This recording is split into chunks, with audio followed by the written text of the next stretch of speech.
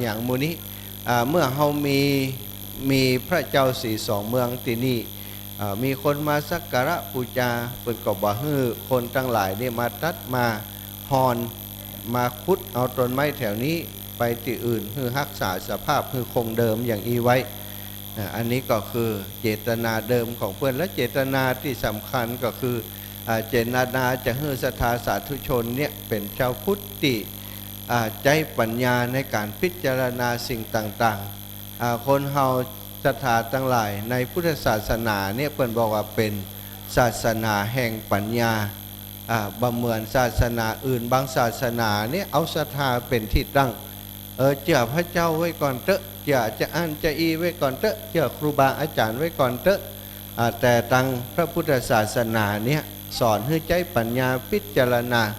ให้เชื่อกฎแห่งกรรมเชื่อเหตุเชื่อผล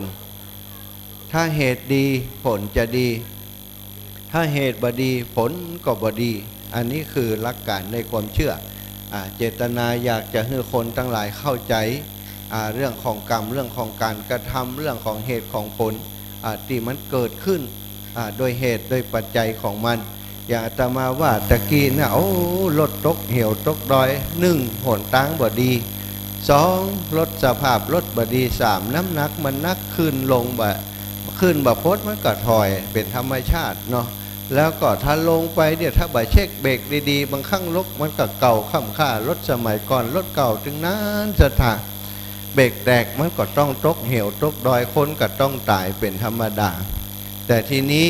คนทั้งหลายก็ไปเข้าใจไปใส่โตดปีสร้างนางไม่ยะจะนั้นจะนี่มันเป็นสิ่งที่บ่ใจบ่ถูกเป็นความเข้าใจที่ผิดอันนี้คือเจตนาของครูบาอาจารย์เพื่อจะดึงคนออกมาจากความเชื่อที่งมงายแบบนี้มาหันถึงข้อเท็จจริงอยากจะให้ปลอดภัยก็ต้องบรรทุกเหมือนนักเท่าใดบางคนคิดโลกบรรทุกเอาใส่เหี่ยเต็มนั่นรถก่อมันก่อนในแหงมันบ่ไหวมันก็ต้องถอยสถานแล้วก็เบรกเนี่ยเปิ่นต้องเติมน้ำมันต้องเช็คเบรกเช็คลมแต่คนเตียวไปเตียวมาเป็นปีก็บ่เช็คเบรกเช็คลมอย่างเงี้ยมันก็เกิดอันตรายขึ้นเนาะอันนี้คือเหตุคือผลของการเกิดอุบัติเหตุเอาพระพุทธรูปมาตั้งไว้ที่นี่ก็เพื่อจะให้คนทั้งหลายบ่ประมาทเพราะพระพุทธเจ้าพระองค์ได้สอนว่าเธอทั้งหลายวันคืนล่วงไปเธอทำอย่างอยู่เธอยังประมาทอยู่ก่อความประมาทเป็นบ่อเกิดแห่งความตายถ้าหันพระธาตุเจดีย์ที่งดงามอยู่ตรงนี้ก็ต้องนึกถึงเรื่องนี้เหมือนกันนึกถึงเรื่องที่พระพุทธเจ้าพระองค์สอนคนเฮาเนี่ยอุบัติเหตุนี่ส่วนใหญ่ศรัทธาทั้งหลายเกิดจากการที่เฮาประมาทพอเฮาประมาทแล้วอย่างคนที่ขับรถไก่ไปไก่มาเต็มนี้นะศรัทธาทั้งหลายลิงนี้เขาถือว่าจริงเนาะจริงพอสมควรนะขับขึ้นมาหลายโค้งแล้วทีนี้ถ้าวันหยุดก็ดีบางทีก็บ่ใจวันหยุดเปิ่นกลุ่มของเปิ่นนะกลุ่มชอบเปิดก็ดีกลุ่มมอเตอร์ไซค์หลายๆกลุ่มเนี่ยเปิ่นว่าเส้นทางสายเวียงป่าเป้าแม่ขจานไปเจียงไฮ้ไปเชียงใหม่เนี่ยหนทางมันโค้งงามว่ะวิวทิวทัศน์งามว่ะเหมาะที่จะขับขี่ขับขี่นี้หมายความว่าขับขี่ด้วยความเร็วสถานแข่งกันแข่งเวลากันจับเวลากันลุกเชียงใหม่มาถึงเวียงป่าเป้าใช้เวลากี่นาทีขึ้นมาที่นี่เนี่ยศรัทธาญาติโยมหลายคนก็จะได้ยินเสียงรถนะขับมาปุ๊บดังครับลุกจากเชียงใหม่มากับจักยาวขึ้นมาเลยเสียงรถนี่มันตึงวิ่งปึ้งสถาขึ้นมาบนดอยเหมือนครับมันบ่อิดสถาเฮยมันก็ยังมาวิ่งเร็วแต่ว่าโอ้ผ่านไปแวบเดียวก็ผ่านไปแล้วยิ่งพอกล้องวงจรปิดแทบมองแทบจะบาหารแวบผ่านไปแวบผ่านไปถ้าขับเร็วอย่างเวลาเกิดอุบัติเหตุอย่างจะเหลือสถาหนังหุ้มเล็กนะรถมอเตอร์ไซค์นี่นะหนังหุ้มเล็กรถถ้ารถเก่งรถใหญ่ก็เหมือนกันโก้งมันจะทาจากนี่ลงไปดอยตั้งดอยสะเก็ดมันบ่มีบ่หูกี่โก้งบางคนก็ขับรถเร็วลุดโก้งไปเลยโก้งไปก็เสียชีวิตไปก็มี อันนี้คือสิ่งที่ถ้ามีความประมาทเกิดขึ้นมันก็มีความสูญเสียความเสียหายเกิดขึ้นมีความตายเกิดขึ้นในที่สุดครูบาอาจารย์แต่ก่อนเก่าก็เลยมีเจตนาที่อยากจะให้คนเข้าใจว่าโอ้อุบัติเหตุที่เกิดขึ้นเนี่ยมันเกิดด้วยความประมาทพลั้งเผลอหรือว่าบางครั้งบางทีมันก็เกิดขึ้นด้วยกรรมเหมือนกันคนเฮาศรัทธาก็คงจะได้ยินได้ฟังว่าโอ้สมัยก่อนนั้นอันบัจจัยสมัยก่อนสมัยนี้อันคนทำบุญจะได้ว่าไปประสบอุบัติเหตุนี่นะเมื่อคราวก่อนเมื่อบ่เมินมานี่เนาะที่วังเหนือก็มีศรัทธาสาธุชนอีปออีแม่จากตั้งเชียงใหม่เพิ่นป้ากันไปแอวตังไปเยาเชียงไฮ้มาไปทำผ้าป่าไปทำกฐินอะไรอย่างสักอย่างเนี่ยโอ้รถเมย์บรรทุกแม่ชีก็มีบรรทุกพระสงฆ์องค์สังฆเจ้าก็มีนอตีขึ้นรถเมล์รถบัสเปิ่นไปนะไปด้วยกันไปทำบุญด้วยกันใส่ชุดขาวใส่ชุดเหลืองแต่ว่ามาประสบอุบัติเหตุแถวพะเยามาที่วังเหนือโอ้อาตมาตอนนั้นได้ยินประกาศต่างทีวีต่างสื่อต่างๆว่าต้องการเลือดอย่างนักเนาะช่วยกันไปบริจาคจิมเกิดอุบัติเหตุที่ช่วงเขตติดต่อแถวน้ำตกทานทองเนาะที่วังเหนือของเฮาเนี่ยปรากฏว่าผู้ที่เสียชีวิตมีผู้เสียชีวิตนักที่สุดสถารถเมล์เบรกแตกลุดโค้งคนที่ไปทำบุญทอดกฐินทอดพระป่ามาเสียชีวิตเกือบหมดกันวะหลายคนก็ว่าโอ้ไปทำคุณงามความดีว่าจะได้ถึงได้เกิดอุบัติเหตุสถานอันนี้เขาก็ต้องมองดูกรรมของเปิ้นตั้งหลายเนาะที่ไปทำบุญมาด้วยกันอาตมายังมาคิดในมุมที่ว่าโอ้ดีนะเนี่ยถ้าเปิ้นมาได้ไปทำบุญอยู่ที่บ้านเสียชีวิตที่บ้านไปเนี่ยโอ้บุญกุศลคนจะมาได้จ่วยเปิ้นอย่างนักหนาแต่อันนี้ไปทำบุญมาจิตใจปลื้มปิติมาจากการที่ไปทำบุญแล้วก็มาเสียชีวิตอย่างอันเนี่ยบุญกุศลที่เปิ้นทำเปิ้นสั่งสมมาเปิ้นยังสมนัตยินดีปรีดาในบุญกุศลของตัวเก่าอยู่นั้นก็คงจะทำให้เปิ้นไปสู่สวรรค์ไปจู่ชั้นฟ้าไปสู่วิมานที่สมควรกับเปิ้นพอเขาคิดอย่างอีจิตใจเขาก็สบายนะสถานสบายที่ได้ปรงไปโดยเปิ้นคิดถึงหลักการเหตุผลเรื่องของกรรมอันนี้ในสมัยพุทธกาลก็มีนะสถานอย่างพระสัมมาสัมพุทธเจ้าเนี่ยที่พระองค์ไปโปรดพระญาติของพระองค์นะบ่เฮือได้ถูกฆ่าตายเป็นหมู่เป็นจุมเนี่ยนะไปโปรดถึง 2-3 ครั้งด้วยกันนะพระเจ้าวิทูลทพะเนาะซึ่งเป็นลูกของ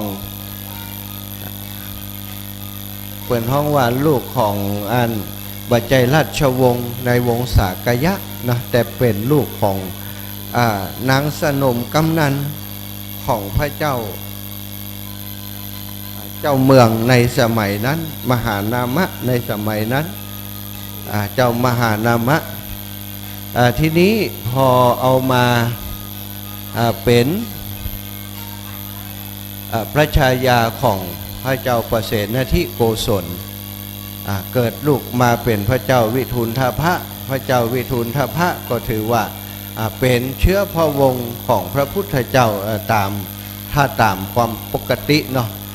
ทีนี้เมื่อพระเจ้าวิทูลทพะเนี่ยเปิ่นเจริญพระกุมารวิทูลทพะเนี่ยเจริญเติบโตมาก็อยากจะไปกลับไปเยี่ยมญาติฝ่ายแม่เปิ้นก็กลับไปเยี่ยมญาติฝ่ายแม่ของเปิ้นที่กรุงกบิลพัสนะกลับไปเยี่ยมญาติฝ่ายแม่เปิ้นที่นี้คนทั้งหลายก็หันพระกุมารจากราชวงศ์ของพระเจ้าประเสนทิโกศลไปกลับไปเยี่ยมเนาะเมืองโกศลแคว้นโกศลกลับไปเยี่ยมเนี่ยก็ดีใจกันแต่ในส่วนหนึ่งการต้อนรับขับสู่ดูแลเนี่ยก็บ่ได้ดูแลอย่างดีสถาน เพราะหู้ว่าชาติตระกูลของพระเจ้าวิทูลทพะนั้นพระกุมารวิทูลทพะนั้นจริงๆเป็นลูกของนางปัทจาริกาหรือว่าคนรับใช้เป็นสนมของพระเจ้ามหานามะบัจจัยเกิดจากเชื้อพระวงศ์ถือว่าเป็นตระกูลต่ำว่าฉะนั้นพอตอนที่พระกุมารวิทูลทพะอยู่ก็ต้อนรับฝืนใจต้อนรับขับสู่ดูแลอย่างดีแต่ตอนที่เปิ้นกลับไปนั่นนะโอ้ก็ปากันเอาน้ำเอาอย่างมาสะสางล้างส่วยสถานที่เปิ้นอยู่นั้นล้างเอานมมาเอาน้ำนมมาล้างเพื่อจะเกิดฮือสถานที่ที่พระกุมารวิทูลทพะไปพักไปอาศัยอยู่นั้นสะอาดบริสุทธิ์เหมือนเดิมทีนี้ความข้อนี้ก็หู้ไปถึงพระกันหรือว่าถึงหูของพระกุมารวิทูลทพะว่าโอ้ถูกญาติวงศ์ของพระเจ้าสุโธทนะเนี่ยเนาะได้รังเกียจแล้วก็สืบทราบได้หู้ความจริงว่าที่เปิ้นรังเกียจเพราะอย่างเนี่ยก็เกิดความแค้นขึ้นในจิตในใจว่าญาติของมูเฮาเนี่ยโอ้เป็นอย่างอีแต่ว่ามารังเกียจมาดูถูกประมาทดูแควนเฮาขนาดที่ว่าอาหารเฮาเป็นเสนียดจันไรต่อบ้านต่อเมืองเอาน้ำนมมาล้างที่เฮาเคยอยู่ได้อาศัยในเมืองนั้นก็ผูกความแค้นไว้ในใจว่าวันหนึ่งขอให้ผู้ฆ่าเนี่ยถ้าผู้ฆ่าเนี่ยได้เป็นกษัตริย์เมื่อใดเนี่ยจะยกทัพโยธาไปย่ำยีบีทาพระญาติวงศ์หมู่นี้คือย่อยยับไปในที่สุดซึ่งกำผาธนานั้นเป็นความจริงสถาเพื่อนได้เป็นกษัตริย์ได้เป็นเจ้าครองเมืองเมื่อได้เป็นเจ้าครองเมืองแทนพระบิดาเรียบร้อยแล้วสิ่งแรกที่จะทำก็คือยกทัพโยธาไปย่ำยีบีทาแคว้นสกะนะเมืองกบิลพัสแต่ว่าเมื่อเตรียมกระบวนทัพเดินทางไปนั้นก็ไปเจอพระพุทธเจ้าเสด็จขวางอยู่กลางระหว่างเมืองกบิลพัสกับแคว้นโกศลเมืองสาวัตถีก็ไปปะพระพุทธเจ้าพร้อมกับพลโยธาเสนาทั้งหลายแน่นหนาไปนะสถาเตรียมหอกเตรียมดาบอาวุธครบมือไปแต่ไปพบใส่พระพุทธเจ้าก็โดยความเก่งพระทัยพระพุทธองค์ไปกราบพระพุทธองค์แล้วก็กลับไปเหียทำอย่างอันถึง2 ครั้งพอถึงครั้งที่3ก็ไปเจออย่างอันแหมก็ปีกไปทีนี้พระพุทธองค์ของเฮาก็มาคิดว่าบัดเดี๋ยวนี้เฮาสามารถยืดเวลาช่วยเหลือพระญาติวงศ์เนี่ยได้3 ครั้งแล้วครั้งต่อไปว่าสามารถจะช่วยอย่างได้แล้วเพราะว่าเวรกรรมของเขาทั้งหลายนั้นมันมาถึงมาเติงแล้วมันจะต้องมีการเกิดสิ่งเหล่านี้เกิดขึ้นอย่างหลีกเลี่ยงบ่ได้พระพุทธองค์แม้จะทรงมีเมตตาต่อพระประยุรและญาติเพียงใดก็ตามศรัทธาจำเป็นต้องทำใจยอมรับกฎแห่งกรรมผลของกรรมนั้นผลของกรรมที่จะเกิดขึ้นกับพระญาติวงศ์และก็พระเจ้าวิทูลทพะนั้นซึ่งเมื่อพระพุทธเจ้าบอกไปห้ามทัพอย่างนั้นแล้วพระเจ้าวิทูลทพะก็ฮึกเหิมก็ปาพลโยธาเสนาทั้งหลายบุกไปเมืองกบิลพัสไปไล่ฆ่าพระประยุรและญาติบ่เหลือเลยว่าสถานไปเอาทัพใหญ่ทัพหลวงของแคว้นไปเลยไปย่ำยีบีทาก็ฆ่า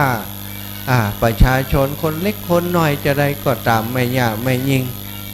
คนจะได้คนเฒ่าคนแก่ไล่ฆ่าหมดว่ะ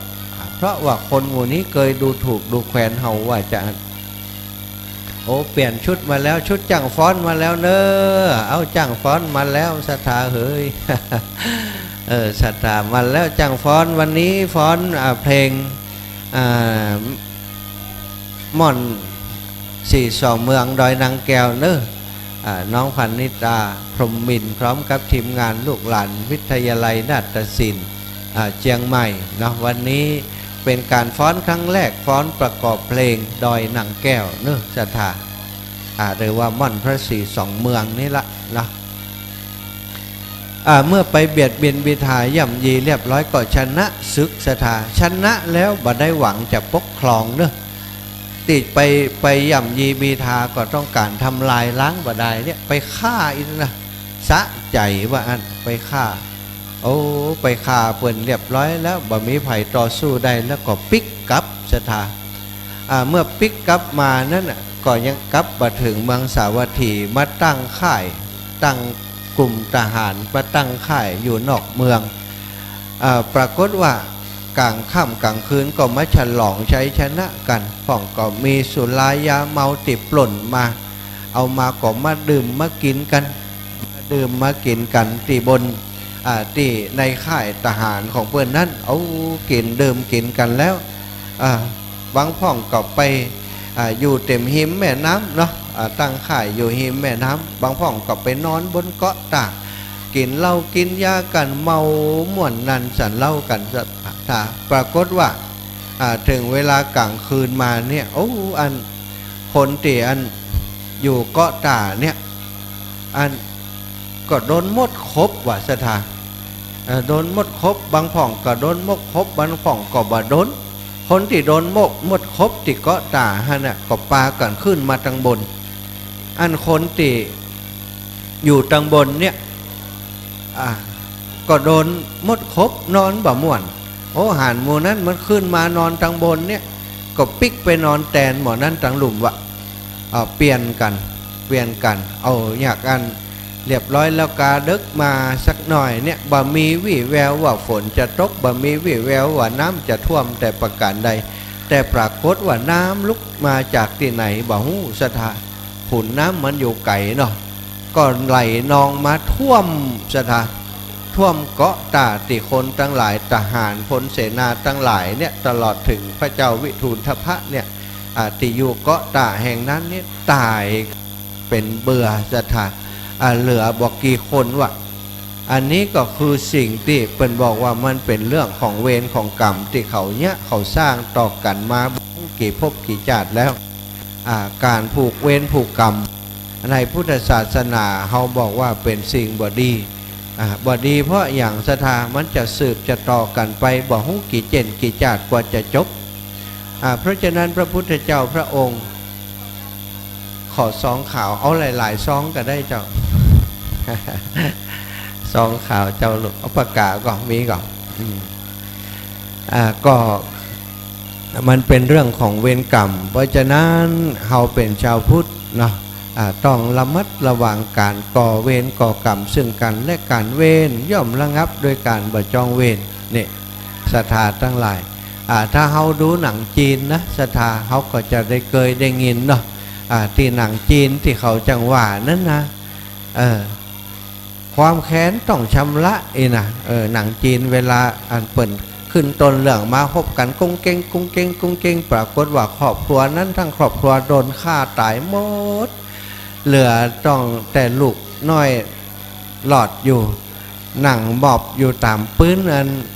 ตังปื้นโต๊ะหั่นการฆ่าปอกฆ่าแม่ของตัวเก่าก็ผูกความแค้นเจ็บไว้ในใจความแค้น20 ปีก็ยังแก้ได้อีเนาะแก้แค้น20 ปีก็ยังบ่สายเกินไปสั่งสมวรยุทธ์เมื่อมีวรยุทธ์แก่กล้าก็ไปทำลายล้างคู่ต่อสู้คนที่เคยฆ่าปอกฆ่าแม่ของตัวเก่าก็มีแต่ผลสุดท้ายในหนังเพิ่นก็จะบอกไว้ตลอดเวลาว่ามันก็บ่จบแค่นั้นคนที่ฆ่าเขาก็ถูกฆ่าเนาะทำลายล้างเปิ่นสุดท้ายก็มาถูกทำลายล้างเช่นเดียวกันพระพุทธองค์จึงทรงสอนว่าเวรย่อมระงับโดยการบ่จองเวรหลายเรื่องหลายราวในธรรมบทศรัทธาเขาก็จะได้ฟังเรื่องมูนี้ตลอดเวรย่อมระงับด้วยการบ่จองเวรพึงเอาชนะคนโกรธด้วยการบ่โกรธตอบเพราะเพราะว่าการเอาชนะคนที่เขาโกรธอยู่เขาทำร้ายเขาอยู่เนี่ยโดยการทำร้ายต่อก็เป็นการก่อเวรไปแห่งเนาะครูบาอาจารย์ป่าหมู่เฮาเจ้าข้าทั้งหลายมาสร้างมาก่อหลังสร้างแปลงสิ่งศักดิ์สิทธิ์สิ่งสำคัญที่ควรแก่การสักการะบูชาที่นี่ก็เพื่อให้จิตใจของชาวพุทธของพี่น้องหมู่เฮาศรัทธาสาธุชนทั้งหลาย ได้อ่อนโยนเหมาะสมควรค่าแก่การเป็นชาวพุทธแล้วก็จะได้ถ้าเฮามีชีวิตอยู่ก็มีความสุขในช่วงที่เฮามีชีวิตถ้าอนาคตไปหน้าไปนั้นถ้าเฮาจะต้องเสียชีวิตละสังขารจากโลกนี้ไปก็จะได้ไปสู่ภพภูมิที่ดีตามคติที่ครูบาอาจารย์แต่ก่อนเก่าเพิ่นสั่งเพิ่นสอนกันมาเนาะการทำบุญสุนทรทานศรัทธามันจำเป็นจองพินิจพิจารณาว่าการทำทานนั้นที่ถูกต้องคืออะไรยังเนาะการทำบุญสุนทรทานบางครั้งบางคนคิดว่าโอ้เฮาทำบุญหวังจะได้บุญนักจะได้บุญหลายอย่างอาตมาเคยได้รับรู้รับทราบมาบางคนเนี่ยโอ้อันหันเปิ้นทำพระป่าก็ดีทำกฐินก็ดีโดยเฉพาะกฐินเนี่ยศรัทธาทำกฐินเนี่ยก็อยากจะได้บุญนักก็เลยเอาแจกกัดแจกซองไปคนทั้งหลายได้มาร่วมบุญร่วมกุศลเมื่อแจกไปแล้วก็ต้องรับขับสู่ดูแลเปิ้นวิธีการต้อนรับขับสู่ดูแลเนี่ยจะได้ศรัทธาเปิ้นก็ใจวิธีว่าเอาเหล้าเอายาเอาการบันเทิงเริงรมมาต้อนรับขับสู่ดูแลคนทั้งหลายที่มาร่วมงานที่มาร่วมงานศรัทธาลองขึ้นหอเตะมาร่วมบุญแทนที่จะได้บุญกลายเป็นว่าได้อย่างไปก็บอกหูนะเปิ่นเลี้ยงกันกินเหล้าเมายาบางครั้งบางทีมีเรื่องราวของการตีลันฟันแทงกันก็มีในงานกฐินในงานสมโภชกฐินในงานสมโภชพระป่าหรือว่าบางครั้งเนี่ยงานบวชเนาะศรัทธาทั้งหลายมีของบันเทิงเริงรมมามีดนตรีมีนักร้องก็ใส่หนุ่งสั้นใส่น้อยหนุ่งน้อยห่มน้อยมาเต้นมาหยั่วมาย้วนเนี่ยแล้วก็คนทั้งหลายก็กินเหล้าเมายาเปิ้นบอกว่าเป็นงานบุญว่าศรัทธาเฮาพิษศีลตั้งแต่ต้นมันจะได้บุญจะได้เนาะบางครั้งบางงานเนี่ยก็เคยได้ยินหลายงานพอทำงานบุญแล้วก็ตีลันฟันแทงฆ่ากันแต่งานที่ดอยนางแก้วบ่อนพระศรีสองเมืองเนี่ยสถานเนอะอันนี้อู้กันถึงข้อเท็จจริงว่างานนี้บ่ได้ทำอยู่ในชุมชนทำอยู่บนดอยบนม่อนเพะแล้วก็บ่มีศรัทธาบ่มีหัววัดที่เป็นเจ้าภาพลักไผ่บ่ต้องมาถามหาอันมีก่ออีนะ บ่มีกับน้ำเปล่านะน้ำเปล่าของนิ่มซีเสียงนี่ก็จัดนักนะถ้าจะถามน้ำขาวๆใสๆนั่นมีก็มีน้ำอะไรอย่างน้ำดื่มบ่มีน้ำเมาบ่มีไผ่ก็ตามมาเมาอยู่แถวนี้มาวกเวกวายอยู่แถวนี้ก็จะต้องแจ้งให้ตั้งการเพิ่นจัดการให้เนาะบ่ฮือมีเรื่องเล่านี้ที่บ่อนพระศรีสองเมืองของเฮาที่นี่เด็ดขาดศรัทธาทั้งหลายเพราะเพราะสถานที่แห่งนี้เป็นที่ศักดิ์สิทธิ์เป็นที่สถิตประดิษฐานพระศรีสองเมืองพระกู่บ้านกู่เมืองของเจ้าเชียงใหม่ของเจ้าเชียงไฮ้แล้วประดิษฐานพระธาตุสลีศรีสองเมืองสิ่งที่ศักดิ์สิทธิ์สิ่งที่เป็นมังกรเป็นมงคลอยู่นี่แน่นหนา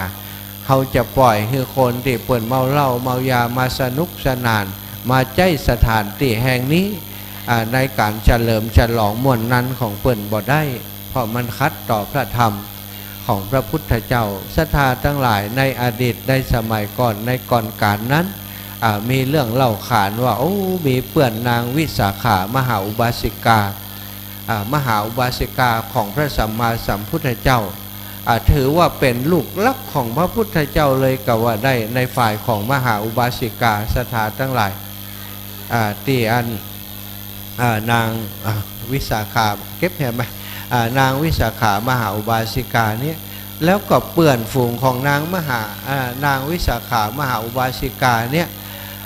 เวลาอยากจะเข้าเฝ้าพระพุทธเจ้าก็ขอให้นางวิสาขามหาอุบาสิกาเนี่ยปาไปว่านางวิสาขามหาอุบาสิกาก็ปาไปด้วยความคิดว่าคนหมู่เปื่อนของเปิ้นเนี่ยอยากจะเข้าเฝ้าแล้วก็ฟังธรรมจากพระสัมมาสัมพุทธเจ้าว่า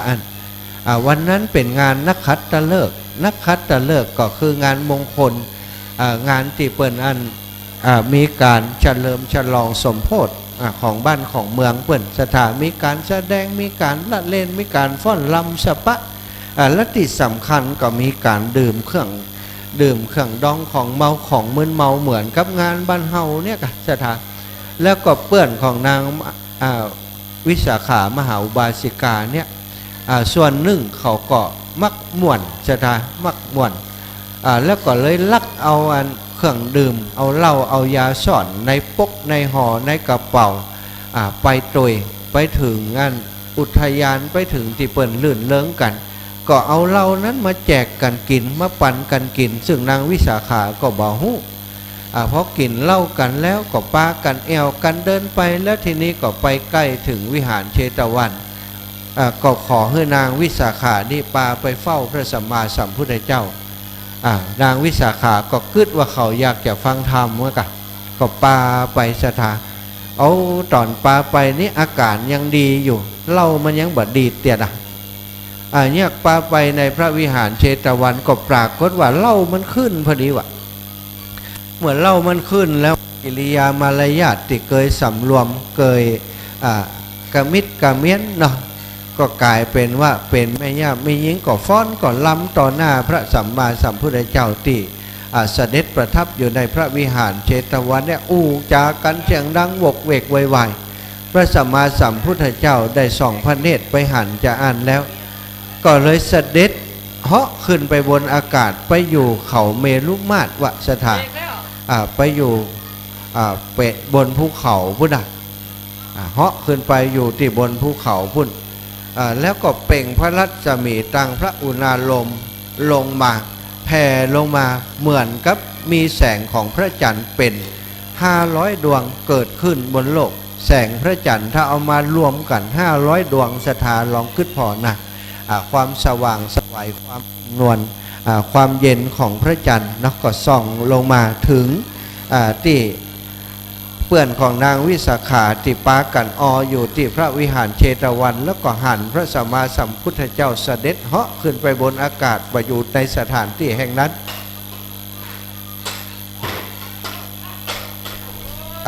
อันนี้ก็เป็นอุบัติเหตุของกิ่งไม้ กิ่งไม้เอาคำมาติดปากคืออาจารย์40,000คำเปิ่นเอาเป็นว่าอย่างว่าหัวตะกี้ เปิ่นว่าไม่จะตกอีนะตกแต่เนื้อสถาตกแล้วแต่ห้ามคนตกนะทุกปีกำดีๆเน้อระมัดระวังเอาไม่ยืนให้เปิ่นละเอาไม่เศร้ายืนให้เปิ่นละมันบัดถึงเอาไม่เศร้ายืนละเอาไม่เศร้ายืนนะบ่าวว่าทุกปีเอาไม่เศร้ายืนเอาเถอะไม่เศร้าเบาๆยืนให้ทุกปีกันแล้วมันนั่นมันติดแต่นั่นน้อยเดียวก็ได้นะก็เมื่อเป็นอย่างนั้นเนาะพระองค์ก็ได้แผ่พระรัศมีมาแล้วก็เปล่งพระวาจาว่าเธอทั้งหลายในเมื่อเธอมีความมึนเมาเรียบร้อยแล้วเนาะงามสาธุเอาดีละดีจ่อยอีเมลเนี่ยงามเนอะเอาสาธุเจริญปอนขอบคุณเนอะทำเป็นพุทธบูชาเนาะอีเมลเนาะวันนี้สิ่งที่เฮาช่วยกันเนี่ยช่วยกันทำช่วยกันสร้างถวายเป็นพุทธบูชาวันนี้บุญกุศลก็จะเป็นบุญติดตัวติดตนของอีแม่และครอบครัวไปแห่เมินทุกภพทุกชาติเนอจนกว่าจะบรรลุถึงพระนิพพานในไปนาพระธรรมเทศนาบอกว่าเธอมาในสถานที่สำคัญเข้าเฝ้าเฮาด้วยสภาพของคนมึนเมาอย่างอีบอกเหมาะบอกควรเป็นสิ่งที่บอกควรทำเป็นสิ่งที่จะทำให้ตัวตนของท่านนั้นมัวหมองเฮาเป็นพระสัมมาสัมพุทธเจ้าเป็นพระตถาคตเจ้าอย่างอีนั้นเธอยังบักเคารพนับถือเธอจะไปเคารพนับถือภัยวันหลังถ้าจะมาหาถ้าจะมาฟังธรรมก็ต้องบ่มึนเมาบ่เมาเหล้าเมายาจะอีถ้าเมาเหล้าเมายาจะอีก็บ่ต้องมาอีนะพระดำรัสของพระพุทธเจ้าสถาได้แผ่ซ่านเข้าไปในหัวใจ ของเปื่อนของนางวิสาขาทั้งหลายที่กำลังเมาไม้อยู่เมาเหล้าอยู่นั่นสว่างกันหมดวะบัจเจสว่างธรรมดานะพระธรรมเทศนาของพระพุทธเจ้าปรากฏว่าทำให้เกิดความสลดหดหู่ในจิตในใจหันว่าตัวเก่านี่ได้ทำความผิดพลาดเกิดขึ้นอย่างมหาศาลทำให้หมู่เปื่อนของนางวิสาขาทั้งหลายนั้นได้พิจารณาถึงความถูกต้องสิ่งที่เกิดขึ้นเพราะการกระทำของตัวเก่านั้นทำให้คนทั้งหลายที่เป็นเปื่อนนางวิสาขานั้นที่เข้าไปเฝ้าพระพุทธเจ้าได้หายสว่างหายเมากันหมดแล้วก็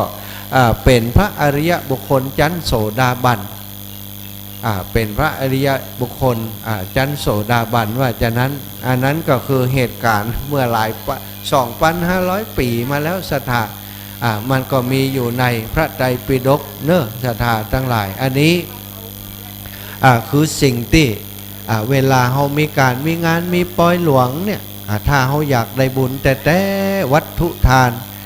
ของเขาก็จะต้องบริสุทธิ์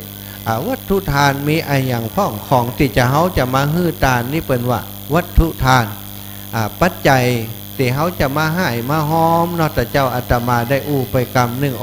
บางคนเนี่ย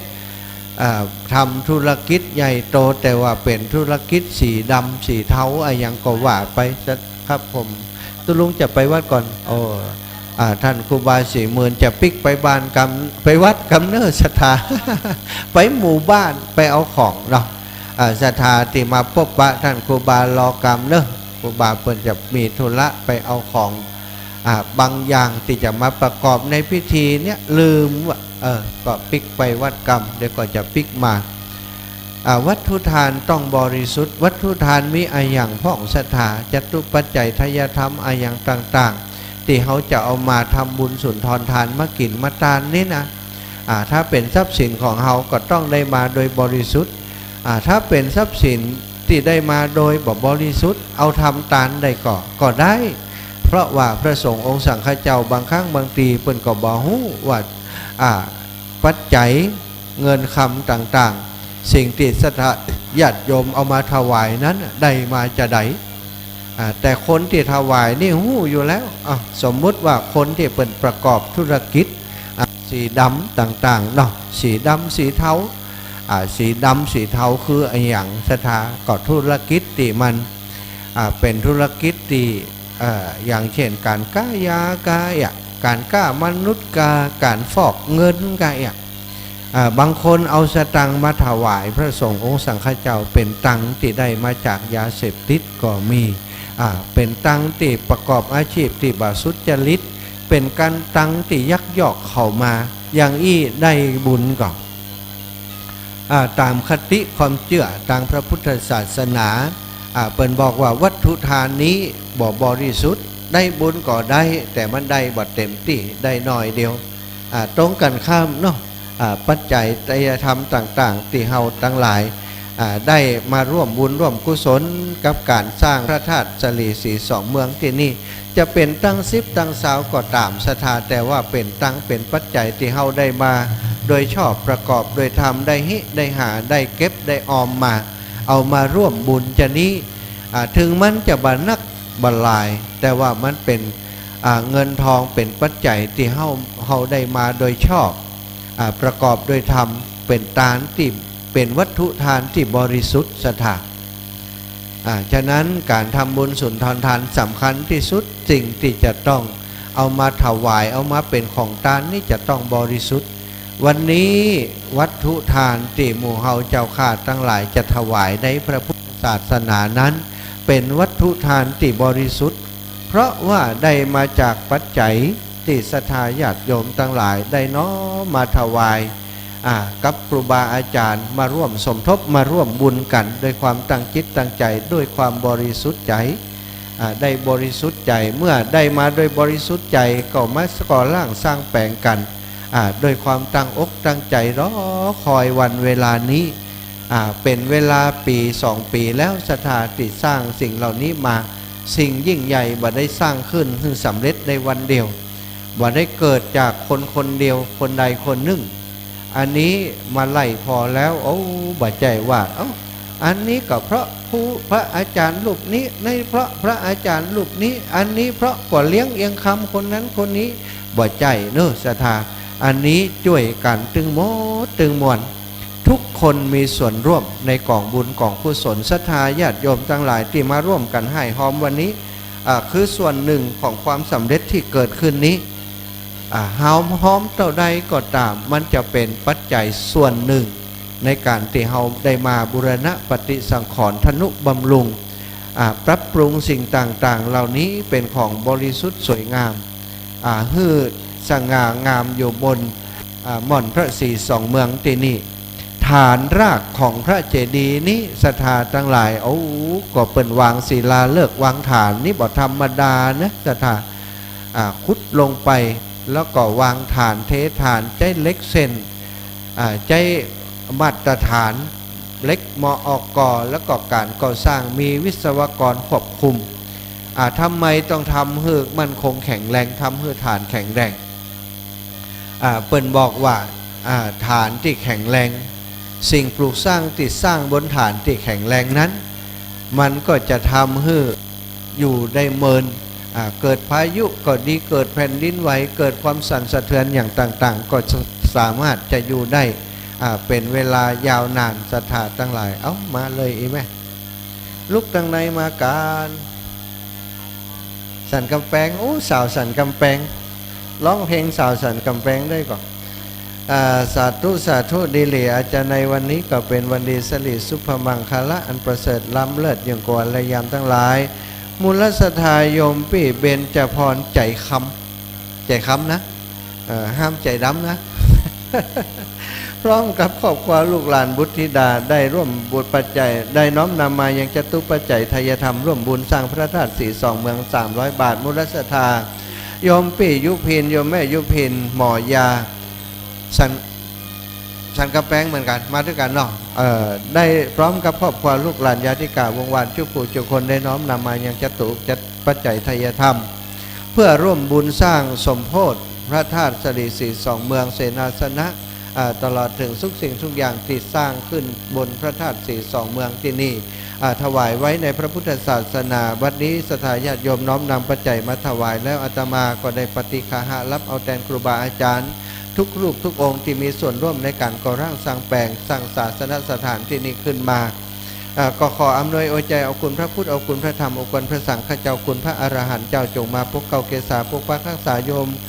พี่เบญจพรใจคำและโยมพี่ยุพินหมอยาพร้อมกับขอบควรรวดญาติกาวงวานลูกหลานของท่านจุผู้จุคนให้ใดมีความสุขความเจริญพญาติอาบาตข้อเกณฑ์เวรภัยให้มาลายหายไปนับแต่นี้ไปนาอยู่มีใจไปมีโชคแม้นว่าปรารถนาจะอุทิศทราบผลบุญตานเพื่อเจ้ากรรมในเวรเจ้าเทวบุตรเจ้าเทวดาพญาอินทร์พญาพรหมพญายมราชตลอดมวลญาติทั้งหลายที่ล่วงลับมรณาไปสู่ปรโลกไปนาให้เขาเจ้าได้กินได้บริโภคได้พ้นจากที่ยากได้พรากจากที่ทุกข์ได้ถึงสุขเป็นที่แล้วคือมันแก้วยอดในละปานนั่นจงจักมีแต่งแต่ได้ลีดังสลิสัพปัญโยพระพุทธเจ้าได้เมตตาประทานพรอันประเสริฐเอาไว้ว่ายะถาวารีวหาชยสิทธิธนังอภิวาทนาสีริสนิจังวุธาปจายโนจัตตารโอธรรมาวัฏันติอายุวโนสุขังพลังนิพพานังปรมังสุขังจะมากวนเข้าทิพย์ด้วยเปิ่นอยู่กะฮะร้องพอก่อนอยู่คืนมาคืนก่อนโอ้ขับรถมาคนเดียวกะโอ้ได้ฟังรายการคืนสีขาวมาเนาะถ้าแพ้ไอ้แม่ปีอันปูจาแล้วก็เอาไปผูกนี่เอาตอนนี้เลยเอาไปผูกหันเลยปูจาต่อใดก็ได้10 ซาวก็ได้หมดปูจาเอาตังใส่ตู้ให้นี่เลือกเอาเนอะเลือกเอาเลยมา2 คนลูกสันกำแพงมาขับรถมาคนเดียวแต่อย่างมาขี้จิยังปลาคนมาหลายๆโอ้เขาบอกใครมากันเขากลัวได้ดีแล้วสาธุเนื้อพี่น้องตังสันกำแพงมาเนาะตังสันกำแพงเพิ่นได้เดินต่างมาร่วมบุญร่วมกุศลในการฉลองสมโภชองค์พระธาตุสรีสีสองเมืองวันนี้มากัน2 คนจากสันกำแพงนักศรัทธาทั้งหลายก็บอกใกล้สาวสันกำแพงนี่บ่ได้ บ่อสร้างกลางจ้องอยู่สันกำแพงเด้อวัตถุทานจะต้องบริสุทธิ์เนาะในการทำบุญสุนทรทานในการกินการทานเมื่อวัตถุทานบริสุทธิ์แล้วศรัทธาเจตนาของผู้ฮื้อเจตนาผู้ฮื้อทานนั้นก็ต้องบริสุทธิ์โดยถ้าเจตนาบ่บริสุทธิ์นะทานที่ฮื้อถึงว่าจะเป็นเงินคำของเฮาก็เหมือนกันถึงเงินทองที่เฮาได้มาเป็นของบริสุทธิ์แต่เจตนาของเฮาเนี่ยบ่บริสุทธิ์บ่ได้กึศจะฮื้อทานด้วยความจริงใจด้วยความสมัครใจด้วยความเต็มใจหันเปิ่นฮื้อก็ฮื้อหันเปิ่นทำก็ทำบ่ได้ตั้งใจมาแต่บ้านแต่จองบ่ปะใส่เปิ่นฮื้อทานก็ฮื้อด้วยความโอ้แดงตอนรับเปิ่นอยู่พุ่นเนาะแดงนี่เป็นนั่นฝ่ายต้อนรับนะปฏิคมนะอยู่ด้วยตู้ลุงแดงไอ้แดงกับตู้ลุงแดงอยู่ด้วยกันท่าน ลูกปีเพื่อนแต่ว่านี่ได้ออกอากาศไปว่าโอ้วันหน้าถ้าเสร็จการเสร็จงานไผ่ไก่ไปไก่มาไปลืมแดงเนยนะผ่านไปตังเชียงใหม่ไก่ที่นี่มาไหว้พระธาตุแล้วก็มีไอ้อย่างติดไม้ติดมือมาฝากคุณแดงเปิ่นจิ๋มเปิ่นเฝ้าอยู่ที่นี่หลายคนก็โทรมาว่าถ้าอีแม่ผ่านไปตังนั้นจะมีของไปฝากถามว่าแดงเปิ่นชอบกินอย่างวะ เขาจะไปห้วยอย่างอีแม่เอาอย่างคือมันกินมันก็กินนะบางครั้งมันหิวแก่ๆมันกินแถวก๋วยเตี๋ยวเพื่อนกินมดปลากระป๋องปลากระเปิงกะไก่ย่างมันก็มักเนี่ยไก่ย่างก็มักปลามันก็มักเนื้อแดงกับก๊อตแต่อยู่นี่เพิ่นกินมดสถาเพื่อแผ่แบ่งปันอนุเคราะห์กันไปเนาะอู้ถึงทานเนาะไม่เมื่อทานวัตถุทานของเฮาบริสุทธิ์แล้วเจตนาในการที่จะฮื้อทานก็ต้องบริสุทธิ์โดยตั้งใจที่จะฮื้อทานตั้งใจที่จะให้จะหอมเปิ่น20 บาทของเฮายกใส่เก้าใส่หัวอธิษฐานจิตอธิษฐานใจว่าโอ้ปัจจัยของผู้ข้าได้มาเต่าอีนั้นมิแต่ซองใหญ่เนอะตู้ลุงแดงตู้ลุงแดงเฮ้ยซองน้อยมีผ่องก่อนนี่มิแต่ซองตะปับใส่ตู้หยากปะทุกตู้ลุงแดงสั่งขอซองน้อยเมื่อหิมตะตัวลุงแดงนี่อันเป็นผู้ชำนาญการเกี่ยวกับเรื่องมูนี้นะอันนี้มีกับซองใหญ่กุเตือเคยหันมีซองน้อยๆเนี่ยซองสีธงชาติเนี่ยมีอยู่แต่ตอนนี้บอกมีเนอะตัวลุงเนอะมีแต่ซองขาวอันใหญ่ๆนั่นนะซองขาวนั้นมันก็แปลงด้วยนะตัวลุงเอาซองน้อยๆนั้นเปิดเขาก็แกะง่ายด้วยเนอะเอาใส่ในตู้มันก็เต็มจ้าตัวแต่ว่าถ้าซองขาวนี่บักกี่ซองก็เต็มมีก่อนตุลุงสั่งขอแล้วล่ะขอบคุณตุลุงเอามาแล้วว่ะโอ้ขอบคุณตุลุงเปิ่นพอเปิ่นเล้งพอแล้วเขามาแต่ว่าเขาบาหันอันกำเตือบได้แต่เปิ่นกำลังเอามาพุ่นละเนอะญาติโยมถ้ามันเป็นซองขาวใหญ่ๆนี่ใส่ไปบักกี่ซองก็เต็มตู้แล้วสถาก็ขออนุญาตเป็นซองน้อยเนาะมันจะสะดวกกับคนเขียนคนใส่ซองใหญ่นี่ก็ใส่ในตู้ก็บ่ได้เพราะมันใหญ่เกินอันนี้ก็คืออาตกิไปถึงวัตถุทานกับเจตนาของผู้ฮื้อทานต้องบริสุทธิ์บางคนอย่างติว่านะสถาฮื้อทานไปแล้วจิตใจนี่ห่วงเรื่องไข่ได้อันจะใดไข่ฮื้อเปิ่นอนุโมทนาไข่ฮื้อเปิ่นอู้ถึงบ่อยๆหรือว่าบางครั้งบางทีเนี่ยหอมตานไปเนี่ยเปิ่นบอกว่าจะเขียนติดต้นนั้นต้นนี้เนอะเขียนติดหน้าโบสถ์หน้าวิหารเนอะเขียนติดเสาฮื้อเนอะอีนะก็หวังใจว่าโอ้จื่อของตัวเก่านี่จะติดหน้าโบสถ์หน้าวิหารจะเป็นตัวใหญ่ๆไผ่ไปไผ่มาก่อหันนี่นะเอาไปเอามาเปิ่นบัดตันเขียนกำเตือก็ว่าเปิ่นบักเขียนเป็นน้ำแล้วก็เป็นเดือดเป็นร้อนว่าจะได้แม่หอมไปแล้วบอกเขียนให้แม่สักคำไหนว่าจะเขียนให้แม่เลยว่าบางทีเปิ่นก็ไม่ได้ว่าจะเขียนให้แต่เปิ่นเข้าใจว่าถ้าแม่หอมนักๆอย่างนี้เปิ่นจะได้เขียนให้แม่นะอันนี้ก็เป็นปัญหามาเมินมานานเหมือนกันนะสถา บางครั้งก็ศรัทธาญาติโยมเกียรติให้พระสงฆ์องค์สังฆเจ้าครูบาอาจารย์จนบ่เข้าวัดเข้าวานั้นก็มีนะอันนี้เป็นว่าเจตนาในการฮือทานเนี่ยมันบริสุทธิ์มันมีความแอบแฝงว่าอยากจะได้หน้าได้ตาอยากจะได้ชื่อเสียงเพราะบ่ได้อย่างใจปรารถนาแล้วก็กลายเป็นโคตรเป็นเกียรติกลายเป็นบ่พอใจบ่พึงใจก็มีสิ่งเหล่านี้ศรัทธาญาติโยมในฐานะที่เฮาเป็นครอบครัวคลื่นสีขาวต้องระมัดระวังเน้อมันพร้อมที่จะเกิดขึ้นเสมอนะถ้าเฮาบ่ได้ตั้งจิตตั้งใจไว้ดีถ้าเฮาบ่ได้กึดอย่างไว้ดีนั้นถ้าเฮากึดว่าโอ้เฮาทำบุญสุนทรทานเฮากินเฮาทานไปแล้วจะต้องได้รับกรรมสรรเสริญเยินยอจากคนนั้นคนนี้พอบ่ได้อย่างที่ใจเฮาปรารถนาแล้วก็กลายเป็นว่าทุกอกทุกใจกับทานที่ถั่วเก่าฮื้อไปนั้นอันนี้ก็คือเจตนาที่เฮาฮื้อนั้นมันบ่บริสุทธิ์แต่ทานเจตนาที่บริสุทธิ์แต่นั้นศรัทธามันจะต้องเกิดขึ้นเพิ่นบอกว่ามันจะต้องเกิดขึ้นก่อนที่จะฮื้อทานก่อนที่จะฮื้อทานนั้นพอฮู้ว่าเปิ้นยะนั้นยะนี้เนาะก่อนที่เฮาจะฮื้อทานร่วมบุญกับเปิ้นนั้นเจตนาเฮาบริสุทธิ์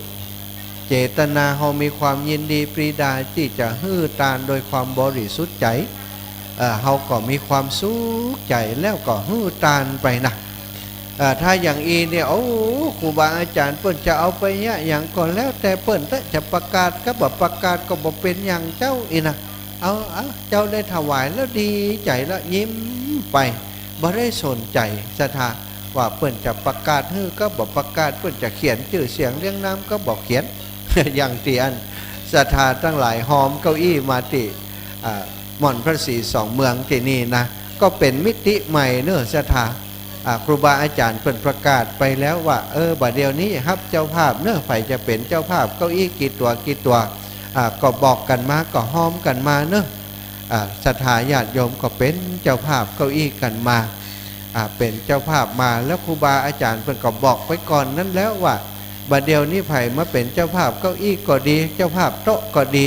บัดต้องมาเงียงพอเนอะบัดต้องมาเสาะหาชื่อของตัวเก่าที่จะเขียนติดเก้าอี้เนอะบอกเขียนฮื้อไผ่สักคนจะพิมพ์ก็ชื่อว่าพระศรีสองเมืองต่ออันนะศรีสองเมืองนี่เนาะศรีสองเมือง 2565 ต่ออันจะบอกเขียนชื่อไผ่ติดโอ้ศรัทธาถ้าเขียนชื่อติดมันก็วกก็ว่มบ่งามแล้วก็ศรัทธาบางคนก็มาเสาะหาเก้าอี้ตัวเก่าเก้าอี้ตีแม่หอมไปเนี่ยอยู่ไหนฮะน่ะถ้าเปิ่นเอาตั้งไว้เป็นกล่องไปแกะพอไปยื้อพอไปถอดออกมาเสาะหาโอ้ถ้ามีก็ดีใจนี่แล้วของอีแม่จะนั่งตัวเนี้ยหันคนอื่นนั่งอยู่เขเปิ่นลุก อันนี้อีแม่จะนั่งเก้าอี้แม่อันนี้อีแม่หอมน่ะมันจะเป็นปัญหาศรัทธาครูบาอาจารย์ตัดปัญหาแต่ต้นลมตัดไฟแต่ต้นลมว่าบ่ได้เนาะก็บอกว่าจะบอกเขียนเนอะถ้าไผ่หอมก็บ่ต้องมาเสาะพอนะจะพิมพ์แค่คำแบบสีสองเมือง 2565 ต่ออันก็ทำให้ศรัทธาทั้งหลายเข้าใจศรัทธาแต่ครูบาอาจารย์เพิ่นก็ยังประกาศประชาสัมพันธ์ให้ได้รับรู้รับฟังตลอดเนาะว่ามีศรัทธาญาติโยมคนนั้นคนนี้เปิ่นเป็นเจ้าภาพเก้าอี้กี่ตัวเป็นโต๊ะกี่ตัวศรัทธาญาติโยมที่ฟังอยู่ตลอดฟังรายการที่ครูบาอาจารย์แต่ละรูปละองค์เปิ่นจัดตลอดที่เป็นประชาสัมพันธ์ตลอดก็คงจะทราบดีเนอะอย่างวันนี้แต่กี้นี้ก็มีโยมแม่เบญจพรใจคำแปลงเชียงใหม่เนาะบ้านเมืองของคนงามแล้วก็มีฝีมือโอ้จ่องเนาะศรัทธา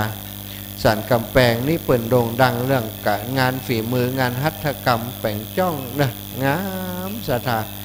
เปิ่นก็เป็นสินค้าโอท็อปของเมืองสันกำแพงเปิ่นนะบ่อสร้างกลางจ้องนะก็อำเภอสันกำแพงศรัทธามาให้มาหอมร่วมบุญสมโภชพระธาตุสรีศรีสองเมือง300 บาทเนาะแม่ยุพินแหม200 บาทอันนี้ก็เป็นพี่น้องจากตังสันกำแพงเนอะศรัทธาแต่เจ้านี้ก็มีโยมแม่โยมพ่อต่างๆมาจากหลายที่หลายแห่งโดยเฉพาะมาเป็นหมู่เป็นคณะก็มีตังวัด ตั้งดอยหล่อเนาะแล้วก็มาตั้งเมืองฝางตั้งชัยประการก็มาเป็นกลุ่มเป็นคณะโยมแม่จงดีเชื่อกันทาโยมพ่อหมออินทร์เชื่อกันทาพร้อมกับพี่น้องตั้งชัยประการแล้วก็เมืองฝางมากันนักกันหลายสถานอันนี้ก็งานตั้งชัยประการงานของหลวงพ่อเนาะท่านพระครูสุจิตานุรักษ์นี่ก็จะมีงานที่น้ำบ่อสาวาวัดพระบาทอุดมน้ำบ่อสาวาเนี่ยวันที่22นะครูบาอาจารย์หลายรูปหลายองค์ก็จะไปกันอาตมาภาพก็ได้รับนิมนต์จากหลวงพ่อเนาะได้แจ้งอาตมาไว้ตอนที่เดินธรรมยตราเพื่อการศึกษาว่าท่านบาฮามาร่วมงานมาช่วยงานปล่อยจิมเนอร์เนาะพี่น้องสันกำแพงถ่ายรูปกันนักเนอะแล้วก็กลับนะพี่น้องต่างสันกำแพงแม่ยายพรร้องวัวแดงเอาแล้วมาแล้วเอ้าเปิดสายเห็นแล้วโลเอ้าว่าจะใด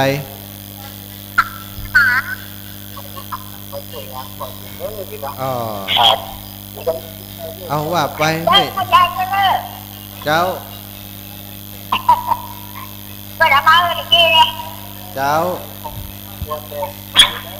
ขอบคุณจิตฟังพยัญมาเด้อเจ้าสาธุฝากไปให้ได้แล้วเนาะเจ้าดีแล้วกะเอาติดหน้าบ้านไว้เนอะเจ้าเอาติดไว้หน้าบ้านเนอะเป็นมาให้ที่บ้านจะกินเหรอดีละจ้าสาธุแม่ยายพรเจ้าเอาตอนนี้จะเช็คเสียงกัน15 นาฬิกา 17 นาทีว่าเปิ่นฟังกันทางใดจากที่ไหนพ่องเนอะเอาแล้วแม่ยายพรเจริญพรแม่ยายพรจากร้องวัวแดงสันกำแพงเนาะศรัทธาทั้งหลายแม่ยายพรเปิดมาแล้วก็จะเปิดกันต่อไปก็แล้วกันแหมสัก10 นาที15 นาทีจะให้เวลา15 นาทีรายงานผลการรับฟังมาจากทางใดเอาเปิดจ่ายอย่างไปได้ยินได้ฟังกันก่อนเนาะได้ยินเสียงคลึงตึกตั้งนึกว่าอันฟ้าห้องแทบเปิดฝาถังซะนะเป็นวิตกกังวลอะละเหมือนกันฝนฟ้าจังหลายวันนี้ก็อึมครึมขอจะไปมาตกเต็มนี้เตอะเนาะขอกับฝนกับฟ้าขอกับเทวดาทั้งหลายจะไปเหือฝนฟ้ามันมาเตื้ออย่างน้อยแล้วงานแล้วก่อนเนอะวันที่21ก็ว่ากันเตอะเนาะวันนี้จะได้ก็ตามขอก่อนวันนี้วันผูกวันฮือนี้เฮือศรัทธาญาติโยมเปิดมีโอกาสได้สร้างบุญสร้างกุศลกันนักเนาะการสร้างสิ่งยิ่งใหญ่ได้ระเสร็จภายในเวลาถ้าอู้ถึงที่เริ่มสร้างพระธาตุเนี่ยศรัทธาอาตมาคิดว่า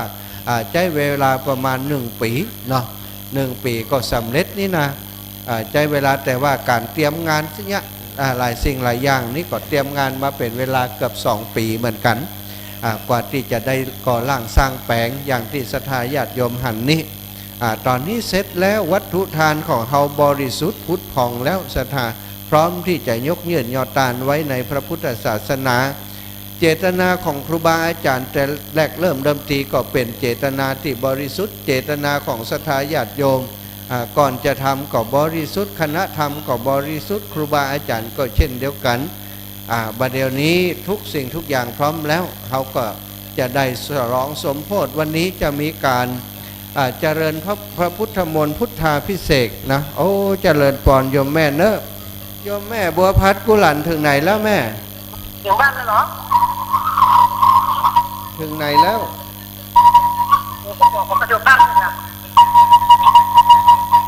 อันนี้เสียงอะไรอย่างว่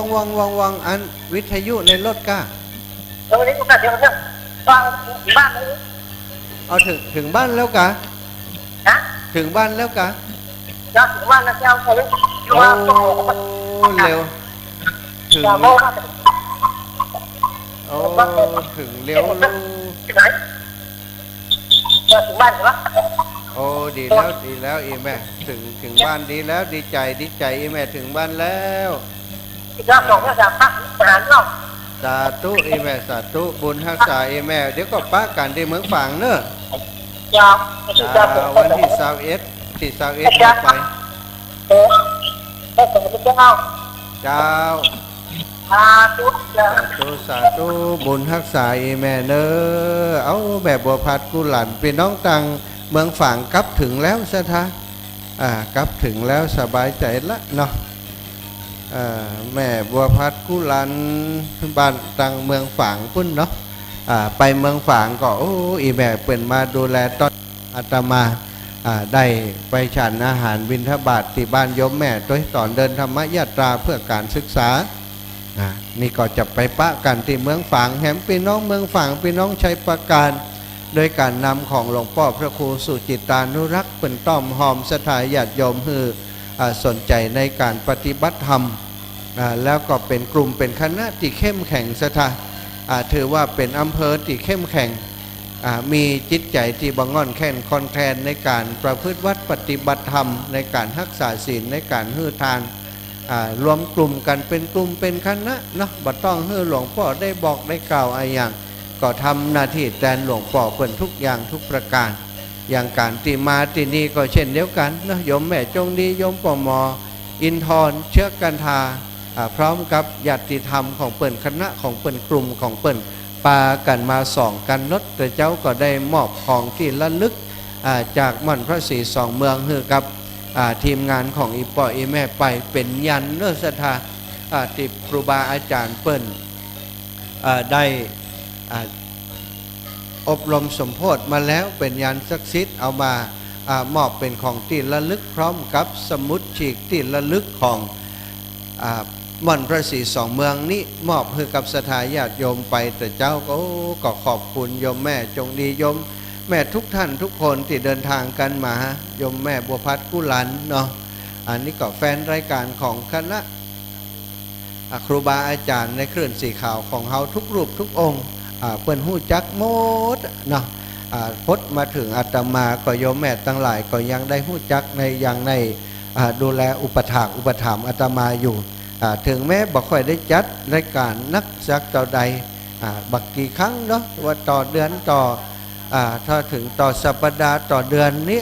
อาตมาก็พบปะกับอีปออีแม่บ่ค่อยนักต่อใดแต่อีปออีแม่ก็ยังจำกันได้เนาะว่าในเครือข่ายคลื่นสีขาวนี้ยังมีอาตมาภาพอีกท่านหนึ่งอีกรูปหนึ่งที่ทำงานเผยแผ่ประธรรมคำสอนของพระพุทธเจ้าในงามเครือข่ายคลื่นสีขาวในนามครอบครัวคลื่นสีขาวแล้วก็รับใช้ครูบาอาจารย์รับใช้สังคมในฐานะของจิตอาสาคนหนึ่งเนาะ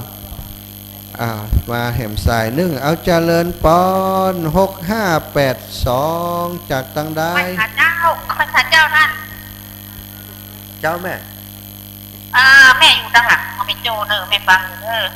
อแม่ยังก็ แม่ใหม่เจ้าแม่ใหม่เจ้าวันที่นี้แม่เขาจะไปมันตอนเจ้าเนอแม่ไปนี่นะสถานสีมดเหลืองแม่เขาไปตอนเจ้าไรหลวดไปเชียงรายเจ้าวันที่ตอนเจ้าวันที่เช้ากันเนาะแม่เนาะแม่ก็เจ้าแม่จะมาฟังสอนนั่งว่าเหลืออยู่นอนทานเนาะไม่ใครป้าค่ะนะไม่ใครหาหน่อได้กับป้ากะถามหาเนอะคนนักใครจะป้ามาปะกันได้เนอะลูกนันก็ไม่หาหน่อเจ้าดูลุงนันก็อยู่นี่นะท่านพระครูก็อยู่กันครบหมดละแม่บอกว่าไม่ใหม่เจ้าเมียงส้มมาคือกันให้รับพี่เนอตุลุงได้ยินแล้วเจ้าสาธุเจ้าไว้สาเจ้าดีแล้วเนอะได้ปะกันวันติดเนาะแม่เนาะบุญรักษาเนอะเดินทางมาปลอดภัยเนอะแม่เนอะเจริญปอนนะศรัทธาญาติโยมแม่ใหม่จากแม่โจ้กำใจแม่เนาะแม่โจ้เนาะอยู่แถวแม่โจ้เนาะโยมแม่ใหม่จากแม่โจ้จากเชียงใหม่เนาะเอาละศรัทธาญาติโยม080เนอะเบอร์โทรอาตมาที่จะสื่อสารติดต่อกันมาที่นี่0808844173ยังถ่ายรูปเพื่อนิมนต์ทุกปีกำไม้อยู่ไปบ่ได้0808844173 0808844173เนอะ ศรัทธาลองโทรมากันรายงานผลกันรับฟังดูฟังจากสถานีอายังอีแม่ฟังจากที่ไหนชื่ออายังอีเนาะถ้าเป็นเบอร์โทรใหม่เนี้ยอาตมาอาจจะบอกคุ้นเคยก่อนแนะนำชื่อกันเฮียกัมเนาะถ้าเป็นเบอร์ใหม่ส่วนมากมันบ่ได้บันทึกไว้ก็บอกฮู้ว่าภัยเป็นภัยโอ้อีแม่นะก็ได้เนาะเขาก็บอกฮู้พอโทรมาปุ๊บติดปั๊บนี่ปิดวิทยุก่อนแล้วก็สื่อสารกันมาบอกกันเฮียกัมว่าอีแม่โทรจากไหนอีแม่ชื่อหยังฟังจากสถานีวิทยุไหนเนาะเอาลองฟังเสียงพี่น้องตังใดตั้งเวียงปะเป้าได้ฟังอะไรยังช่วงบ่แรงนี่ถ้าบ่ได้ออกเด็กก็แม่สีทรเจริญปอนอีแม่รายงานตัวเลย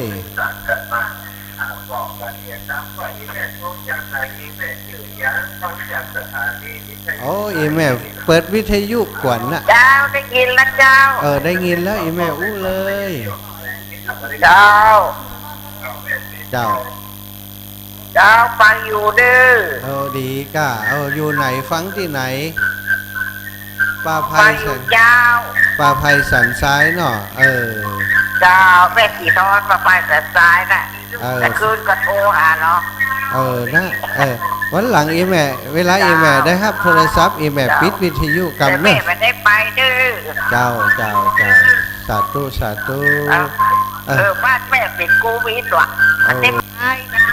เจ้าอีแม่บอกปิดอันวิทยุเสียงมันหอนเขาปิดแล้ว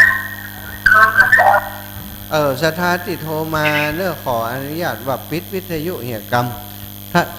ถ้าท่านแบบปิดวิทยุเสียงมันหอนเขาไหมว่าเว่มันจะยุ่งนะเอาละอีแม่จากตั้งใดแม่จ๋าเจริญปอนจากตั้งใดเจ้าจากไม่แจ่มที่ไปปะกันบางฝังตะวากะที่ไปปะกันบางฝังเมื่อเมินแล้วที่เมื่ออาจารย์เดินทางน่ะเดินทุดงจะมาแห่งบ้านหนึ่งเจ้าเดี๋ยวเขาขอจื่อกำเขาบ่ได้บันทึกจื่อไว้กำแต่เอาบอกจ้าแม่ยังก็แม่สีออนสีเที่ยงแม่สีทอนสีออนแม่สีออนสีเที่ยงนี่แหละจ้าบ้านยังก็บ้านห้อยคือไม่เจ็บไม่แจ่มจะถามว่าบรรดาที่เขาไปปะกันดีตำบลชาวาที่เขาที่แล้วสาธุเนอะแม่เนอะเดี๋ยวก็ป้ากันแต่แม่คนขับรถมันก็บอกว่าจะปล่อยกับมันโลกเลิกงำนอกกับผัวฉันด้วยเจ้านุ่มมาเจ้าจ้าไหว้เจ้าสาธุบุญฮักษาแม่เจ้าเขาได้จานว่านแล้วก็พอแล้วเนาะบอกว่ามันว่านก็ได้ฝากอาจารย์จานแล้วก็ประเดี๋ยวนี้เนาะก็ให้ป้อยเพราะว่าโลกมากกับหัวเจ้าแม่สาธุเอาบุญฮักษาสำรับสายกรรมเนอะดันพระครูมาแล้วเจริญปอนโยมแม่ดวงดีนาลัตตะอันที่โดยรอแล้วมันมาออกนะได้รอบ่ออกกะบ่ออกมันมาออกเป็นที่นั่นเนาะ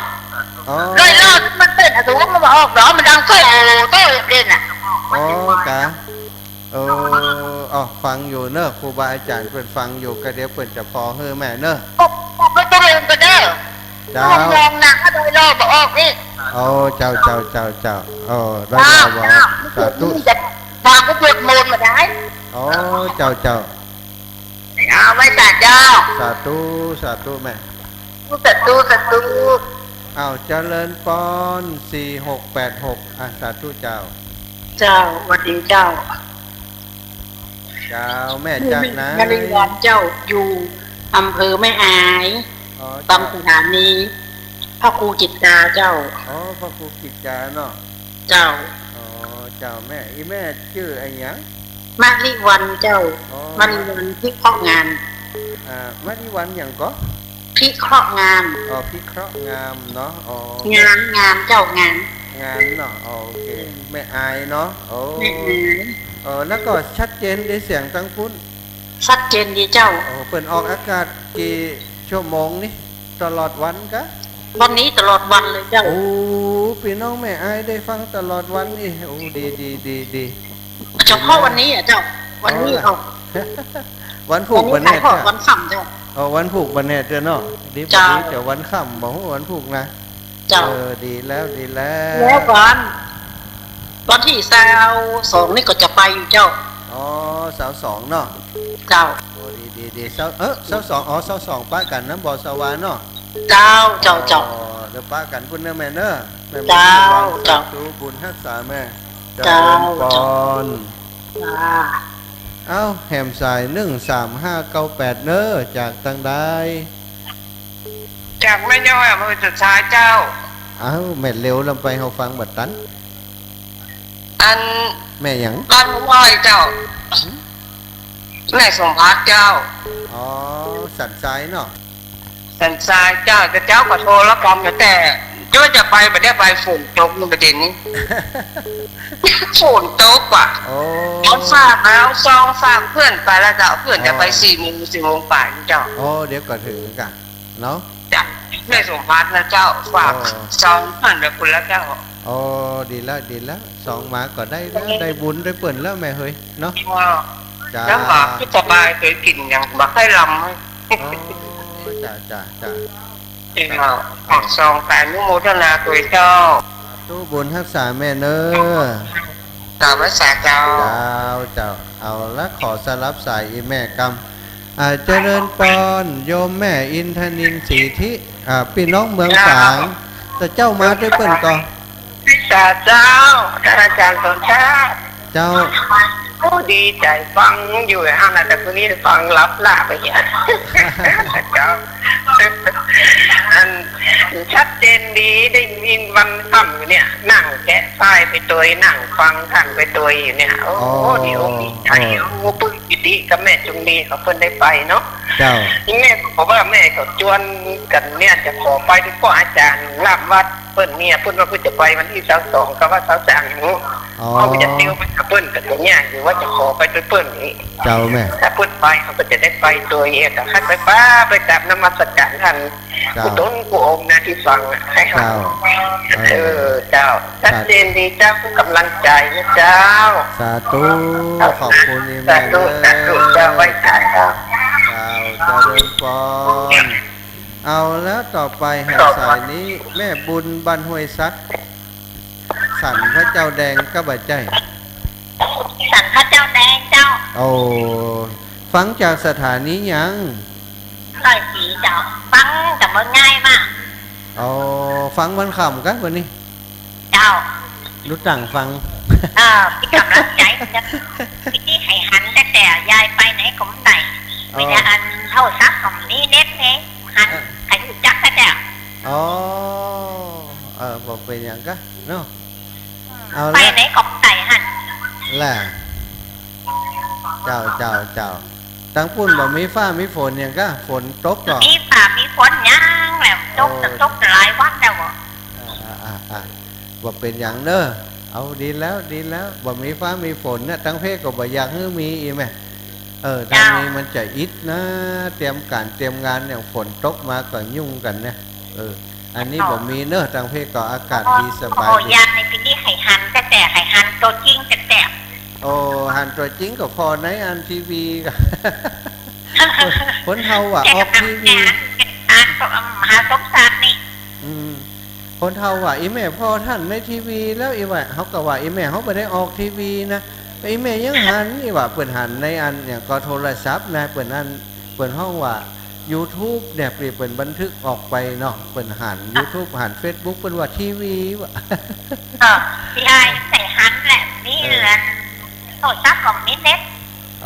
เจ้าเป็นยังอีแม่ได้ฟังเสียงกันกับพวกอะเนาะถ้ามีวาสนาตั้งหาของใครโทรหาได้เนอะเวลาบัดจัดรายการก็โทรหาก็ได้อีแม่นะเจริญปอนโยมแม่เจริญปอนเนอะบุญรักษาเจ้าศรัทธาญาติโยมทั้งหลายอาตมาขอพักสายก่อนเนอะกระเดียวจะโทรมากันยาวช่วงนี้ก็จะมอบเวรประเคนใหม่ให้กับครูบาอาจารย์ตุลุงยอง ท่านอาจารย์ชัยวัฒน์เนอะอาจารย์ชัยวัฒน์ถ้าพร้อมแล้วก็มาสลับซับเปลี่ยนกันจะขอท่านนอมเสียงสักกำถ้าไม่เอาเปิ่นติ๊กนี่ก็เดียวก็เสียงแตกแฮมะบะบึดจะได้บะได้ช่วยอาจารย์แฮมะเนอะท่านอาจารย์ครูบาอาจารย์ตุลุงแดงก็ได้นะตุลุงแดงพักแล้วก็มาอู้พ่องก็ได้ได้พักพ่องแล้วยังตุลุงแดงนี่เป็นม่วนดีนะบู้ดี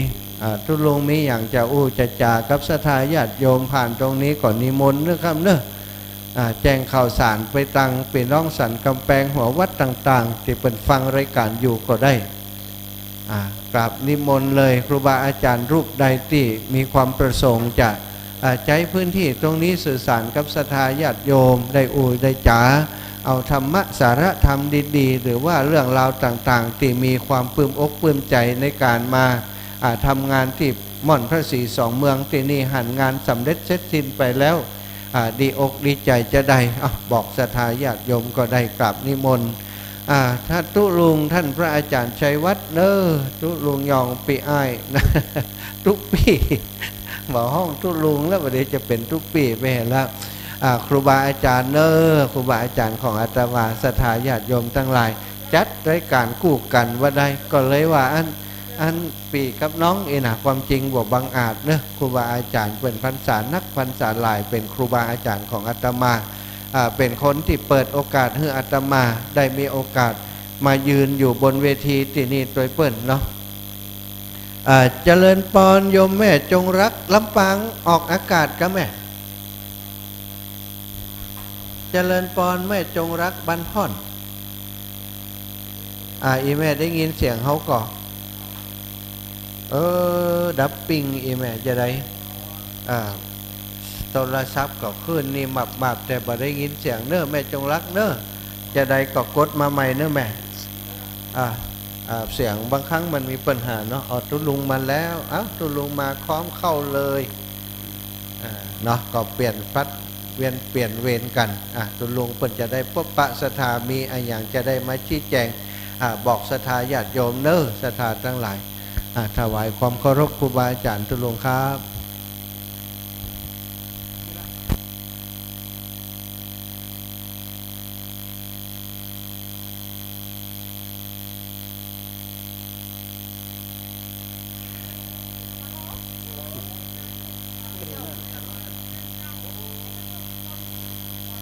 ขอความนอบน้อมแด่พระรัตนตรัยอันมีพระพุทธพระธรรมพระสงฆ์เป็นสรณะที่พึ่งแนบไตรไวสาถวายความเคารพครูบาอาจารย์โดยเมตตาปรมิธรรมหลวงพ่อท่านรองเจ้าคณะอำเภอเวียงป่าเป้าได้มีสมณะเมตตามาในภาคตอนบ่ายวันนี้ตัวนะครับเนาะพร้อมเลยคณะสงฆ์ทุกตนทุกองค์ด้วยความเคารพนะครับเนาะเจริญปอนกับศรัทธาญาติโยมที่อยู่ในบริเวณม่อนพระศรีสองเมืองแล้วก็ญาติโยมที่อยู่ทางบ้านต่างจองแล้วก็ขอบคุณทางท่านพระมหาสมชาติชาตปัญโยตัวนะครับในช่วงนี้ท่านใช้เสียงมาตุลุงตุไอเพิ่นก็กินแห้งเพิ่นไปหน่อย อันนี้ก็ดนตรีกันท่านใดขอบคุณครับโยมจะทำบุญเชิญเขียนเลยเจ้าเขียนเลยเขียนเลยเนาะสาธุสาธุเดี๋ยวท่านมหาจะแจกผ้านะผ้าแพร7 สีมณี7 แสง ถ้าโยมเกิดวันใดเอาใส่เลยนะมี7 สีคอนเสิร์ตติดจันทร์การพุธพฤหัสศุกร์เสาร์รวมถึงวันศีลโดย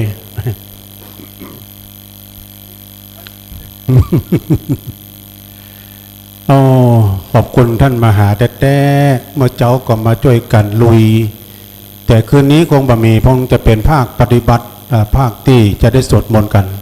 คืนหุ่งนะไปยั้งเอาเตี้ยง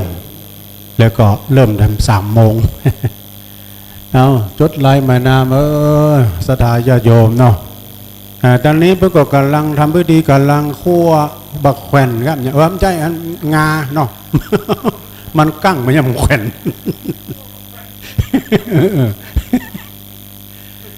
โกอีแม่ใครรับอะไรยุ่งเลยอะ เอาเชิญได้นะโยมเนอะเดี๋ยวรับของดีจากท่านมหาเลือกสีได้นะฮะเลือกสีได้ขอบคุณท่านมหาได้พักผ่อนคำบึดก็มาสลับซับเปลี่ยนเอาฮับมาเลยไปผูกดิปุนเนอร์เลือกเอาเลยตามแต่สีเขาเกิดวันติดก็สีแดงหรือว่าไม่ต้องจำกัดสีนะก็ได้ของดีมาเนอะญาติโยมทั้งหลายโอกาสดีนาทีทองนะมาอีป้อเจ้าอย่างซองถ้าขอซองนี่ตะลุงคือฟรีใครในมีสตางค์ใส่เขียนมดเขียนมาขี้คนเขียนมดตะลุงจะห้ามไปมันอ่านมาแล้วพี่อ่านเอาอย่างเดี๋ยวจดเดี๋ยวตะลุงอ่านก่อนเนาะเดี๋ยวเอาเลยแยกเอาเลยนะดึงเอาไปเลยนะคนละเส้นอันนี้เป็นผ้าแพรลูกมาเขียนครับลูกมาเขียนครับลูกมาเขียนชื่อครับเขียนเส้นนี่แก๊กเดียวแล้วนะ350,000เดี๋ยวไปมัดพวกนั้นผูกที่ชัดแล้วนะยอดชัดน้องคนเล็กก็มามีสติปัญญาได้ล่ะเนอะเรียนหนังสือเก่งๆอนาคตรุ่งโรจน์แจ่มใสเป็นตำรวจเป็นทหารนั่นล่ะดูเป็นใหญ่เป็นโตไปดังหน้านะรับราชการถ้าหากว่าเอาไหนได้มาบวชเป็นตู้เจ้าอย่างตู้ลุงเขานี่มันสบายด้วยประการทั้งปวงมีเพิ่มเติมในไพศาลเมฆอากาศนี่นางสาววรใจศรีวงศาน้องเด็กหญิงอภิญญาเมฆอากาศนางสาวเพลินจิตอยู่ณดุงนะกันเนาะแล้วก็น้องเด็กชายธีรพงษ์ชัยยาอันนี้เป็นมาเป็นครอบครัวนะร่วมนำบุญมาอีก100 บาทสาธุอนุโมทนาเนอะเพื่อนอ่านเดี๋ยวเลือกเอาเลยนี่สีนี่เลือกเอาไปปลูกเนาะขอบคุณอยู่บ้านใดเขียนชื่อบ้านด้วยเนาะบ้านเนี่ยตะกี้พี่น้องบ้านดงไหลนะก็5 กาสถาตุลุงดอยเนาะ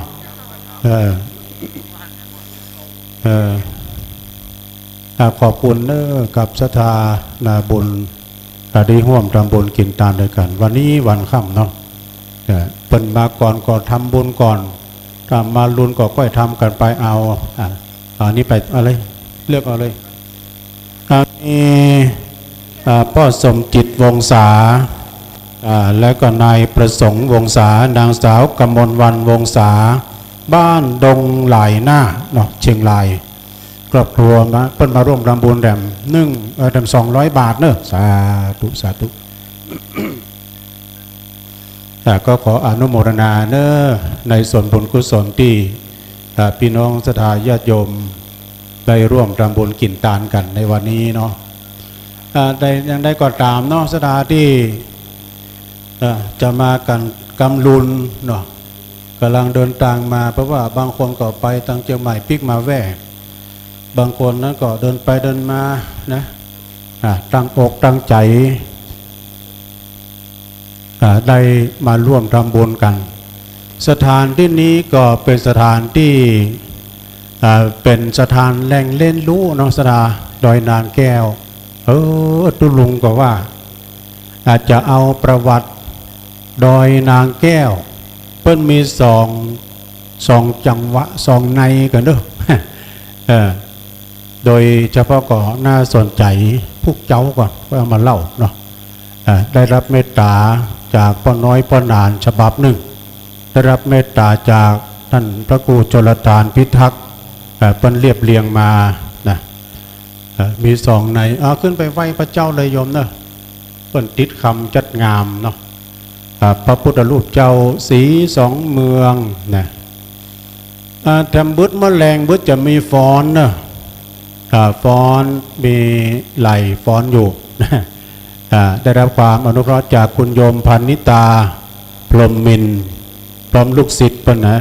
เพิ่นจะมาฟ้อนก็ในช่วงมะแรงวันนี้เนาะโดยเฉพาะก็คุณโยมพันนิตาพรหมมินทร์นี่เพิ่นก็เป็นเจ้าของผลงานเพลง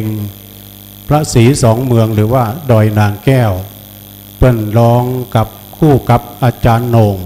สมัยอาจารย์โหน่งยังเปิ้นบวชเตื้อเดี๋ยวนี้เปิ้นสู่ร่มภาคกาสาวพัฒน์แล้วก็หลายเพลงโดย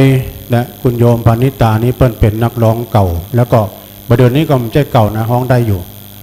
แต่บึดเปิ้นจะได้โชว์ผลงานการฟ้อนนะลูกศิษย์ลูกหาเปิ้นตัว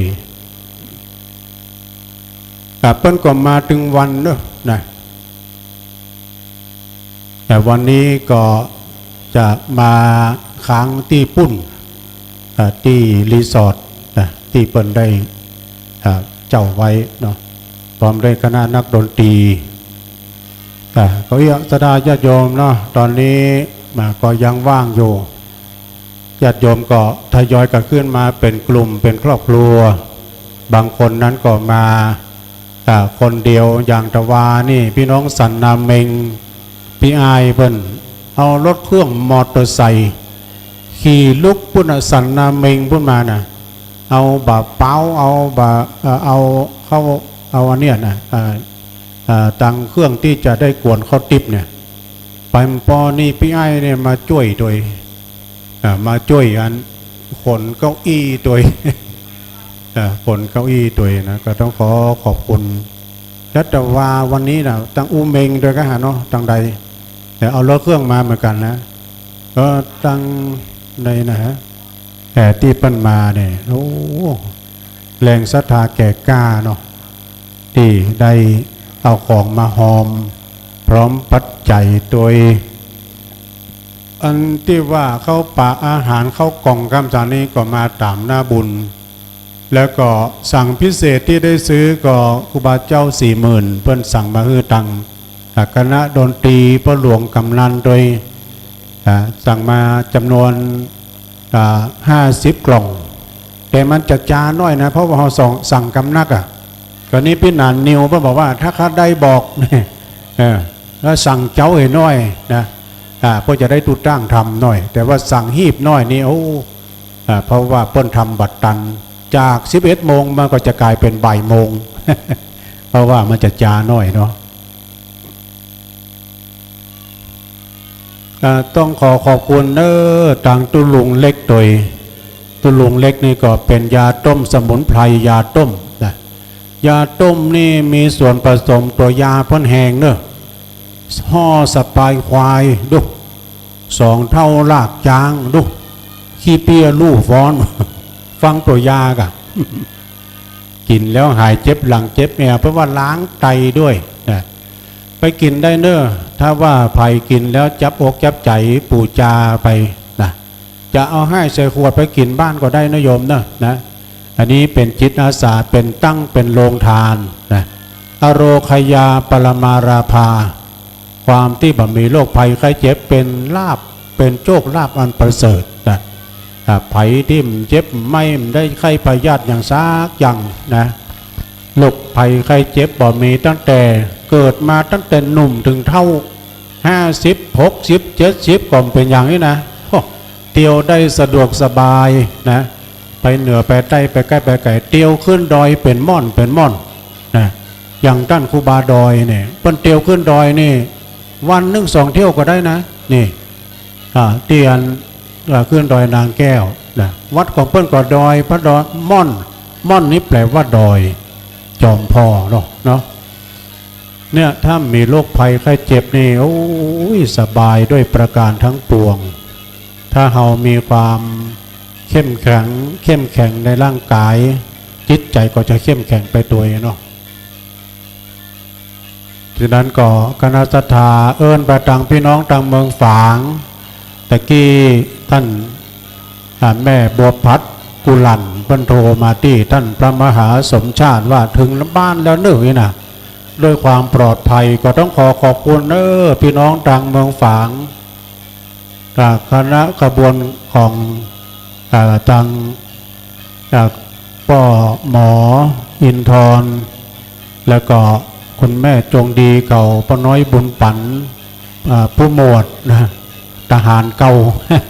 สมบูรณ์นะเปิ้นได้ครับรถตู้มาส่งต้องขอบคุณเดินทางแคล้วคลาดปลอดภัยทุกตารางกิโลเมตรของการเดินทาง แล้วก็วันพรุ่งนี้เมตตาบารมีธรรมพระเดชพระคุณหลวงพ่อท่านพระครูสุจิตานุรักษ์เพิ่นก็จะได้เมตตาเดินทางมาเนอะโดยเฉพาะก่อนวันพรุ่งนี้นี่สดาครูบาอาจารย์ก็จะมากันนักเพราะว่าจะยกยอดชัด3จังหวัด3อำเภอและ3จังหวัดนะ3เจ้าคณะจังหวัดโดยจังหวัดเชียงรายเชียงใหม่ลำพูนเนาะที่เพิ่นจะได้มีเมตตามาเป็นการเป็นประธานในการอัญเชิญยอดชัดยกยอดชัดชัดเงินชัดทองขึ้นประดิษฐานที่บนยอดพระธาตุเจดีย์สีสองเมืองและสีสองเมืองคือเขตรอยต่อนะที่สร้างจำลองไว้นะพระธาตุเจดีย์จำลองจากพระธาตุดอยตุงอันนี้ก็ทางพระธาตุเจดีย์สายทางเวียงป่าเป้าทางเชียงใหม่ก็พระธาตุดอยสุเทพเนาะตอนนี้ทางเมตตาบารมีธรรมอาจารย์ท่านพระครูบดิกาประเสริฐประสันโนก็ตั้งเต็นท์เรียบร้อยคืนนี้ก็จะนอนได้เนี่ยนะ2-3 คืนไปเนาะแล้วก็ยังมีแต่หลายตนที่เพิ่นมาจำวัดมานอนด้วยขอบคุณพี่น้องเมืองฝางด้วยเนอะเพิ่นมา2 สามีภรรยาเนี่ยเพิ่นมีความศรัทธาแรงกล้าวันนี้เพิ่นก็จะมาช่วยกวนข้าวติ๊บโดยทำบุญโดยได้ช่วยกู้ยังนะ4 สามีภรรยาแต่กี้ก็มาหอมปัจจัยแถม200 บาทนะแล้วเพิ่นก็จะมาอาสานอนนี่โดยจะมานอนช่วยการช่วยงานโดยพี่น้องเมืองฝางตะกี้ก็ได้รับสายจากคุณแม่ขันแก้วทั้ง3ที่แม่ขันแก้วนี่เพิ่นอยู่พุ่นอยู่ช่างเครื่องบนแม่แจ่มที่แม่ฟังอยู่เนอะนี่หรอก็ต้องขอบคุณเนอะบรรดาศรัทธาญาติโยมฟังกันไปถ้าได้มาก็อยู่บ้านก็ถึงได้หันทั้งรูปทั้งเสียงและก็ทั้งภาพนะแต่รับความอนุเคราะห์จากทีมงานของวัดฝายหินโดยเมตตาบารมีท่านพระครูสมุวิสุวัตวรกิจโจอาจารย์เปิ้นมีนัดงานบุญขึ้นสีขาวครั้งใดเปิ้นก็จะไปนำทีมนะโดยที่พี่หนุ่มนำทีมมาถ่ายทอดเสียงนอกสถานที่เมืองฝางนี่ถ้ามีเมืองฝางถ้ามีสถานีเปิ้นยังจะไปถ่ายอยู่นะ แต่อันนี้สถานีเมืองฝางเปิ้นก็ตึงจะถ่ายทอดสดอยู่เนาะเพราะว่าตังตุพี่โจตะกี้ตอนเจ้าเปิ้นโทรมาว่างานมีกี่วันตุลุงก่อนเริ่มตั้งแต่วันนี้จนถึงวันที่3 วันเพื่อจะเกาะ3 ยานเนาะตุพี่โจนะถึง3 วันเนี่ยอันนี้เจ้าหน้าที่พระเจ้าหน้าที่แผนกควบคุมทางเครื่องส่งทางคลื่นวิทยุของวัดพระบาทอุดมน้ำบ่อสาวาและก็ขอบคุณทางท่านปลัดอุทัยทั้ง2 อุทัยโดยเนอะที่แม่แจ่มนะแม่แจ่มก็ได้รับรายงานเนาะจากคุณแม่ขันแก้วทั้ง3 แม่ขันแก้วว่าเพิ่นถ่ายวันค่ำต้องลงเนี่ยฟังท่านมหาอู้อยู่นี่เนี่ยดอกเราต้องขอบคุณนะสำหรับคลื่นในเครือข่ายคลื่นสีขาวเนาะโดยมีวัดฝายหิน 104.50 เป็นแม่ข่ายส่งกระแสกระจายเสียงไปทางพุ่นเรเนอร์ขนาดพ่อหลวงวินก็เนี่ยสันขี้เล็กนี่บัดต้องฟังเนี่ยหลายต่อฟังคลื่นของวัดฝายหินได้ยินชัดเจน แล้วก็ทางแม่จันฟองปงดอนเขาพุ่นแถมแม่สงเงียมเขาอันนั้นก็ฟังฝายหินเนาะหลายที่หลายทางโดยถ้าญาติโยมฟังแล้วก็ครูบาอาจารย์หลายตนหลายองค์ในขณะนี้ในยามนี้เนาะยามแรงคนก็จะบางตาไปพ้องเนาะ ถ้าว่าวันพรุ่งนี้ระยะขณะนี้นี่คนบุดเนอะเพราะว่าเพื่อจะยกยอดชัดเวลาบ่าย 2:39 นะจะมีโรงทานนะจะมีโฮงทานแล้วก็มีศรัทธาที่เพิ่นจะมาหูข่าวว่าตังปูนตังคุณแม่เดือนเพ็ญทิมหว่างคุณแม่จันเรือนใสตังปูนเพิ่นจะมาถวายเพลโดยตังสันป่าตอง แล้วก็หลายที่หลายทางโดยเนาะ กินตาลเป็ดมันบ่หายศูนย์แกงปลาใส่ตุนลำเพื่อใส่ส้มเปิ้นว่า นี่มาเป็นนั้นเป็นอาหารทิพย์อาหารเทวดาเนาะ อย่างวันนี้ญาติโยมเปิ้นได้มาถวายทานข้าวน้ำโภชนะอาหารนักหนาป่าป้านเนาะโดยเฉพาะก็ตังพ่อบุญธรรมแม่พ่อบุญธรรมนะแม่รัตนาผู้น่ะเพิ่นอยู่โป่งหนองเนาะสังคำฟั่นก็เอาน้ำพริกกอกมาตวยว่าปุถุเหมาะกะ เอาพักนึ่งมาตวยสั่งตวยนะก็ดีเด้อแต่เพิ่นปิกไปแล้วถ้าจะฟังอยู่ทางบ้านบ่เด้อวันพุ่มได้มาเด้อตุลุงแต่วันฮือเด้อวันแห่โกตานนะเนาะก็จะมานะเพราะฉะนั้นก็คณะสัทธาที่อยู่ทางบ้านทางจองได้มาก็ดีได้มาก็ดีก็ฟังกันทางบ้านทางจองเนอะสถานที่นี่มันเป็นสถานที่โล่งลมดีตลอดเนอะสถานลมอยู่ซุยๆหน่อยทางดนตรีเพื่อก็แห่ไปเรื่อยๆดนตรีคณะนาฏศิลป์จากเชียงใหม่นี่ก็ในนามของคุณโยมพานิตาพรหมมินทร์และก็แม่ครูธนวรรณเขาทีมงานเพื่อนเอามาแห่เสริมนะ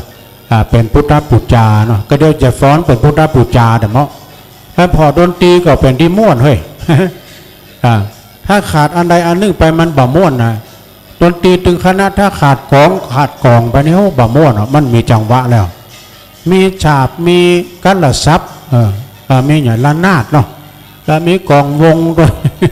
ฟังและปุตตะเป็นที่ละเมาเอาใจเนอะญาติโยมทั้งหลายอีแม่ว่าตุลุงถ้ามันมีกำอู้ก็เอาไม้ไปจู้ดนตรีมั้ง ตุลุงก็จะเอาไม้ไปจู้ที่ดนตรีแต่ท่านมหามาพอดี ก็เริ่มได้จู้สักกรรมก็เยอะเนาะสดาญาติโยมสลับซับเปลี่ยนกันไปต้องขอขอบคุณเนาะคณะครูบาอาจารย์เฮาเนาะก็มาช่วยการช่วยงานโดยเฉพาะก็ท่านครูบาเจ้าสมานนะวัดป่าแงะแล้ววันนี้ก็ทางตุปี้แซมเขาก็จะมากวนคอติปตัวแล้วก็ทีมงานของพระท่านพระครูเลขาเจ้าคณะอำเภอตัวลูกพระหลานเนนจากวัดป่างิ้วเนาะมาแป่งดอกแป่งดวงนะยังปิ๊กเตื้อเดี๋ยวนี้นะก็ช่วยการช่วยงานกันอยู่แล้วก็ทำหลายท่านที่อำนวยความสะดวกช่วยกัน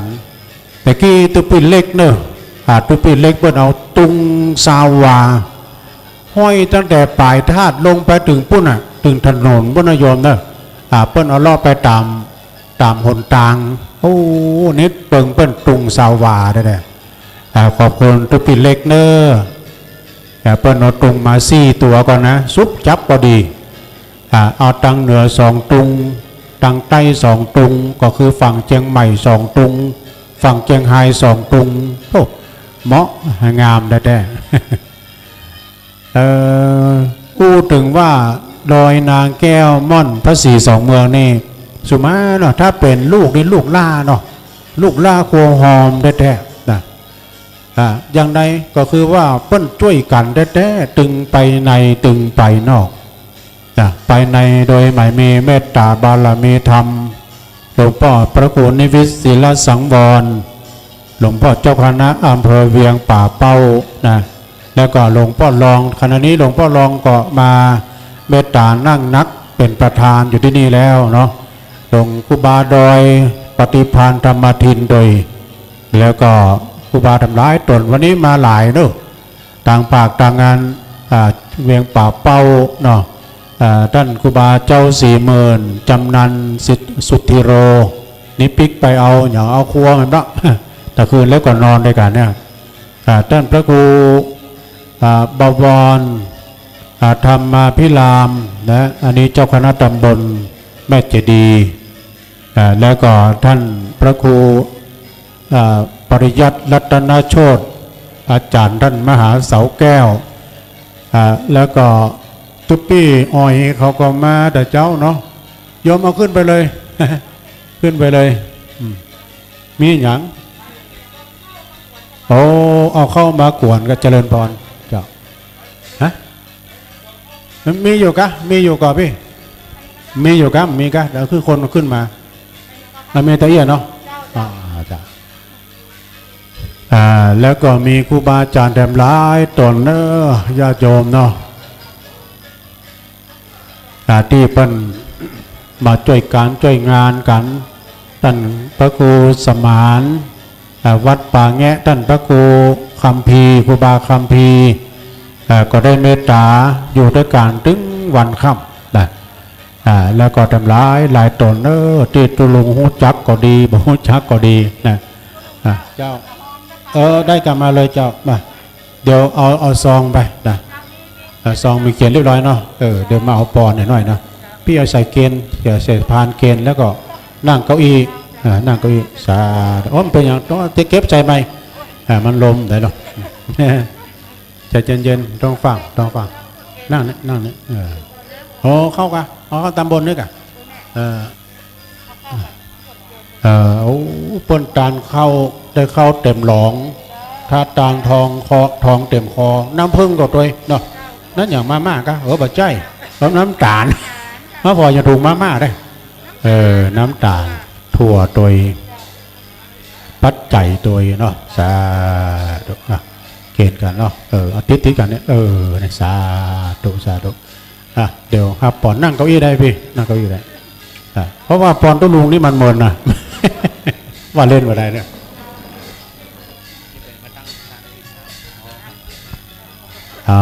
มันทอดก็ได้ตุลุงย่ำซุปนะใส่หมวกกันน็อกตลอดตุลุงนะเอวังโหตุดีและอาจจะในวันนี้ก็เป็นวันดีบัดนี้ใหม่มีศรัทธาคุณโยมจันเพนคุณปีเตอร์ฮะได้ตำบลเนี่ยคุณเพนเพนสีเนาะตุลุงอ่านผิดนะเพนสีแล้วคุณอย่างนี้คุณปีเตอร์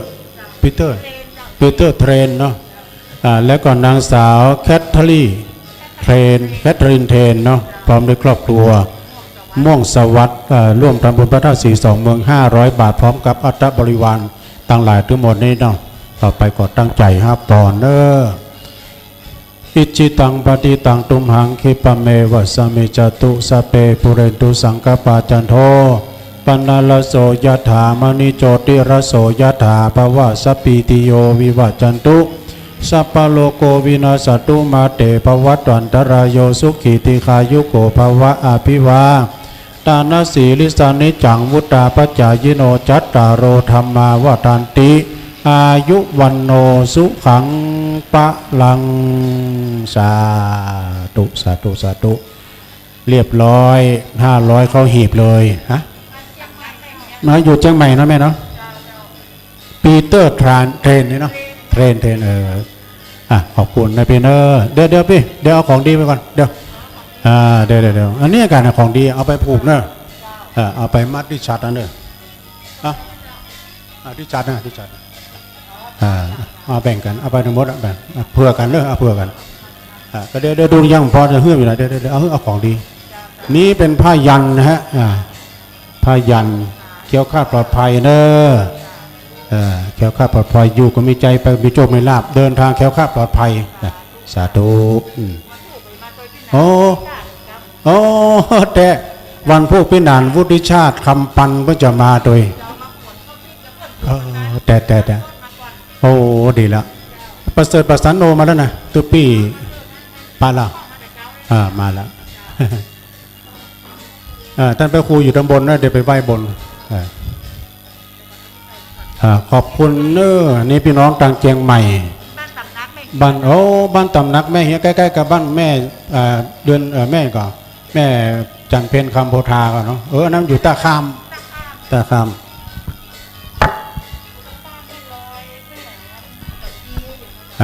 อยู่ตามบ้านแม่ลอยแต่แม่จันดีครับพวกเนาะ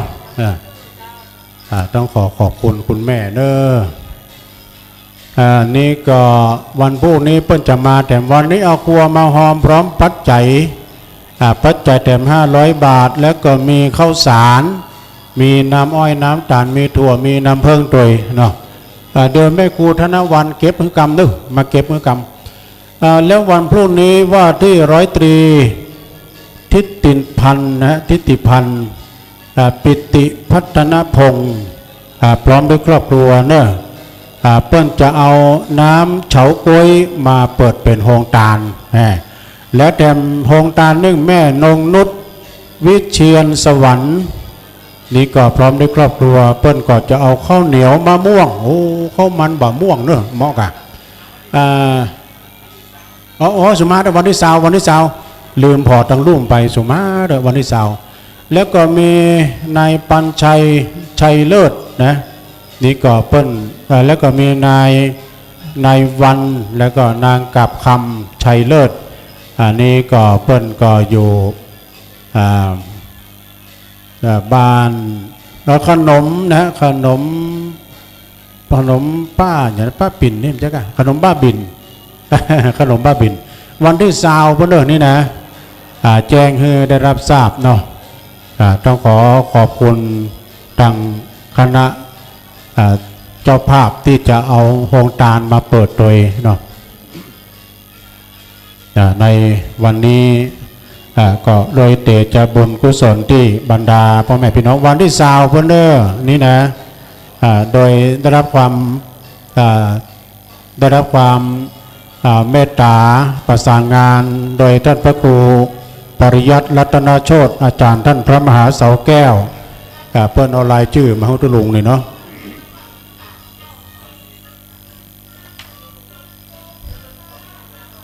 ก็เป็นตาดิมอนเนาะดนตรี นาฏศิลป์จากจังหวัดเชียงใหม่ก็บรรเลงกันไปนะเป็นที่ละเมาเอาใจม่วนอกม่วนใจพี่น้องก็บอกว่าวันพุธถ้ามานะถ้าเป็นคนเท่าซักไม้เตาก็ดีถ้าขึ้นทางฝั่งทางเวียงป่าเป้าพี่นะซี่ขั้นใดมันถี่ดีเนอะได้ตุลุงขึ้น2 รอบก็บ่ฮู้จักอิดจักม้อยพร้อมอย่างเพราะว่าซี่มันถี่นะเผื่อหูคิงขึ้นถึงบนไปแล้วเจ้าแต่ถ้าหากว่าขึ้นทางสายทางเหนือทางเชียงใหม่ก็ได้อยู่เพราะว่าเพิ่นแปลงฮาวจับลาวนะได้จับลาวมีฮาวด้วยมีฮาวตัดกลางเนาะฉะนั้นก็ขอขอบคุณเนอะกับศรัทธาพี่น้องเผ่าปันวงศาพี่ป้านะเอาอาหารศรัทธาวันตกวันออกของใต้และหอนเหนือได้มาจุ่มกินจุ่มทานกันในวันพรุ่งนี้เนาะแล้วก็แถมศรัทธานึ่งเล่าก็ใหม่มีเนอะอันนี้ก็วันที่สาวเหมือนกันนะ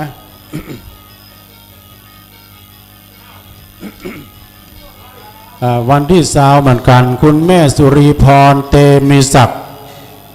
แล้วก็นางบุญทา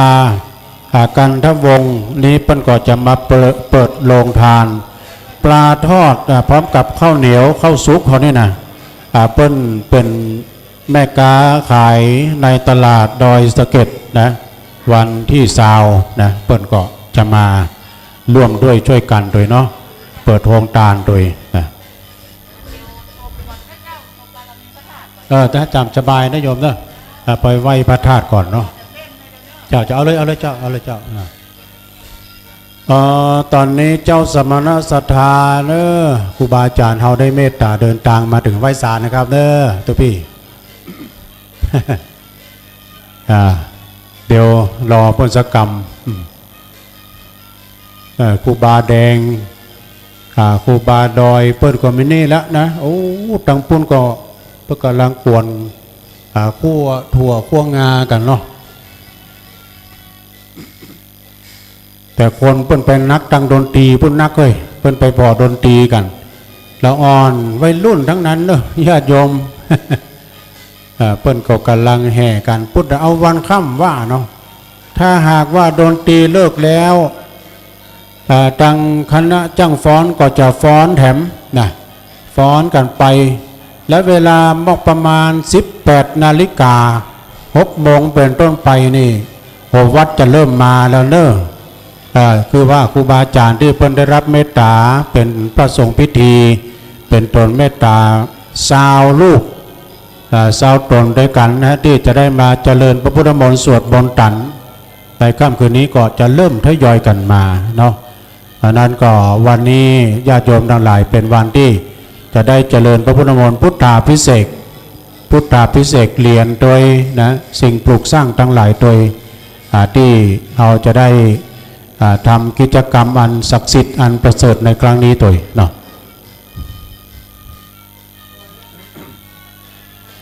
ตอนนี้ทางตุ้ลุงเล็กเขาก็น้ำก็เดือดรังนู่น ก็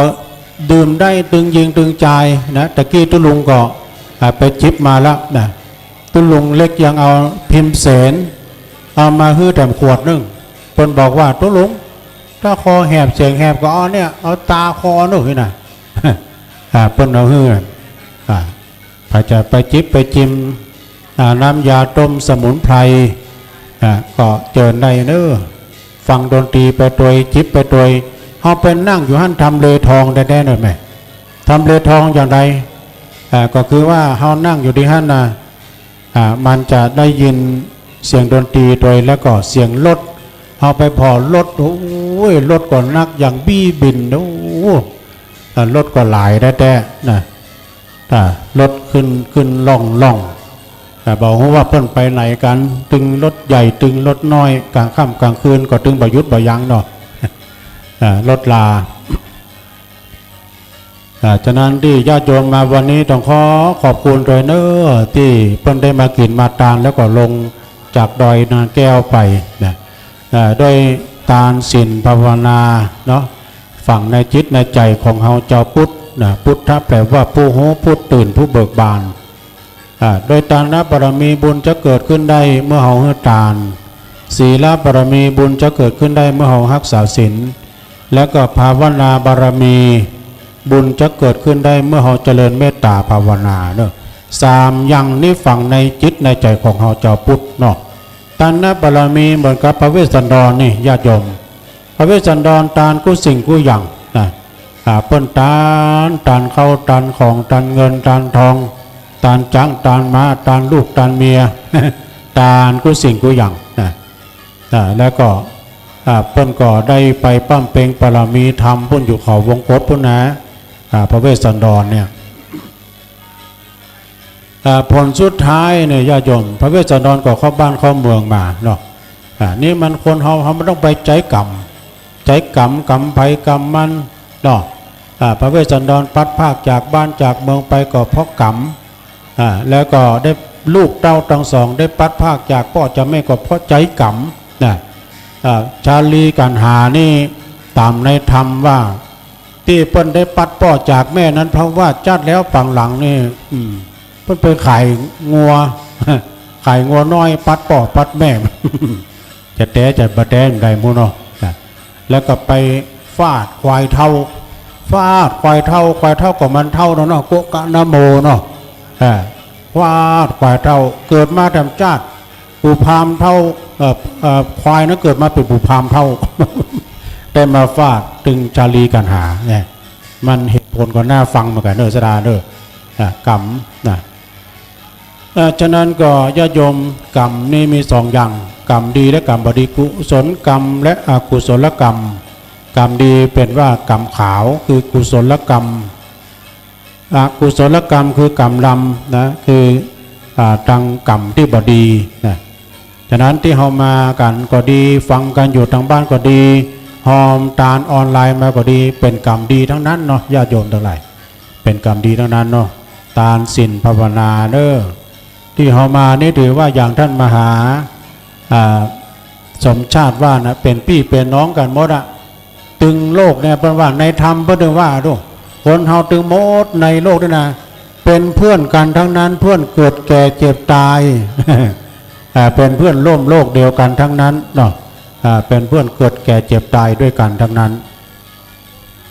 ฉะนั้นก็ฮักกันแปลงกันเด้อญาติโยมทั้งหลายกรรมบักเก่าเพิ่นว่าจะใดเพิ่นว่าเฮาพี่น้องกันฮักกันเอาไว้อย่าได้ตัดก้อมสิ้นเปียงกันพี่ว่าแล้วน้องจักไปเถียงตัดก้อมสิ้นเปียงได้อย่างพ่องเจ้าเนี่ย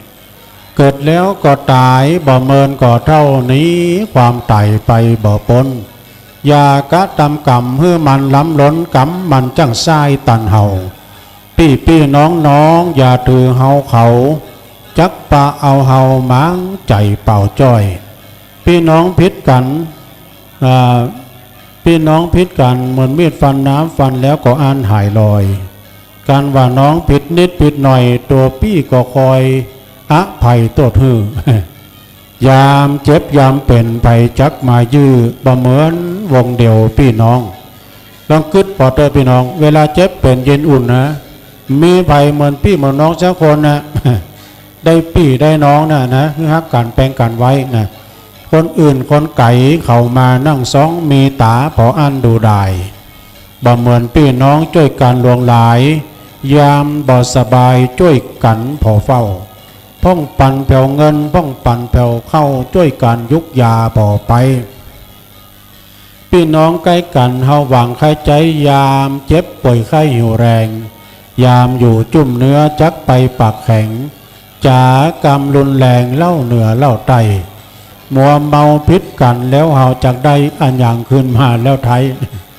เวลาพิษกันเรียงกันบ่ได้อย่างขึ้นมาสักอย่างเนาะเพราะฉะนั้นนี่ญาติโยมฮักกันแบ่งกันรักกันเหมือนพี่ดีกันเหมือนน้องปรองดองกันเสมือนญาติประเทศชาติบ้านเมืองศาสนาของเราการกลุ่งรุ่งเรืองแน่นอนเนาะตอนนี้ก็นิมนต์นะครับเมตตาธรรมตุปิการมาแล้วเจ้าของพื้นที่ เพลงมวยสมัยบะเก่าม่วนได้ไหม เพลงมวยสมัยบะเก่านี่ม่วนนะสมัยแต่ก่อนนี่โยมเนาะเปิ้นแห่ขวดตาลแห่ขวดตาลเข้าวัดเข้าวาก็จะมีฟ้อนกันเข้ามาด้วยนะก่อนคิดเล่านักนะบางขี้เล่าตีกันนี่เป็นตาดิม่วน ถ้ามันมีขี้เล่านี่มันม่วนเนาะคนเฮาเนี่ยมันจะกล้ามมาอยู่ที่อันไอก็มาได้ที่ทั้งปดต้นลำนำหน้าขวดตาล สบายแต่ก่อนนะก่อนนี้เพิ่นตีกันด้วยละกุยด้วยนะตีกันด้วยละกุยจะมีเครื่องทุ่นแรงอย่างไม่ปืนไม่ดาบไม่พระอย่างสักอย่างนะตีกันนะก็เป็นม่วนไปทำอย่างนึงเนาะสมัยแต่ก่อนนะสดาญาติโยมทั้งหลายโอ้ไวสาธุพิการนะไปพูดมาแล้วเนาะสำเร็จธุรกิจตั้งพูดแล้ว เพิ่นไปงานขาวดำนะตุพิการโอ้ตอนนี้ไวสาบารมีธรรมเมตตาบารมีธรรมอาจารย์ท่านพระครูโสพลปริยัติอาจารย์ท่านพระครูเลขารองเจ้าคณะจังหวัดเชียงใหม่จะวัดอันพระสิงห์พระสิงห์หลวงไวสาได้มีสมณะเมตตาเดินทางมาถึงนะครับเนาะได้มาทุกครั้งถ้ามีงานที่พระศรีสองเมืองเมตตาธรรมท่านบอกได้ละบัตรทุละมาทุกครั้งนะในสายบุญเป็นอุดมการณ์เดียวกันนะขึ้นสีขาวต้องขอกราบขอบคุณในเมตตาธรรมอาจารย์ท่านพระครูโสพลปริยัติในมาณโอกาสที่นี้ตัวเองนะครับเนาะกราบไหว้สาด้วยญาติโยมไปจะไปไหว้ไปสากราบพระกราบเจ้าเนาะตังบนศาลาโดยเมตตาธรรมหลวงพ่อรองเจ้าคณะอำเภอเวียงป่าเป้าแล้วก็หลวงพ่อท่านพระครูปฏิภาณธรรมทินแล้วก็หลายตนหลายองค์เนาะที่เปิ้นได้มาพ่อมากอยนะความดูแลมาเอาใจใส่มาเป็นกำลังใจนะกับพระสงฆ์พระลูกพระหลานเฮาเนี่ยเนาะถึงช่วยกันมาโดยตลอด แล้วก็ทางเมตตาธรรมอาจารย์พระครูอภิวัฒนาวิกรมนะสายดอยหล่อตามอัธยาศัยนะโยมถ้าใครได้ของดีก็มาดังเวะ ของดีในที่นี้ก็มีผ้ายันนี้ก็อักขระตัวเมืองนะและก็อธิษฐานจิตโดยปลุกเสกเรียบร้อยนะเป็นผ้ายันกาแม่นไข่หมานหิมากาขึ้น สมควรที่ไผ่ที่เป็นพ่อค้าแม่ขายร้านค้าร้านขายก็ดีเนาะ เอาไว้กับร้านค้าร้านขายการแม่นขายหมานกิจการการค้าการขายของท่านค้าขายรุ่งเรืองได้เจริญวัฒนาถาวรยิ่งขึ้นไปนะแล้วก็จะแก้วข้าปลอดภัยโดยเป็นพยัญชนะของท่านครูบาแดงแล้วก็ครูบาดอย ถึง2 จังหวัดด้วยเวียงป่าเป้าแล้วก็อำเภอดอยสะเก็ดด้วยแต่กี้ก็มีศรัทธาญาติโยมที่ได้ร่วมทำบุญกันมาเนาะก็ขออนุโมทนาในส่วนบุญกุศลบุพการีชนเพิ่นได้ตานไปหายังพ่อแม่ที่เพิ่นล่วงลับขันไปเขาก็เป็นที่น่าอนุโมทนาเนาะพระคุณของพ่อของแม่นั้นมีนักมีหลายเด้อโยมเด้อเหลือขนาดนับนะพ่อแม่นั้นเป็นทุลภบุคคลคือเป็นบุคคลที่หาได้ยากนะบุญคุณพ่อแม่นั้นมีนักมีหลายถ้าเปิ้นบ่ตายเปิ้นว่าเลี้ยงด้วยกายถ้าเปิ้นตายก็เลี้ยงด้วยวิญญาณ ถ้าเปิ้นบ่ตายนี่ก็มันไปดูแลไปใจหาเปิ้นพ้องเนาะจะไปให้เปิ้นปากหมองตองแห้งให้ไปดูแลเปิ้นพ้องไปยื้อไปใจทำได้ไปก็โทรศัพท์ไป เป็นจะได้พ้องกินข้าวลำก็อัตคัดข้าวสนอย่างพ้องสตังมีก็ยืมสักปันหนู ก็ไปยื้อไปใจเปิ้นถ้าหากว่าเปิ้นล้มหายแต่จากเนาะก็คือเลี้ยงด้วยวิญญาณก็คือหมั่นตาลขันเข้าขันน้ำคือเปิ้นนะเปิ้นเรียกว่าพระคุณของพ่อของแม่มีนักหลายนะเปิ้นว่าพระพุทธเจ้าได้ตรัสเทศนาไว้ว่าทิศเบื้องหน้านะก็คือมารดาบิดาคือพ่อแม่ของเฮาเนี่ยนะคือบุตรพึงบำรุงด้วยสถาน5อย่างก็คือ1เปิ้นเลี้ยงเฮามาก็เลี้ยงเปิ้นตอบ2ทำกิจธุระของเปิ้น3ดำรงวงศกุลของเปิ้น4ประพฤติตนเป็นคนดิบคนดีเป็นคนควรรับทรัพย์มรดก5เมื่อพ่อแม่เฮาล่วงรับขันไปแล้วก็ทำบุญอุทิศทานขันเข้าให้เปิ้นเนาะทานขันเข้าขันน้ำให้เปิ้นโดยอันนี้ก็ได้ชื่อว่าเฮาได้เป็นคนกตัญญูกตเวทิตาคุณต่อบิดามารดานะบางคนนั้นลืมเนาะลืมคุณลืมบุญของพ่อของแม่เปิ้นเลี้ยงใหญ่หน้ากาบานนะได้ปล่อยให้พ่อแม่นะปล่อยให้แม่ระทมข่มขืนกั้นยากนะปากหมองตองแห้งลืมไปวางนึง ลืมพ่อลืมแม่มีสำหรับคนบางคนนะโยมเนอะแต่บ่ใจทั่วไปกำบักเก่าบ่ได้ว่าดูเนาะเลี้ยงใหญ่มาแล้วเต้าหงเต้ากามาทอดตุมลาขว้างไว้เสียจอยที่ตุลุงว่ามันเลิงๆอ่ะ มันเข้าห้ามนี้มันจะฮักแม่มาจะนักนะฮักพ่อฮักแม่นะเพราะว่าเลี้ยงใหญ่มาแล้วเต้าหงเต้ากามาทอดตุมลาขว้างไว้เสียจอยบอกกึดทอดตัวเมื่อยามหนุ่มน้อยอีแม่พอคอยดูเจ้าอยากตุกเมื่อกลางคืนเย็นอีแม่กึดนั่งลุกกุมหอบเจ้านงไหวกันว่าเจ้าลูกน้อยสะดุ้งตกใจแม่จักห้ำไห้ขวัญมาเน้อเจ้าแม่จักจำไอกว่านายลูกเต้าสะดุ้งตื่นเมื่อเวลาตื่นพักถ้าขี้เยี่ยวนายอีแม่ก็เอาไปซักตึงตักแห้งตึงวันเลี้ยงใหญ่มาแล้วมะม้อยจอมขวัญมีใจมอยดำปากห้าวสวกกล้ายามเมื่อปามานอีแม่ก็ก้องหันหน้าหวังพึ่งบุญคุณยิ่งนักเลี้ยงใหญ่มาแล้วกลายเป็นเพศยักษ์บอกขึ้นฮอดอันบุญคุณแม่ได้หอบเลี้ยงกำจูอุดหนุนแม่หวังเป็นกุลเมื่อยามแก่เท่า ยามแก่เท่าชะแลแก่ชราเนาะฉะนั้นญาติโยมจะไปลืมเน้อพระคุณของพ่อของแม่ได้มีต่อลูกนะบุญคุณของพ่อของแม่ถึงแม้ว่าท่านนั้นจะเป็นคนจะได้ก็ตามเขาก็บอก บ่ได้รังเกียจเดียดฉันนะถือว่าเปิ้นเป็นทุลภบุคคลตั้งน้องดนตรีก็พักข้อพักแขนนะครับเนาะโอ้ยเปิ้นแห่ม่วนแตะ ช่วงไหนเป็นชั่วโมงนะ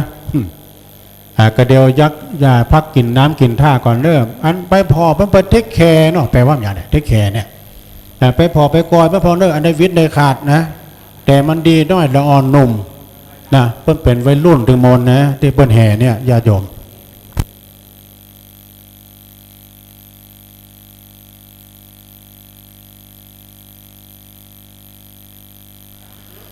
โอ้กำลังขึ้นดอยมาก็มีอดอ้อยแม่ขอแนะนำนึแนะนำอีแม่ขอสักกรรมว่าถ้าขึ้นดอยนะเตียวขึ้นดอยมาขอเอาเม็ดออกจากหูดังไอ้กำนะมันไปโวยอย่างล้ำเหลือเนอะเอาออกไอ้กำนะมันอิดมันม้อยเนาะอีแม่มันอิดมันม้อยลำไปถ้าขึ้นดอยมานะเอาเม็ดออกจากจมูกจากหูดังไอ้ก่อนมันหายใจบ่โล่งเนาะสำหรับในวันพรุ่งนี้นะตระกูลกิ่วแก้วโดยการนำของคุณแม่จันฟองคุณเชิดพงษ์กิ่วแก้วพร้อมด้วยคณะศรัทธาเจ้าภาพทั้งนั้นเนาะตึงหลวงตึงหลาย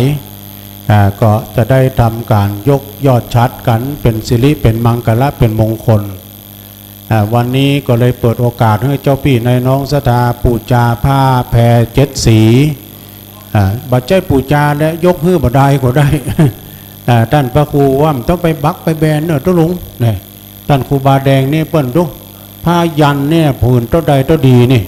เอามาใส่กรอบก็ได้เนอะอันนี้ตามเจตนาเปิ้นเนอะตุลุงเนี่ยมันต้องไปบักไปแบนแล้วแต่เปิ้นเนี่ยเอาแจกฟรีก็มีนะดูก็ยือแจกฟรีอย่างใดตุลุงก็เปิ้นหอมร้อยเอาฮื้อฟรีเลย เปิ้นถึงเจตนาจะมาหอมแล้วก็เลยเอาฮื้อเปิ้นฟรีอย่างตุลุงว่าเนาะญาติโยมทั้งหลายสถานที่นี้นี่ถ้าเป็นลูกล่านี่ลูกล่าโกหอมมารวมน้ำใจกันนี่หมดเนาะสถาเอ้ย2 ปีที่ผ่านมานี่อาจารย์พระครูอภิวัตรเพิ่นว่านะเมื่อ2 ปีที่ผ่านมานี่หนทางนี่ยังบัดแล้วนะโอ้มีก็เป็นลูกระนาดมีเผาหัวแดงหมดอ่ะก่อนนะมันเป็นขี้ฝุ่นเพิ่นแปลงกันบัดนี้หนทางเรียบร้อยครบ2 ปีเนาะสดา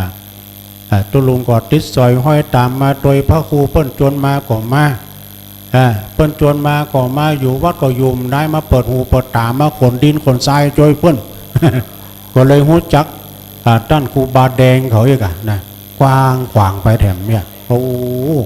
ก็มีส่วนร่วมเนาะส่วนร่วมที่ได้ช่วยการช่วยงานจนเป็นรูปเป็นร่างมาเนี่ยคนใดนะก็ฮะบดีเจ้าสัวหรือว่าคนลากย่าอย่างเฮาตั้นทั้งหลายนี่ยื่นมือมาช่วยกันนักโอ้ศรัทธาแก่กล้าเรือวัดเกินด้วยนี่นะเนาะเรือวัดนะตัวพิการนี่ใครมาเป็นตู้หลวงไอ้นี่หน่อย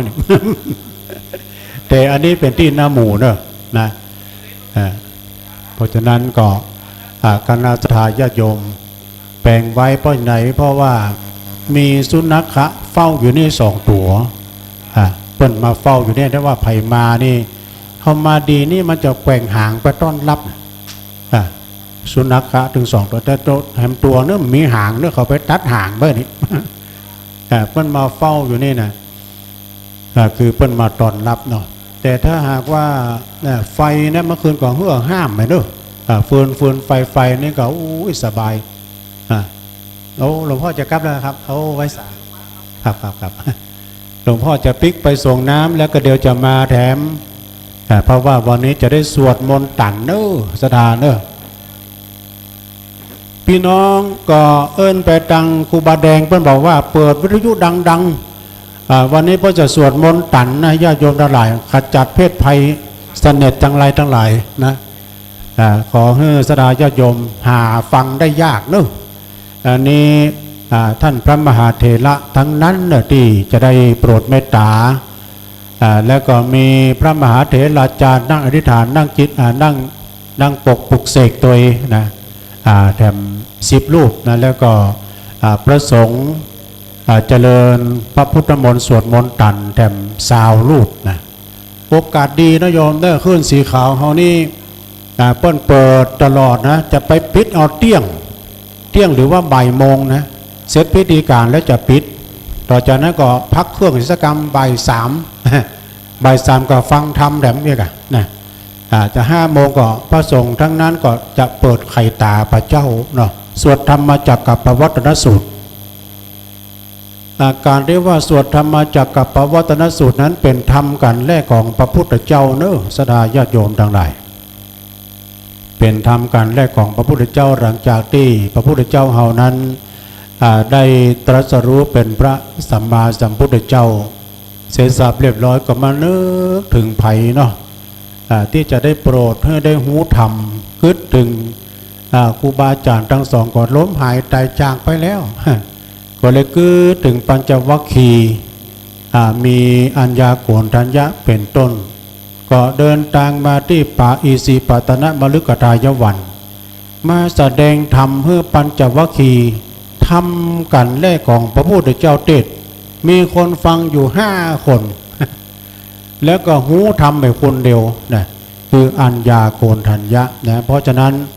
ตึงคืนนี้แล้วก็วันพุธนะโยมเนอะสแตนบายไว้เพิ่นจะมีการสวดมนต์หลวงนะเรียกว่าสวดมนต์ตันสวดมนต์ตันนี่เอาหมดนะโยมเนอะ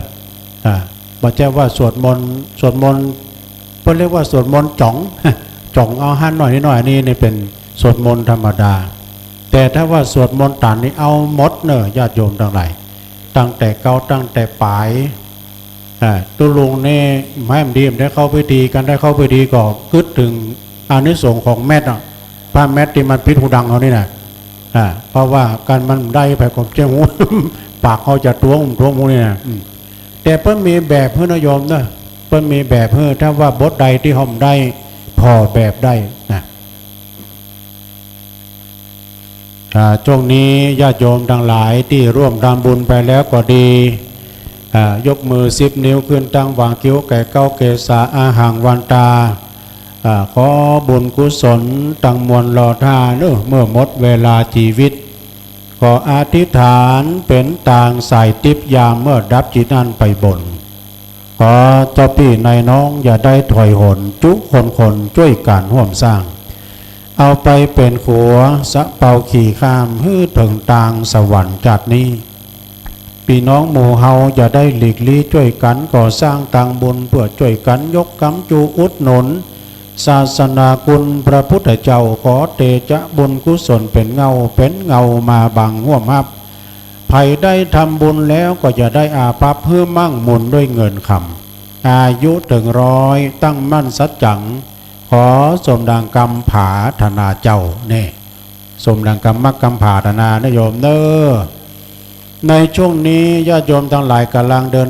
ทางเข้ามาเนาะเมื่อมาถึงแล้วจะไปไหว้พระนพธรรมพระเจ้าศรี2 เมืองบนศาลาก็เจิญเนอะโยมเนอะเรียนเจิญเจริญปอนได้แล้วก็ร่วมรำบุญกันที่กองประชาสัมพันธ์ที่ตุลุงนี่เนอะจะทำบุญถวายทานไว้ไปปากหน้าก็ดีทำบุญไปหาอย่างญาติกาวงศาเป็นพ่อเป็นแม่เป็นพี่เป็นน้องปู่ป้าลุงอาของเฮาก็ดีวงพุทธิพุทธาทั้งสามีกาภริยาญาติโกโหติกายาสนิทมิตรแก้วสหายคำนะที่เขาเจ้าตั้งหลายได้ล้มเสียหายตายเสียจากเนาะจากเงินที่เคยอยู่จากอู่ที่เคยนอนจากหมอนที่เคยหนุนจากบุญที่เคยได้กระทำจากกรรมที่เคยก่อจากน้ำบ่อที่เคยตักต้องพัดภาคจากที่อยู่ที่อาศัยไปบอกกับรับบ่ตื่นฟื้นบ่มีหนีบ่พ้นแห่คนเฮาเมื่อเกิดมาในโลกล่าสงสารตายเหมือนกันมดสดาญาติโยมทั้งหลาย ไปจะอยู่กำฟ้าเนาะ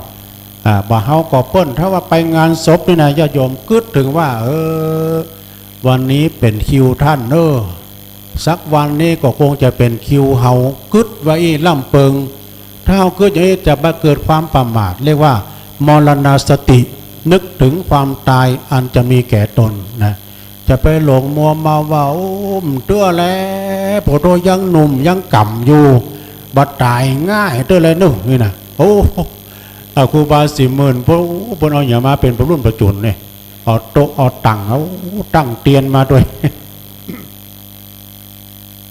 เนี่ยญาติโยมทั้งหลายเนาะจะไปประมาทนะญาติโยมอ่านว่าความตายนี่มักจุราชอ่านว่าพยามักจุราชนี่มันจ้องเขาตลอดเวลานะทุกอิริยาบถ4นั่งนอนยืนเดินบอกว่าเขาจะไปทางใดก็ตามเนาะมักจุราชก็จะต้องส่อนพอตัวเขาไปอย่างนั้นเนาะนะเพราะฉะนั้นนี่ญาติโยมทั้งหลายภัยถึงบ่พ้นไปได้อันความตายไปแล้วมันได้ยังไปสักยังนะมีเงินเป็น100 ล้านพันล้านก็ตามเถอะนะเอาไปมันได้สักยัง นะเพิ่มมีคำกลอนอยู่บทหนึ่งแปลว่าอันชีวิตคนเราก็เท่านี้พอเป็นผีไก่เก่าก็เน่าเหม็นนอนยาวเหยียดไม่อาทรหนาวร้อนเย็นถูกจับเข็นใส่ไฟไหม้ลุกลวมลันเนี่ยเมื่อยามมามือเปล่ามาเท่าไรเมื่อยามไปมือเปล่าไปเท่านั้นมีอะไรเพียงนิดตามติดพลันทุกสิ่งอันเลิกเกี่ยวไปเดียวดายเหลือแต่เท่ากองกระดูกให้ลูกหลานชื่อแท้จานจำจดกำหนดหมายเพียงดีชั่วเท่านั้นนับพันกายแม้นชีพวายติดตามเห็นดังเช่นเงานี่นะนี่คำกลอนเพิ่นไว้นะมีเข้ามีของมีเงินมีทองเอาตัวแป้มได้มีเงินทองของใช้ไร่นามากตายแล้วจากทิ้งไว้ให้ลูกหลานเป็นสมบัติติดตัวได้ของเราไม่ชั่วการครั้นวัยปราณขนไปไม่ได้เลยเอาไปมันได้ซักอย่างพอเศรษฐี100 ล้านพันล้านก็เอาไปมันได้ญาติโยมทั้งหลายเนาะสิ่งที่ตามเอาไปนี่เขากับดำบาปพระบุญนะบ้านจองห่อเฮือนปะโดอีป้อแปลงเฮือนบานี่นะเชี่ยง3 ล้านป่ายตุลองอีป้อมดลมหายใจบ้าน3 ล้านอีป้อคอเยิ่มมือขึ้นอยู่หามลงนอนกับล่างบุในที่สุดก็ไปส่งตึกสุสานป่าช้ามีเงินส่งแค่โรงพยาบาลชั้นดีชั้น1มีลูกมีหลานส่งตึกเชิงตะกอนเนี่ยยามหนุ่มนะปะกันหงเหล้ายามเมื่อเท่าปะกันหงยายามเมื่อมรณาปะกันที่เชิงตะกอนเนี่ยมันเป็นอย่างนี้เนาะจะได้ญาติโยมทั้งหลายภัยตึงบ่พ้นไปได้บ้านจองห่อเหินอันสมบัติพระสถานเป็นว่าอันทรัพย์สินถิ่นฐานทั้งบ้านช่องอีกเงินทองไร่นามหาศาลเป็นสมบัติติดตัวได้ชั่วการคั้นวัยปราณติดตัวได้ไม่ชั่วการจำต้องผ่านจากกันเมื่อวันตายเนี่ยส่วนความดีมีใจสัตย์สมบัติแท้ถึงตัวแก่กายดับไม่ลับหายได้สถิตติดแน่นแทนร่างกายจนทั้งหลายเขาสรรเสริญเจริญพรแน่อีแม่ไปให้ยืดดักไปให้พฤกษบภากาสอนอีกุลชรอันปลดปลงโททนเสน่งคงสำคัญหมายในกายมีนรชาติวางวายมาลายสิ้นทั้งอินทรีย์สถิตทั่วแต่ชั่วดีประดับไว้ในโลกากุหลาบแดงแฝงค่าคำว่ารักบ่ใจสุมาแล้วโทษอันนี้มันของละอ่อนเขา เอาละตอนนี้ไลฟ์สดมาแล้วเด้อท่านอาจารย์มหาสมชาติไลฟ์สดมาแล้ว โอ้โหวัดก็จะเริ่มมาเนอะญาติโยมทั้งหลายเป็นเข้าห้ำกรรมกรต่างๆนี่มันกินใจนะซะดาคนเฮาตายไปแล้วมันได้อย่างไปโดยซักอย่างเข้าห้ำกรรมบะเก่าโบราณเอาว่าจะได้งัวควายจ้างม้าตายแล้วเหลือหนังดูเขาคนยังเอาใจการได้จาลวงสุด ตับปุ่มปอดไส้คนเฮาก็ยังกินลำอิ่มท้อง มนุษย์เฮาตายสหายพี่น้องไผบ่อ่วงห้องอะไรสุดแต่ดูพวกเอาขว้างเสียไก่กลัวจักเป็นภัยผีมาหลอกบ้านเนาะเนี่ยขนาดกระดูกนี่นะญาติโยมเหี้ยอยู่ห้านลังงังเอาไปกลัวผีมาหลอก เอาไปขว้างให้ในป่าจ้าหมดเนาะอันเนี้ยสดาญาติโยมทั้งหลายนึกถึงบุญกินบุญตาเนอญาติโยมทั้งหลายจติจลาปยาธิมรณะนะการเกิดแก่เจ็บตายอันนี้เป็นธรรมดาคนเฮามนุษย์เกิดตายชีวิตวังวายเหมือนกันทั่วหน้ายากดีมีจนคนในโลกล่าป้อยรับตาไปพลิ้วเต็มที่เขาก็เอาไม้งิ้วมาแป่งตูบน้อยตานเติงตัวเนาะนะโอกาสหยาดน้ำนาบุญรอดถึงหากมาดูเปิงจัดสมนำหน้า ยามเมื่อเป็นคนปากแห้งแข็งกล้าจักกินตาลนายยากล้ำนี่เปิ้นว่ากินจะไปกลัวผานตาลจะไปกลัวเสี่ยง นี่นะเป็นคำบักเก่าที่เปิ้นได้เล่าไว้นะนักศีลนักบุญศรัทธาสาธุชนญาติโยม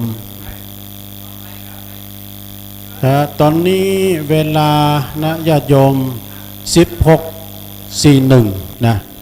4 โมงกับ41 นาทีแล้วเนอะตอนนี้โหวัดก็ครูบาอาจารย์ที่ได้รับนิมนต์ก็จะเริ่มทยอยกันมาโอ้ขอบคุณด้วยอันนี้ระฆังช่วยเจริญปอนสาธุพุทธเจ้าอยู่ไหนครับ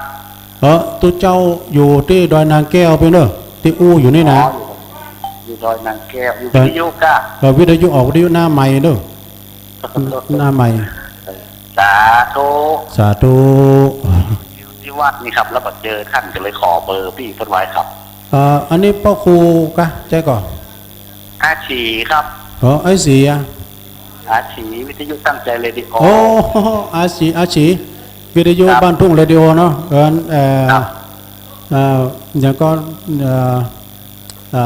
ปุ่นก่อนเป็นทุ่งปูแดงทุ่งปูแดงอาชีทุ่งปูแดงเดี๋ยวมันย้ายจากทุ่งปูแดงมาไว้บ้านไรแก้วไรอากาศกันเลยเป็นตั้งใจเรดิโอครับโทรมาพร้อมกันเด้อตุลุงมาพร้อมกันเนาะเดี๋ยวตุลุงมานอนได้2 คืนแล้วเหรอมาช่วยงาน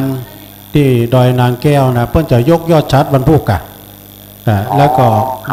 วันที่20นี่ก็เป็นวันตาลวันที่20เมื่อแรงก็ปิกแล้วนะครับจะได้แมนน้ำมันการถึงวัดเลยเนาะนั่นกะอาชีสบายดีเนาะอาชีสบายดีครับดีแล้วกะ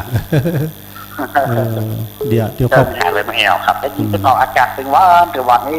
หนาวหานกับกระเทเป็นว่าไอ้กะครับถ้าตุลุงอยู่วัดพระธาตุดอยน้อยตุลุงก็ออกที่วัดพระธาตุดอยน้อยฮะกะออนไลน์ไปที่วัดปากกลางเจริญเนี่ยเนาะออกที่นี่เลยเนาะครับแล้วก็เวลาว่าเฮามาอีกก็เปิ้นทีมงานของวัดฝ่ายหินเปิ้นออนไลน์เปิ้นเป็นแม่ขายใหญ่ครับสาธุเดี๋ยววันหลังจะไปแอวขอบคุณเนอะจะเจริญปอนเนอะสาธุโอ้หัวหน้าเนอะอาชีเจ้าของวิทยุบ้านปุ่นนะทุ่งปูแดงนะเปิ้นโทรมาเปิ้นไปหามบัปปะนะเจริญปอนอันนี้สายทางใดยายพรกะยายพรเจริญปอนยายพรอยู่บ้านบุ้งกะบ้านสันกำแพงเนาะได้ของดีล่ะตุลุงฝากไว้นะ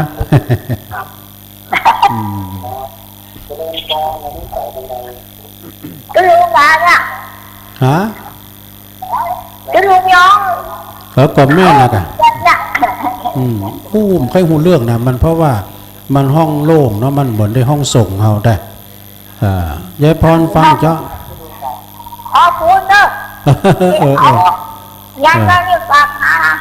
นั่นน่ะเอาไว้ปกป้องคุ้มครองป้องกันแคล้วคลาดปลอดภัยเนอะของครูบาแดงของครูบาดอย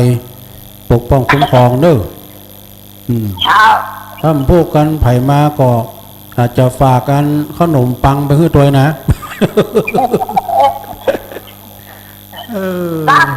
ช่วยเนี่ย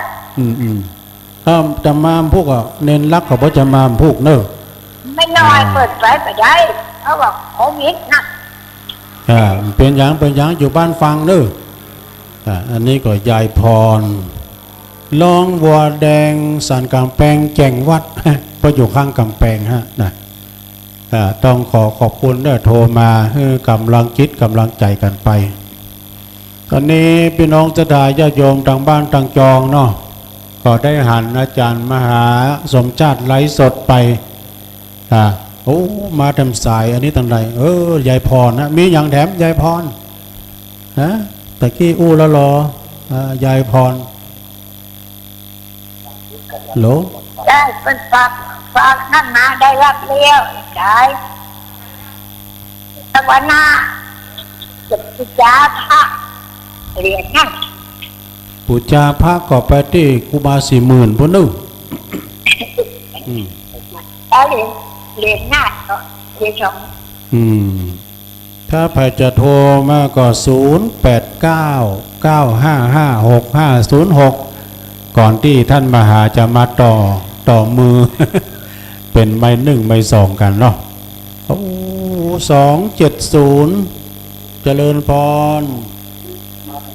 ไว้นมัสการเจ้าตุลุงเจริญพรโยมอยู่ที่ไหนเจ้านี่แม่หมอสมรีฟองแก้วป่าบงเวียงนะเจ้าฟังจากวัดพระบาทอุดมป่าบงเวียงเนาะเจ้าแต่เจ้ามาโดยเพิ่นกะถ้าวันมาที่วัดพระบาทของเพิ่งบุญตุลุงเอาผ้ายันมาให้ฟังเด้อถ้ามันเหลือก็จะไปเดินถามครูบากันเนาะโยมจะได้ไปกราบว่าอันครูบาที่วัดพระบาทนะเจ้าปักกัน22 23นึเจ้าเจ้าเจ้านมัสการนะเจ้าพี่น้องบ้านป่าบงเวียงเด้อเจริญพรที่ลุงเจ้าโยมพรเนาะพี่น้องบ้านป่าเซาพระเจ้านี่นะคุณลุงโยมพรวางเสียงคุณลุงเป็นนี่นะใสขนาดนี้ว่ะเห็นใจสักครั้งจ้ะตุลุงเศร้าอย่าท่านนากรจือบนอย่างไว้หลุดจือท่านนากรเป็นเสียงหนุ่มดีนะจ้ะคุณลุงจ้ะตัณหา3เงาจือทำโมนแหละโมนจ้ะวันนี้โมนแต่คู่ข้างกับวนอยู่จ้าแต่วันนี้ยมวานสลุงมันเด็กข้าวเสียงหนุ่มขนาดเลยว่าจ้าจ้ากำลังสลุงเจ้ายมฟังกันสลุงไม่ตีเป็นว่าจะมา3 โมงอีกนะจ้าวันนี้จ้าดีกะก็แรงวันนี้ว่ามาแต่ว่าแล้วท่านไม่ตีเป็นจะมาอันใดเป็นว่า3 โมงจะออกวัดแล้วอีนี่จ้ะเพิ่นจะมาสวดมนต์กะเพิ่นจะมาสวดมนต์โดยก็เดี๋ยวก็คงจะถึงเนาะจ้ากำลังใจสนุกเด้อจ้าเดี๋ยวมันผูกกันพระอาจารย์นิพนธ์จะมาโยมฝากหอมแล้วก็ฝากพิจาทาน2 องค์นะเจ้าดีกะยินดีโยมพรเด้อสาธุกราบพระเจ้าโยมพรเพิ่นอยู่บ้านป่าเสาละปูนบนอุโมงค์ละปูนเนาะเพิ่นวัดไม่ตีเพิ่นจะมาตอนบ่าย3นะคงจะมาสวดมนต์สวดมนต์ตันโดยท่านไม่ตีนี่ก็เพิ่นเป็นลูกศิษย์ของท่านอาจารย์เจ้าคุณมหาทรัพย์เนาะแล้วก็เป็นลูกศิษย์ของครูบาวัดพระบาทตากผ้าโดยนะบ้านปลายชีวิตนะหลังจากที่เพิ่น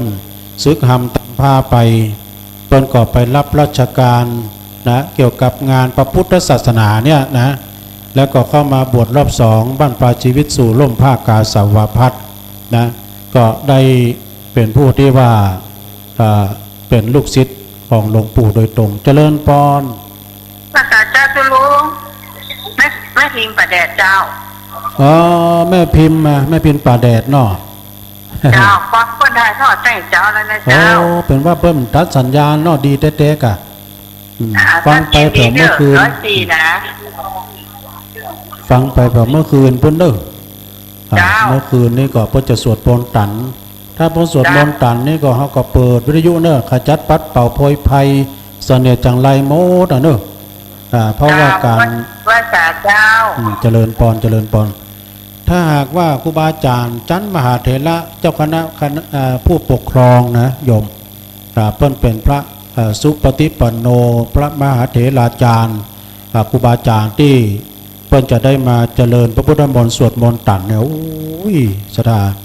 หาได้ยากเนอะแล้วเพิ่นปล่อยขึ้นไปทางบ้านเฮาพวกน่ะขนาดว่าลูกเพิ่นบ่สบายนะหลานเพิ่นบ่สบายนะครูบาบอกว่าเอามือถือเอาเยิงไว้ที่ขมอมลูกฮะเนี่ยเดี๋ยวเป่านี่นะไอ้น่ะ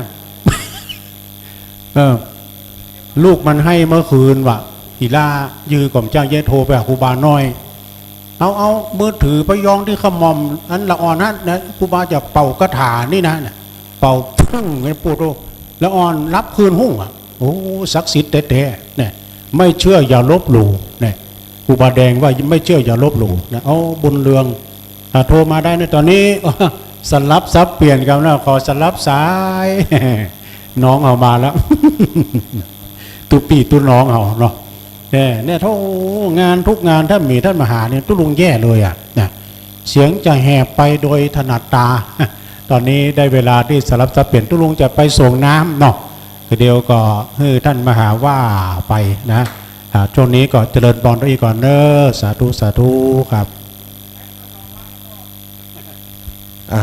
สถาสลับสับเปลี่ยนกันแหมรอบหนึ่งเนอะเอาละเนาะก็มีการเต้าอี้แบ่งหน้าที่กันไปจริงๆแล้วก็มีครูบาอาจารย์อีกหลายรูปหลายองค์ที่เปิ้นอาจสามารถที่จะทำหน้าที่ตรงนี้ได้แต่เนื่องจากว่ามีหน้าที่ภาระต่างๆที่จะต้องดำเนินการที่จะต้องทำกันอยู่ก็เลยได้มอบหมายอาตมาภาพ2 รูป 2 องค์ประจำตำแหน่งอยู่ตรงนี้เนาะประจำหน้าที่ประจำการอยู่ตรงนี้เพื่อจะอำนวยความสะดวกให้กับศรัทธาญาติโยมทั้งหลายที่เปิ่นมาร่วมบุญร่วมกุศลก็ดีตลอดถึงที่เปิ่นฟังอยู่ทางบ้านจะได้ฟังเรื่องราวต่างๆเป็นการถ่ายทอดสดบรรยายสถานการณ์เหตุการณ์ที่เกิดขึ้นในขณะนี้ที่ม่อนพระศรีสองเมืองขณะนี้ออกอากาศจากม่อนพระศรีสองเมืองเนอะศรัทธาญาติโยมทั้งหลายวันนี้ก็ขออนุญาตตักตายกับศรัทธาเท่าแก่อีป่ออีแม่ต่างจังหวัดลำปางวันนี้บ่ได้จัดรายการสดเนอะจะเป็นจิ้นแห้งส่งมารายการแห้งส่งมาก็หมายความว่าได้ออกอากาศก่อนหน้านี้แล้วเนาะที่อีป่ออีแม่ที่ลำปางที่ฟังตังสถานีวิทยุ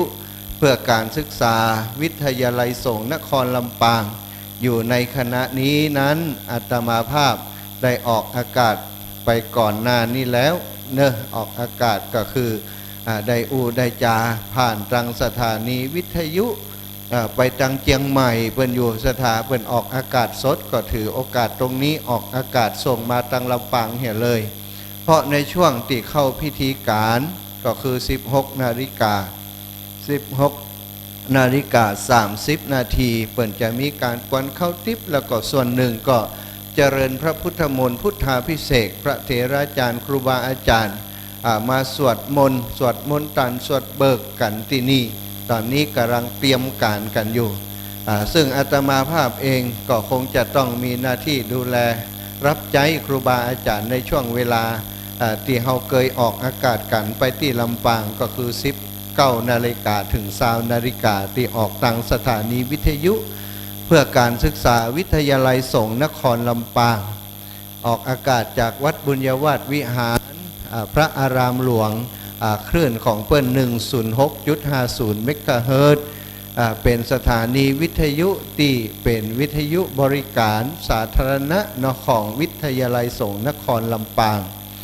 ขอบคุณผู้บริหารสถานีท่านดร.จิรศักดิ์ปันลำก็เป็นครูบาอาจารย์ของอาตมาภาพเช่นเดียวกันเคยเรียนที่มจร.เปิ้นก็เป็นครูบาอาจารย์สอนอยู่ที่หั่นสถานทั้งหลาย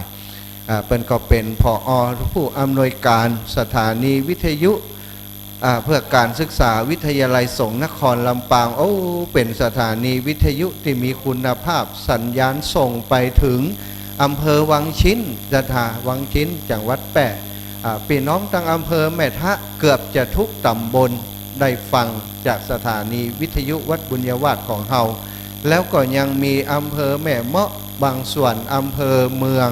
อำเภอห้างชัดอำเภอเกาะคาเนาะก็ได้ฟังจากทางสถานีวิทยุเพื่อการศึกษาวิทยาลัยสงฆ์นครลำปางก็ต้องขอบคุณทีมงานผู้บริหารสถานีผ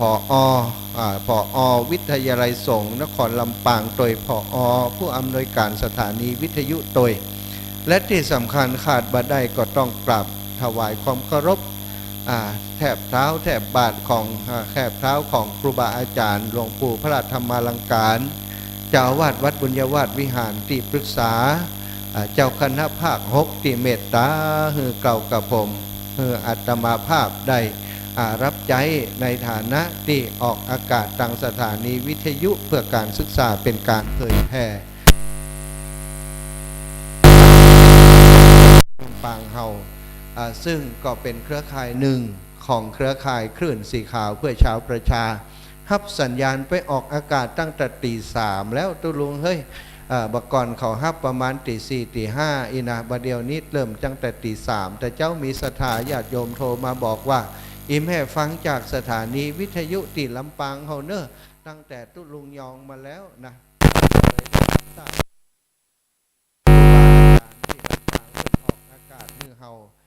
ตั้งแต่ตอนเจ้านะคุณโยมติดโทรมาโยมน้องพรแม่แจ่มติดโทรมาตังโทรศัพท์ขณะนี้ทุกปีบ่ได้ฮับเนื่องจากว่าออกอากาศอยู่ก็ขอศรัทธาญาติโยมอย่าเพิ่งโทรมาถ้าจะได้จะฮือโทรมาจะฮับสายก็จะประกาศตรงนี้เนาะช่วงนี้ยังบ่ฮือโทรมาเตือนมีคนพยายามจะติดต่อมาตะกี้ก็ใจไลฟ์สดอยู่ก็ขออนุญาตศรัทธาโปรดเข้าใจโทรศัพท์มันมีจำเป็นต้องใจเนาะไลฟ์สดแต่ขณะนี้ก็ออกอากาศไปตังลำปางก็ขออนุญาตว่าบัดนี้โทรมาเตื้อเนอะก็เดี๋ยวถ้าเปิดโอกาสให้โทรมาก็โทรเนาะศรัทธาทั้งหลายอาตมาได้รับโอกาสจากหลวงปู่พระธรรมาลังการฮือได้เผยแผ่ผ่านทางสถานีวิทยุเพื่อการศึกษาแล้วก็ขอเมตตาหลวงปู่และทีมงานทางวิทยุเพื่อการศึกษาวิทยาลัยสงฆ์นครลำปางได้กระจายคุณงามความดีได้กระจายเสียงจากคลื่นสีขาวเพื่อชาวประชาที่เป็นออกอากาศจากตั้งจังหวัดเชียงใหม่วัดปักตังเจริญก็ดีจากวัดฝ่ายหินก็ดีที่เปิ้นยิงสัญญาณไปในเครือข่ายของเปิ้นก็ได้ฮับสัญญาณจากตั้งเครือข่ายนี้ไปออกอากาศที่ลำปางตามที่อาตมาได้บอกตอนเจ้าตี 3ถึงประมาณ 7 โมงเนาะจากนั้นก็เป็นตอนกลางตอนบ่ายเนาะตอนบ่ายตอนบันแรงก็ตั้งแต่1 ทุ่มถึง4 ทุ่ม1 ทุ่มถึง4 ทุ่มเนาะอันนี้ฮับสัญญาณจากคลื่นสีขาวเพื่อชาวประชาแต่ว่าในช่วงของวันจันทร์ถึงวันศุกร์นี้1 ทุ่มถึง2 ทุ่มนี้อาตมาภาพเป็นผู้จัดรายการออกเฉพาะที่จังหวัดลำปางซึ่งขณะนี้เสียงที่ท่านได้ยินได้ฟังฮับฟังอยู่ตั้งขณะนี้ก็เท่ากับว่าพี่น้องตังลำปางจะได้ฟังกุณะ1 ทุ่มถึง2 ทุ่มตอนนี้ก็ขออนุญาตบันทึกเทปไว้ก่อน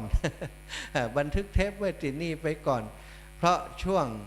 6 โมง18:30 นาทีพิธีการตั้งนี้ก็จะเริ่มแล้ว19 นาฬิกาที่อาตมาเคยออกอากาศอยู่ที่ลำปางขณะนี้นั้นก็จะเป็นเวลาที่ครูบาอาจารย์เปิ่นทำพิธีอาตมาเองในฐานะของทีมงานที่รับใช้ครูบาอาจารย์ก็จะต้องคอยบริการตรงใดที่ควรจะช่วยจะเนี่ยจะทำครูบาอาจารย์เปิ่นก็จะต้องใจต้องบอกต้องกล่าวอาตมาถ้ามัวจัดรายการโอ้ตังปุ้นก็ดียะตังนี้ก็ดียะวุ่นวายก็จะปวดหัวถึงเปิ่นถึงตัวเนื้อศรัทธาโอ้ท่านมาหาไปไหน จะได้บ่มาช่วยกันเนี่ยจัดรายการอยู่เข้ากับไปจัดอย่างตอนนี้มันก็จะยุ่งกันเนอะอีปอยอีแม่วัดลำปางวันนี้บ่ได้โทรหากันนะ อาตมาจะอู้ตอนนี้แล้วก็ไปออกอากาศบัดเดี๋ยวนี้ติอีปอได้แม่ได้ฟังที่ลำปางก็หมายความว่าอาตมาออกอากาศไปเมื่อ2 ชั่วโมงก่อนแล้วเนาะ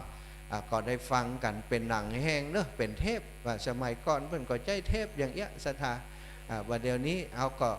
ดีเหมือนกันนะใจอย่างอีนี่ว่ามีใครได้โทรมาเนอะเอาไว้วันอื่นเอาไว้วันจันทร์ก่อนก่อยโทรหากันเนาะพี่น้องตังลำปางขอบคุณทุกๆคนที่เป็นกำลังใจให้อาตมาเนอะบอกว่าอีปอยอีแม่ที่ฟังจากตังคลื่นสีขาวตังเชียงใหม่ก็ดีตังเชียงไฮ้ตังเวียงป่าเป้าเชียงไฮ้ตังหลายที่หลายแห่งที่เป็นรับสัญญาณจากคลื่นสีขาวไปออกอากาศอยู่นั้นโอ้อีปอยอีแม่ก็โทรมาหาตลอดว่าท่านอาจารย์บัดเดี๋ยวนี้อีแม่ฟังมาตั้งแต่เจ้าแล้วนะสถานีวิทยุบ้านเฮาออกอากาศวันค่ำเลยนะโอ้ก็ดีเนอะขอบคุณบอกว่าจะเป็นสถานีวิทยุของหลวงพ่อพระครูสุจิตานุรักษ์ตีน้ำบ่อสาวาหลวงพ่อเจ้าคณะอำเภอเปิดออกอากาศวันค่ำเนาะสถานีวิทยุวัดห้วยต่องซักบ้านห้วยวัดห้วยต่องซักก็ออกอากาศอยู่สถานีวิทยุวัดฝ่ายหินแหมแล้วก็มาตั้งสายเวียงป่าเป้าหลายสถานีแล้วก็ตั้งพะเยาก็มีตั้งเจียงไฮ้ตีตั้งแม่สายก็ออกอากาศนะตั้งเมืองน่านแต่เจ้าโยมป่อจากเมืองน่านก็โทรมาว่าโอ้ท่านมหาดีใจได้ยินเสียงท่านแล้วนะก็จากเมืองน่านพุ่นเมืองแป่นี่บ่ค่อยได้โทรมาเนาะพี่น้องทางเมืองแป่นี่ถ้าจะบ่ค่อยฟังแต่ว่าบ่ค่อยโทรก็มีหลายผู้หลายท่านด้วยกันนะสถานที่เปิ่นฟังอยู่ประจำแต่เปิ่นบอกว่าอีแม่ฟังบ่ได้อีแม่บ่กล้าโทรจะได้บ่โทรพ่องอีแม่อันบ่ฮู้จะโทรว่าจะได้นะท่าน กว่าหล่ำเจริญพรใส่ท่านนี่ กูเตือนมีศรัทธาที่เป็นโทรใหม่ๆพอทุกเจ้าฮับสายครูบาอาจารย์ฮับสายปุ๊บเปิ่นจะบอกเปิ่นจะฮับสายแล้วก็กล่าวคำว่าเจริญพรญาติโยมอีนะโอ้ญาติโยมติดปลายสายก็เจริญพรกลับมาโอ้อาจารย์เป็นกว่าบ่ใจนะไอ้เจริญพรนี่เป็นของทุกเจ้าเนอะ ญาติโยมจะต้องว่านมัสการกันจะอีนะนมัสการพระคุณเจ้าโอ้โยมแม่มาแล้วมานอนเพ่กะโอ้สัตว์ได้ปะกันแหมแล้วดีแล้วดีแล้วเนอะโยมแม่พี่น้องเวียงป่าเป่าแม่ขจารเฮาอีแม่ปากันหอบผ้าหอบครัวมาจะจ่วยเปิ่นกลเข้าทิพย์ก่อนเข้าทิพย์วันนี้เนอะเอาแล้วมากันแล้วเริ่มทยอยมากันแล้วเนอะสลาเฮก็ยังอยู่กลางเฮาอยู่นะมีลูกหลาน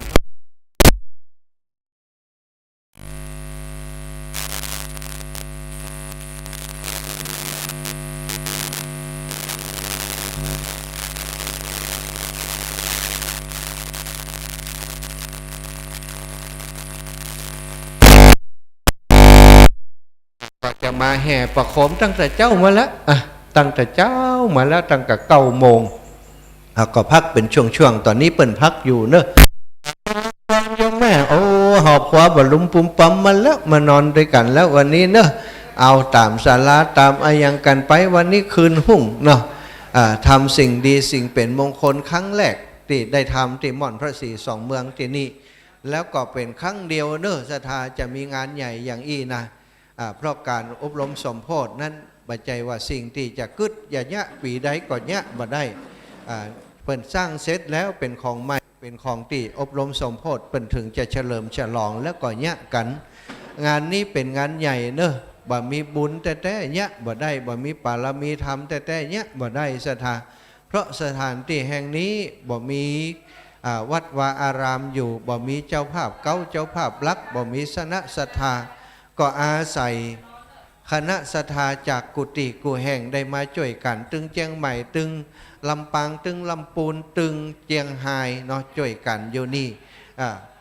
ก็กลุ่มรุมรากันช่วยกันเนี่ยกันทำก็นำโดยครูบาอาจารย์หลวงป่อเจ้าคณะอำเภอถึง2 อำเภอนะอำเภอเวียงป่าเป้าอำเภอดอยสะเก็ดร่วมด้วยช่วยกันมอบหมายให้ตั้งครูบาอาจารย์ในพื้นที่ที่มีตำแหน่งแห่งหนใกล้ชิดกันอย่างตุลุงท่านพระครูชลทานพิทักษ์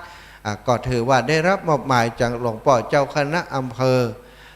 ดอยสะเก็ดมาเป็นตัวตั้งตัวตีเป็นผู้ติดเคลื่อนงานแทนคณะสงฆ์ตังเชียงใหม่จะอู้ถึงไปแล้วครูบาแดงหรือว่าท่านพระครูชลทานพิทักษ์นะเจ้าวัดแม่ห้องไคร้นี่ศรัทธาทั้งหลายถ้าศรัทธาบ่สังเกตจะบ่ฮู้คิดว่าเป็นทุเจ้าขี้ปูนะเพราะมาที่นี่เนี่ยกรรมอาตมาเคยหานอยู่ตอนแรกๆบ่ฮู้จักเปิ้นแต่ก็นึกว่าทุเจ้าบ่ได้นี่นะบ่มีพ่อครูพ่อเคยอย่างใกล้น่ะหิ้วถุงขยะเก็บขยะกวาดใบไม้อะไรอย่างลุ่มล่ำๆเนาะเอาไปเอามาฟังไปเป็นว่าท่านพระครูชลทานพิทักษ์ศรัทธาทั้งหลายหันครูบาอาจารย์เสียสละร่างกายแรงใจมาช่วยกันแรงสติปัญญาการบริหารจัดการทุกสิ่งทุกอย่างอาศัยคำว่าจิตอาสาถึงนั้นบ่มีคำสั่งเป็นตั้งการแต่ประการใดศรัทธาอาสามาเนี้ยมาสร้างมาเนี้ยมาทำกันทำไมท่านพระครูชลทานพิทักษ์ท่านถึงได้ตั้งอกตั้งใจเนี้ยงานนี้สุดตัวของเปิ้นศรัทธาก่อนย้อนหลังไปปรากฏว่าตอนเป็นเน้นน้อยนั้นได้เกยจ่วยเปิ้นตั้งแต่เปิ้นเริ่มแรกเริ่มเดิมทีที่เริ่มมาสร้างศาลาพระศรีสองเมืองที่นี่แล้วเอาพระสารูปปิมตะปาพระพุทธรูปมาประดิษฐานที่นี่นั่นเปิ้นเป็นสามเณรอยู่ได้ช่วยครูบาอาจารย์ว่าได้ช่วยคนศิลาแรงขึ้นมาที่นี่ตอนนั้นเนี่ยยกคนเดียวบอกแป๊ะศิลาแรงมันนักก็เอาผ้าสบงผ้าที่มันเก่าเศษผ้าอย่างต่างๆมาช่วยกันหามขึ้นมาว่าอันนี้ก็คือสิ่งที่เปิ้นเคยมีความทรงจำที่ดีกับครูบาอาจารย์แต่ก่อนเก่าที่เปิ้นเนี้ยเปิ้นสร้างที่นี่กันมาศรัทธาเปิ้นก็เลยได้มีความตั้งอกตั้งใจที่จะเนี้ยที่จะสร้างที่จะร่วมด้วยช่วยกันทำให้งานนี้เป็นไปโดยความเรียบร้อยท่านพระครูชลทานพิทักษ์ตลอดถึงครูบาอาจารย์ในเครือข่ายคลื่นสีขาวของเฮา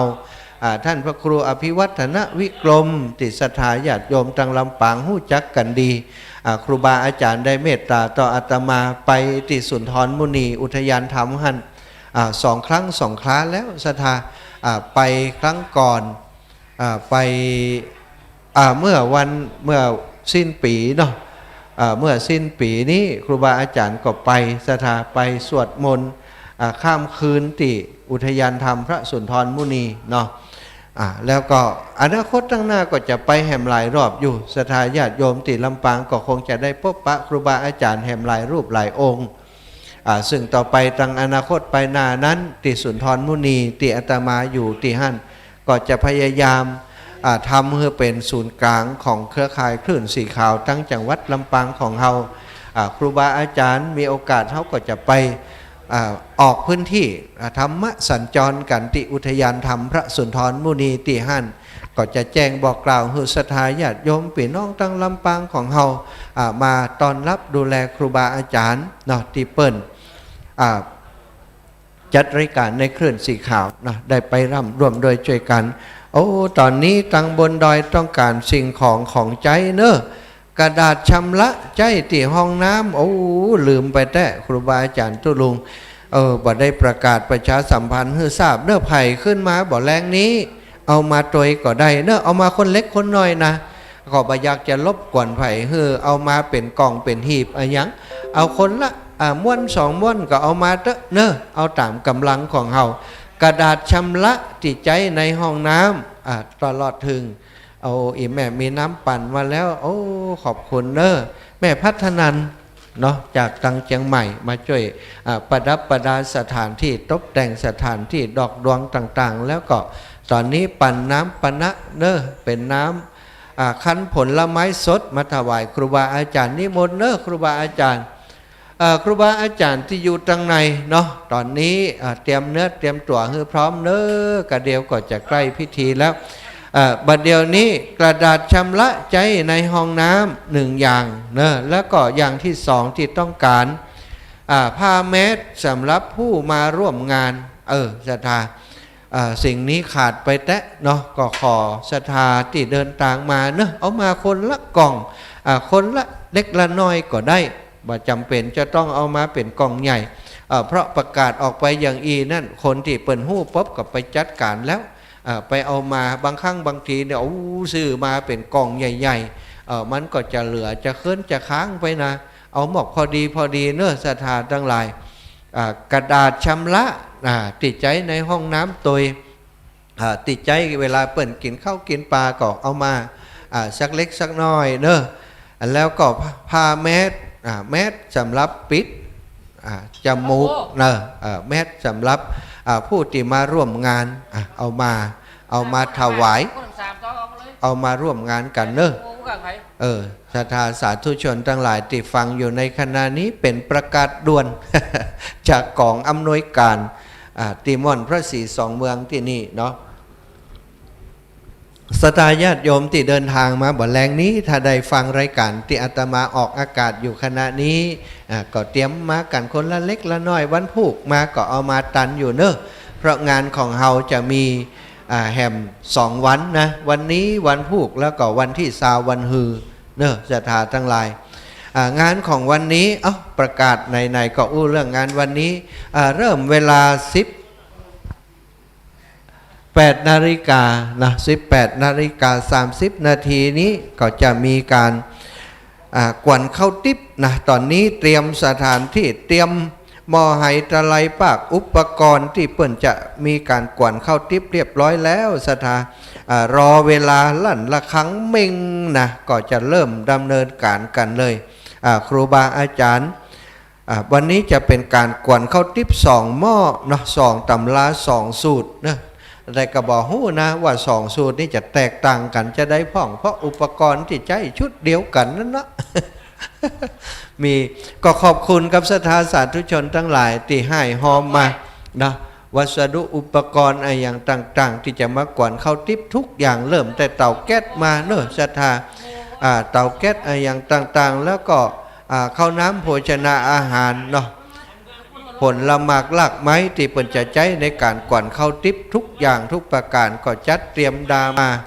ส่วนใหญ่ก็จะเป็นการบริจาคของศรัทธาญาติโยมตอนนี้พร้อมแล้ว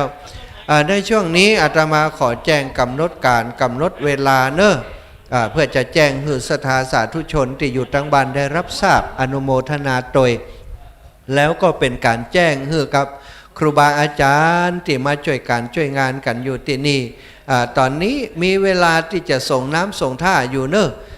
17:12 นาทีก็ส่งน้ำกันให้เรียบร้อยแล้วก็มาเตรียมสแตนบายมารอพิธีการจะช่วยยังกันได้ก็คงจะต้องช่วยกันในช่วงนี้เนอะ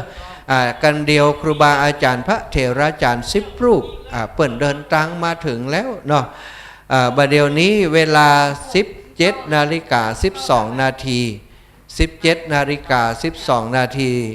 ครูบาอาจารย์ที่มาร่วมโดยช่วยกันมาช่วยการช่วยงานที่นี่บางรูปบางองค์ได้รับนิมนต์มาเพื่อจะสวดมนต์ตันในวันนี้ตังเจียงใหม่เนาะ10 รูปตังแม่ขาจารย์ตังเวียงป่าเป้าตังเจียงไฮ้10 รูปแล้วก็พระเถราจารย์ที่มานั่งอธิษฐานจิตเจียงใหม่5ตังเจียงไฮ้5 รูปเนอะซึ่งตอนนี้ก็เดินทางมาถึงหลายรูปหลายองค์แล้วศรัทธาทั้งหลายพิธีจะเริ่ม18 นาฬิกาเป็นต้นไปตลอดทั้งคืนถึงอรุณรุ่งของอีกวันจะมีพิธีพุทธาภิเษกเหรียญพระเจ้าสี2 เมืองและเหรียญแม่นางแก้วแล้วก็มียันผ้ายันเนอะศรัทธายันแค้วขาดยันป้องกันภัยที่ครูบาอาจารย์เปิ่นได้จัดทำมาเพื่อจะให้ศรัทธาสาธุชนทั้งหลายได้ปุจจาไปเป็นของที่ระลึกเพิ่มขึ้นมาอีกอย่างหนึ่งอีกคือจริงๆแล้วก็เปิ่นผลิตขึ้นมาหรือว่าทำขึ้นมาเพื่อจะให้ญาติโยมปุจจาไปไว้กับบ้านกับจองและมีวัตถุประสงค์ที่จะมอบเป็นของที่ระลึกให้กับศรัทธาญาติโยมได้ไปเก็บไว้ที่บ้านที่จองเป็นงานประวัติศาสตร์ของเฮาศรัทธาเปิ้นจะทำมาจำนวนจำกัดเนอะไผมาปุจจาก็จะได้ไปคนละชุด2 ชุดต่ออันนะถ้าเอาไปนักไปหลายแต่มันก็จะบักกุ้มบักปอกันเนาะศรัทธาทั้งหลายอันนี้ก็คือพิธีพุทธาภิเษกเริ่ม18 นาฬิกาเป็นต้นไปเนอะ จะมีพระเถราจารย์10 รูปนั่งอธิษฐานจิตแล้วก็พระสงฆ์20 รูปสวดมนต์ตันและมีพิธีสวดเบิกแบบล้านนาของเฮานะศรัทธาสวดเบิกก็คงจะเป็น2 ตำราเหมือนกันตึงอันสวดเบิกจากตังดอยสะเก็ดสามกำแพงตังเชียงใหม่แล้วก็สวดเบิกของตังแม่ขจานเวียงป่าเป้าตังเชียงไฮ้ของเฮาแล้วก็มีพิธีกวนเข้าติ๊บ2 ตำหา2 หม้อ2 จังหวัดแล้วตอนเจ้าตอนเจ้ามืดตอนเจ้าที่ยังพระอาทิตย์ยังบ่ขึ้นกำเตือนเนี่ยเพิ่นจะมีการพระสงฆ์20 รูปสวดไข่ตาพระเจ้า42 เมืองอันนี้ใจกรรมติครูบาอาจารย์เปิ่นใบพิมพ์ไว้เปิ่นใจคำว่าไข่ตาพระเจ้าอีนะหรือว่าถ้าเป็นภาษากลางกระเบิกเนตรนะศรัทธาแต่บ้านเฮาก็ใจกำเมืองอย่างอีกก็ดีครูบาอาจารย์เปิ่นพิจารณาแล้วว่าควรจะอนุรักษ์รักษากรรมนี้ไว้คนเฒ่าคนแก่ครูบาอาจารย์แต่การก่อนเปิ่นใจคำว่าไข่ตาพระเจ้าเนอะเฮาก็ใจกรรมเดียวกันนั่นนะศรัทธาแล้วก่อนที่จะสู่พิธีนี่บัดเดียว17:16 นาทีก็คงจะเป็นประมาณ17:30 นาทีถึง45 นาทีนั้นจะเป็นเวลาที่ลูกหลานจะได้มีการแสดงการได้รำน่าจะเป็นตรงหน้านี่จะหาตรงหน้าที่ศาลากองอำนวยการที่นี่ลูกหลานจากตังเชียงใหม่วิทยาลัยนาฏศิลป์เชียงใหม่เปิ่นได้เรียกว่าทอดเนาะทอดการไร่รำประกอบเพลงดอยนางแก้วม่อนพระศรี2 เมืองนี้ที่ครูบาอาจารย์เปิ่นฮื้อศิลปินประพันธ์แล้วก็ขับร้องออกอากาศออกรายการของเฮาไปหลายรอบแล้วแม่ครูว่าเลยอยากให้ได้เอาแม่ครูเขียนมาแม่ครูเขียนมาเพราะว่าเวลาเฮาอูอย่างอีมันเสียงมันจะขาดหายไปอีแม่แม่ครูเขียนให้เฮาจิ้มเนอะเอาละบัดเดี๋ยวนี้ตะกี้ที่ต้องการไปก็คือ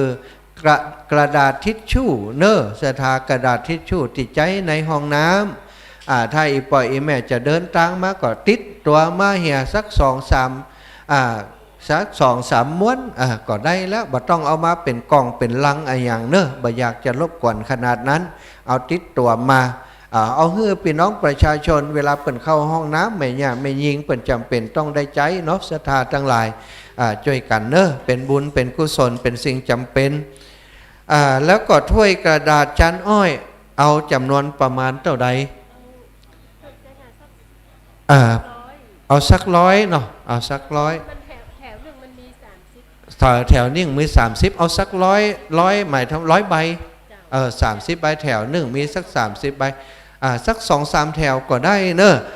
ถ้วยกระดาษที่เป็นชั้นอ้อยนะศรัทธาบ่เอาที่เป็นพลาสติกเนอะเพราะอย่างเขาบ่เอาที่เป็นพลาสติกก็เป็นห่วงเรื่องของสิ่งแวดล้อมกล่องโฟมก็บ่เอานะขอกำเตอะเนอะศรัทธาทั้งหลายที่อันเขาจะเอาลงทานมาถวายที่นี่ถ้าเป็นไปได้ก็เป็นกระดาษชั้นอ้อยเนอะศรัทธาอาจจะมีราคาสูงขึ้นมาหน่อยแต่เราทำเพื่อการฮักอนุรักษ์สิ่งแวดล้อมเนาะบ้านบ่มีไผจัดการนะศรัทธาเวลาเปิ้นเอาไปทำลายถ้าเป็นกล่องโฟมมันก็ทำลายยากแล้วก็อีกอย่างหนึ่งก็คือทำลายสิ่งแวดล้อมทำให้เกิดภาวะเรือนกระจกถ้าเป็นกระดาษมันก็จะดีน้อยมันย่อยสลายได้ก็ขอ3 อย่างด้วยกันเนอะยามนี้ที่บนดอยนี่ต้องการสิ่งของที่จะต้องใช้3 อย่างด้วยกันอย่างที่1กระดาษจำละใจในห้องน้ำอย่างที่2ผ้าแมสสำหรับผู้มาร่วมงานอย่างที่3ถ้วยกระดาษจานอ้อยศรัทธาตั้งหลายเปิ้นต้องการประมาณ100 ใบพี่น้องก็เอามาเปิ้นมีเป็นแถวเปิ้นนะเปิ้นขายเป็นแถวแถวหนึ่งชุดหนึ่งก็จะ30ก็30 339ก็ประมาณ4 แถวเนอะประมาณ4 แถวเอามาสักประมาณนี้ก็พอละถ้าเอามานักหลายล้ำไปก็จะเป็นการเบียดเบียนรบกวนศรัทธาญาติโยม ตอนนี้ก็ประกาศแจ้งไป3อย่างด้วยกันกระดาษชำระผ้าแมสแล้วก็กระดาษถ้วยกระดาษชานอ้อยเนอศรัทธาทั้งหลายเอาไฟได้ยินเสียงที่อาตมาประกาศอยู่นี้ก็ดำเนินการเนาะเอามาคนละเล็กละน้อยก็ได้เอามาให้มาหอมเอามาเปาะกันมันก็จะได้หลายไปเนาะบ่เป็นภาระของไผ่คนใดคนหนึ่งศรัทธาตะกี้อูไปถึงการที่ลูกหลานจะมาฟ้อนรำอยู่ที่นี่เนาะก็เป็นทีมงานของลูกหลานจากแม่แตงบ้านสันปะตองเชียงใหม่แล้วก็เป็นลูกหลานที่เรียนอยู่วิทยาลัยนาฏศิลป์จังหวัดเชียงใหม่ตัวที่เป็นศาลาแห่ก็แม่นหมดเนอะศรัทธาเปิ้นเรียนเป็นศาลาแห่ที่ห้ำเรียนอยู่ที่วิทยาลัยนาฏศิลป์จังหวัดเชียงใหม่แล้วก็เป็นลูกหลานคนลำปางเหรออยู่ที่วังเหนือนี่นะอันนี้ว่ามันน้อยลำปางนี่ ออกอากาศไปทางลำปางบัดเดี๋ยวนี้ที่ม่อนพระศรีสองเมืองนี่จริงๆแล้วเกี่ยวข้องกับพี่น้องต่างเชียงใหม่เชียงไฮ้ในฐานะของเจ้าของพื้นที่เต่าอั้นนาศรัทธาแต่ว่าศรัทธาที่มาให้หอมมาร่วมบุญนั้นถุงดำตัวตุลุงจะเอาตัวใดถุงดำแล้วแต่เนาะถุงดำตั้งนี้ไปจะใจนักเนอะศรัทธาเอาเขียนเพิ่มไปเป็นถุงดำแหมเนาะโอ้ดีตุลุงขึ้นอย่างได้ก็บอกมาก็ประกาศตอนนี้ก็ตันอยู่ตุลุงเฮยถุงดำเนอะอีป่ออีแม่ศรัทธาญาติโยมทั้งหลายเอาละเนาะเขาจะกินจะทานอย่างก็แล้วแต่เอาตามวัตถุประสงค์ที่มันจำเป็นต้องใจอันนี้สำคัญนะศรัทธาหลักการในการฮื้อหลักการในการทานเนี่ยถ้าเขาเอาไปฮื้อคนที่เปิ่นบัดต้องการเปิ่นว่าเอามาฮื้ออย่างบ้านเขาเปลืออย่างอีเนาะอันนี้แทนที่จะได้ความสุขใจก็ได้ความทุกข์ใจไปถุงดำเป็นแพ็คนะเปิ่นต้องการขนาด30 คูณ 40 นิ้วเนาะ30 คูณ 40 นิ้ว30 นิ้วคูณ 40 นิ้วเอาขนาดใหญ่อย่างเดียวเนาะแม่ครูเนาะน้อยมันเป็นตักมันเป็นการมันไปใส่หลายถุงเนอะศรัทธาญาติโยมฟังอยู่ทางบ้านเพิ่มเติมมานะ1กระดาษชำระใจห้องน้ำ2ผ้าแมสสำหรับผู้มาร่วมงาน3ถ้วยกระดาษชานอ้อย4ถุงดำเพิ่มมากำยัง เดี๋ยวตุลุงแดงกึดอย่างได้ก็จะมาบอกแหมนะครูบาอาจารย์รูปอื่นกึดอย่างได้ก็บอกมาเนอะก็จะประกาศให้ศรัทธาญาติโยมยังตันอยู่วันพวกลูกหลานศรัทธาญาติโยมทั้งหลายที่จะเดินทางมาก็เตรียมมาตัวติดตัวมาตัวเอามาถวายครูบาอาจารย์เพิ่นต้องการใจมีความจำเป็นจะต้องใจเพื่อบริการศรัทธาสาธุชนที่มาร่วมบุญที่นี่เนอะมาช่วยกันเอามาคนละเล็กละน้อยก็พอบ่จำเป็นจะต้องเป็นว่าเปิ่นเอาตัวอี้เอามาครบคนเดียวบ่ใจเนอะศรัทธาก็กว่าว่าเอามานักคนเดียวนี้มันก็จะนักสำรับติดจากเป็นค่าใช้จ่ายของท่านแล้วก็อีกอย่างหนึ่งบางทีคนนั่นก็เตรียมมาคนนี้ก็เตรียมมามันจะมาโจรกันนะมันจะมาโจรกันนักลำไปแต่จะได้ก็ตามเอามาคนละเล็กละน้อยจะโอเคกว่าเนาะถุงดำ30 นิ้วคูณ40 นิ้วจดไว้เหี่ยจดไว้เหี่ยเนอะญาติโยมลูกหลานที่อยากจะมาร่วมบุญด้วยกันนี่สิ่งเป็นประโยชน์เพิ่นต้องการใจเอามาใจประโยชน์แน่นอนศรัทธาทั้งหลายน้ำครูบาอาจารย์ว่าน้ำปอแล้วเนาะตุลุงแดงเนาะถ้ามีเจตนาก็เอามาได้อยู่เนาะแล้วแต่เนอะศรัทธาทั้งหลายบ่ห้ามแล้วเพราะบางคนก็ต้องการตานตึงข้าวตานตึงน้ำหลวงปู่มีอย่างก็น้ำแข็งบ่เอาก็หลวงปู่ว่าน้ำแข็งเปิดได้เตี๋ยนอย่างก็ตะวาอันบ่เฮ็บตกเตี๋ยนจอมพอจะนักอีวะ ถ้ามันตกวันก่อนหลวงปู่จะให้นะดีว่าตกแต่ว่าแล้วงานแล้วหลวงปู่นี่บุญนักบุญหนาแต่พระธาตุจอมพอนี่นะศรัทธาอันน้องสาวลูกหลานที่จะอันแสดงการฟ้อนการรำเนอะตอนนี้เวลาก่อนไล่เข้ามาใกล้เข้ามาแล้วเตรียมเพลงเตรียมอย่างมาเหี่ยเพลงอันเอาเหือพระอาจารย์หนุ่มเรียบร้อยแล้วยังสาวเพลงเนอะสาวเพลงของอีล่าน้องพันนิตาส่งสาวเพลงไปแล้วเนาะ ตอนนี้ลูกหลานก็ถ้าจะเตรียมตัวแล้วเนาะเอาสัก3 รอบก็ได้นะพรนะ เตรียมลูกหลานซ้อมมาเป็นเดือนทุลุงเฮยลูกหลานโอ้แกะเพลงออกมาเพราะว่ารูปแบบการไร้การรำมันจะต้องเข้ากับเนื้อหาของเพลงนะเข้าไปเนื้อหาของเพลงแล้วก็รูปแบบการฟ้อนการรำเนี่ยไปเรื่อยกับบ่ได้ต้องรู้ว่าฟ้อนอย่างอีความหมายมันเป็นจังไดอันนี้ก็เป็นลูกหลานติเฮียนติวิทยาลัยนาฏศิลป์เป็นออกแบบกันเองเนอะแล้วก็ฝึกซ้อมกันเองเอามาเป็นเดือนแล้ววันนี้จะมาชมวันนี้จะถ่ายทอดสดด้วยนะจะไลฟ์สดออกไปถ่ายทอดสดไปเฮือเปิ่นพอทั่วบ้านทั่วเมืองบันทึกไว้เป็นประวัติศาสตร์เหมือนกันเนอะลูกหลานของพี่น้องหมู่เฮาละอ่อน2-3 คนนี้ได้ติดตามลำตัวผู้ปกครองเปิ่นมาร่วมงานติดอยนางแก้วตั้งแต่เปิ่นก่อร่างสร้างแผนแต่แรกแล้วศรัทธาได้ชื่นชมยินดีได้มาร่วมการร่วมงาน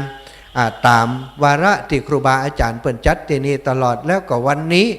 เป็นวันที่ลูกหลานเปิ่นยินดีปรีดาที่อยากจะโชว์ฝีไม้ลายมือในการไร่รำที่เปิ่นได้ฝึกฝนห่ำเฮียนมาถวายเป็นพุทธปูชาถวายเป็นอาจาริยปูชาเนาะที่พระธาตุสลีสี2 เมืองที่นี่นับเป็นบุญเป็นกุศลที่หมู่เฮาเจ้าข้าทั้งหลายจะมีโอกาสได้ชื่นชมจะได้พอได้หันกันที่อยู่ตั้งบ้านจะพอตั้งใดท่านนี่นะอีแม่บอกให้ลูกหลานเปิด YouTube หันเนอะแหมบำเมินก็จะเผยแพร่ไปตั้ง YouTube แล้วก็ไผ่ที่มีถ่ายทอดสดนะที่เปิ่นถ่ายทอดสดที่ครูบาอาจารย์เปิ่นแชร์ไปใน Facebook นั้นก็สามารถเข้าดูตอนนี้ได้เลยที่อาตมาออกอากาศอยู่นี้ก็ถ่ายทอดไปเนอะสถานี่นะหันหน้าหันตากันวันค่ำแล้วนะจริงๆแต่คืนนี่เราเสียงแหบเสียงแห้งเจ้าโลกมาตายแล้วจะได้ดีตุลุงเปิ่นฮื้อเวลา1 ชั่วโมงกึ่งไปพอได้15 นาทีเสียงบ่มีแล้วเนี่ยจะได้บัดจ้างเนี่ยเอาละครั้งจ่วยศรัทธาทั้งหลายบอกศรัทธาว่าใครอยากจะโทรมามาจากันก็โทรมาถ้าบ่อาศัยอย่างอันแต่คืนนี้นอกเลยนะมาตอนเจ้านี้ก็มีศรัทธาญาติโยมอีปออีแม่ที่เปิ่นฟังรายการวิทยุที่ออกอากาศไปหู้ว่าอาตมาเสียงแหบเสียงแห้งเปิ่นเอาอันบันนาวมาฮื้อ3 หน่วยบันนาวมาฮื้อน้ำผึ้งมาฮื้อเนาะแล้วก็เอาเกลือมาฮื้อเอากระเทียมมาฮื้อบอกว่าเป็นยาสูตรเด็ดนะว่ากินแล้วจะหายว่าอันนะก็กินแล้วก็ดีขึ้นมาแต่ศรัทธาญาติโยมทั้งหลายถ้าบะอันนี่วันนี้นั่ง2-3 ชั่วโมงนี่คงบ่ไหวแล้วนะบัดเดี๋ยวนี้ที่ยังพอไหวก็โดยศรัทธาญาติโยมเป็นห่วงเป็นหามส่งบะนาวเอาบะนาวมาถวายเนอะขอบคุณแต่ตอนนี้3 แกนหมดไปแล้วนะใครได้แหมสัก2 แกน มันหมดไปแล้วนะแถมบะนาวมาสัก3 แกนก็ได้เนอะวันพุธนะแถมมากับกระดาษชำระนี่ก็ได้ผ้าเม็ดนี่ก็ได้กระดาษชาถ้วยชานอ้อยก็ได้เนอะศรัทธาญาติโยมทั้งหลายเนอะเอามาได้เลยเนอะแล้วก็กระถุงดำนะ30x40เนอะถึงการได้รำของลูกหลานนี้ก็ต้องอนุโมทนาบุญกับน้องพันนิตาพรหมมินทร์น้องสาวคนนี้นั้นรับใจครูบาอาจารย์ในเครือข่ายคลื่นสีขาวเปิ่นมีการมีงานที่ไหนก็ไปจ่วยเปิ่นน้องเปิ่นมีความสามารถในการร้องเพลงเปิ่นก็ร้องเพลงบันทึกเสียงเพลงโดยนางแก้วนี่ก็น้องสาวเปิ่นก็ได้ร้องอยู่ในเพลงหันตยศรัทธาเสียงเปิ่นนี่ที่แรกบ่หันหน้าหันตานึกว่าละอ่อนร้องมาพอเป็นว่าบ่ใจละอ่อนแล้วเป็นคนที่เป็นคนไว้กลางคนแล้วเนาะจะว่าเป็นคนเท่าไอ้น้องเป็นจะโคตรเห็นไหมเนาะเป็นไว้กลางคนแล้วเป็นไว้ทำงานเป็นไว้ที่กำลังสร้างบุญสร้างกุศลปั่มเพลงปารมีแล้วเนาะเสียงเปิ้นร้องเพลงในเพลงดอยนางแก้วนั้นได้ทราบว่าก่อนจะบันทึกเพลงนี้ได้นะทุกปีเจ้าให้จัดหลายรอบว่าอันมันมีเนื้อหาเพลงบางตอนที่เฮาฟังแล้วเนาะก็มีแต่ศรัทธามีบางตอนที่ฟังแล้วมันกัดอกเนาะ น้องเปิ่นร้องไปตัวก่อนน้ำตาไหลไปตัวว่าอันกว่าจะบันทึกได้วันนี้เดี๋ยวก็มาฟังเนอะมาฟังเพลงไปตัวแล้วก็ดูการไร่รำของลูกหลานไปตัวเท่าแก่พี่น้องที่มีลูกมีหลานที่เปิ่นมี Facebook ไลฟ์เนาะFacebook ที่ไลฟ์สดใดพอไลฟ์สดใดก็มาเป็นเปื้อนเป็นเปื้อนของอาตมาก็ได้ก่อยหันอยู่หรือว่าเข้าไปดูใน Facebook ของท่านพระครูโอ้โยมแม่ชีมาแล้วแม่ชีกันท่านนีเนาะของท่านพระครูอภิวัฒนวิกรมก็ได้เนอะศรัทธาก็จะได้ดูการไร่รำของลูกหลานที่แสดงที่หน้าลานสถานลานธรรมม่อนพระศรีสองเมืองของเฮาที่นี่โยมแม่ชีแต่ว่าบะเฮ็บตกใส่ก็โยมแม่ชีกันธนีโยมแม่ของอาตมาอีกท่านหนึ่งเนอะศรัทธาญาติโยมทั้งหลายติดตามลำตัวดูแลตั้งแต่โยมแม่เพิ่นเป็นฆราวาสญาติโยมเพิ่นแล้วบัดเดียวมาบวชเป็นแม่ชีอายุน้อยลงไปแหมหนุ่มลงไปแหมเป็น10 ปีโอ้หน้าตาผ่องใสมีปุญญาบารมีเนาะคนเฮาบุญของเพิ่นศรัทธาได้มาฮับใจพระศาสนาฮับใจครูบาอาจารย์ได้มาถือศีลกินเจอยู่กับวัดกับวาปฏิบัติวัดปู่ดูแลศาสนสถานดูแลครูบาอาจารย์ที่วัดศรีสุพรรณได้ข่าวว่าน้องของอีแม่เนาะน้องบ่าวของโยมแม่เป็นครูบาเจ้าหัววัดอยู่ที่หั่น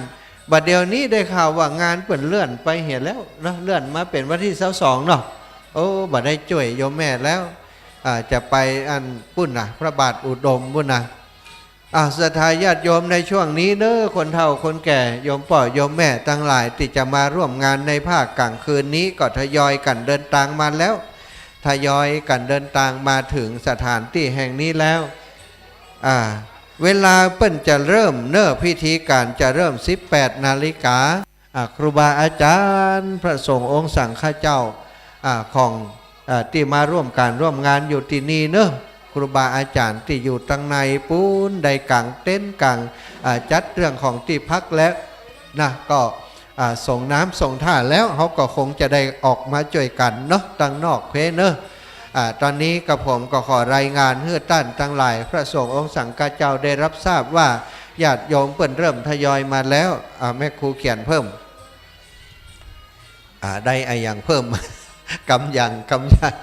คนโอ้มีแล้วพอแล้วเนาะโอ้บาหันแหละตะกี้แหละโอ้สาธุสาธุสาธุสาธุเอาละเนอะสถาประกาศยกเลิก1 รายการเอาละบางพ่องก็ไปซื้อแล้วนะบางพ่องมือหมอนี่บดีไปซื้อแล้วเนี่ยถ้าซื้อแล้วก็เอามาได้เนอะบอกห้ามแต่ว่าบอกให้ฟังว่าตอนนี้มีแล้วก็คือรายการที่1กระดาษชำระที่ใจสำรับในห้องน้ำ ตู้ลุงแดงซ้อบปะแม่ครูบอกว่าอยู่ในห้านจัดนักอีนาตอนนี้กระดาษชำระที่ใจสำรับห้องน้ำมีแล้วศรัทธาญาติโยมบ่ต้องเอามาเนอะ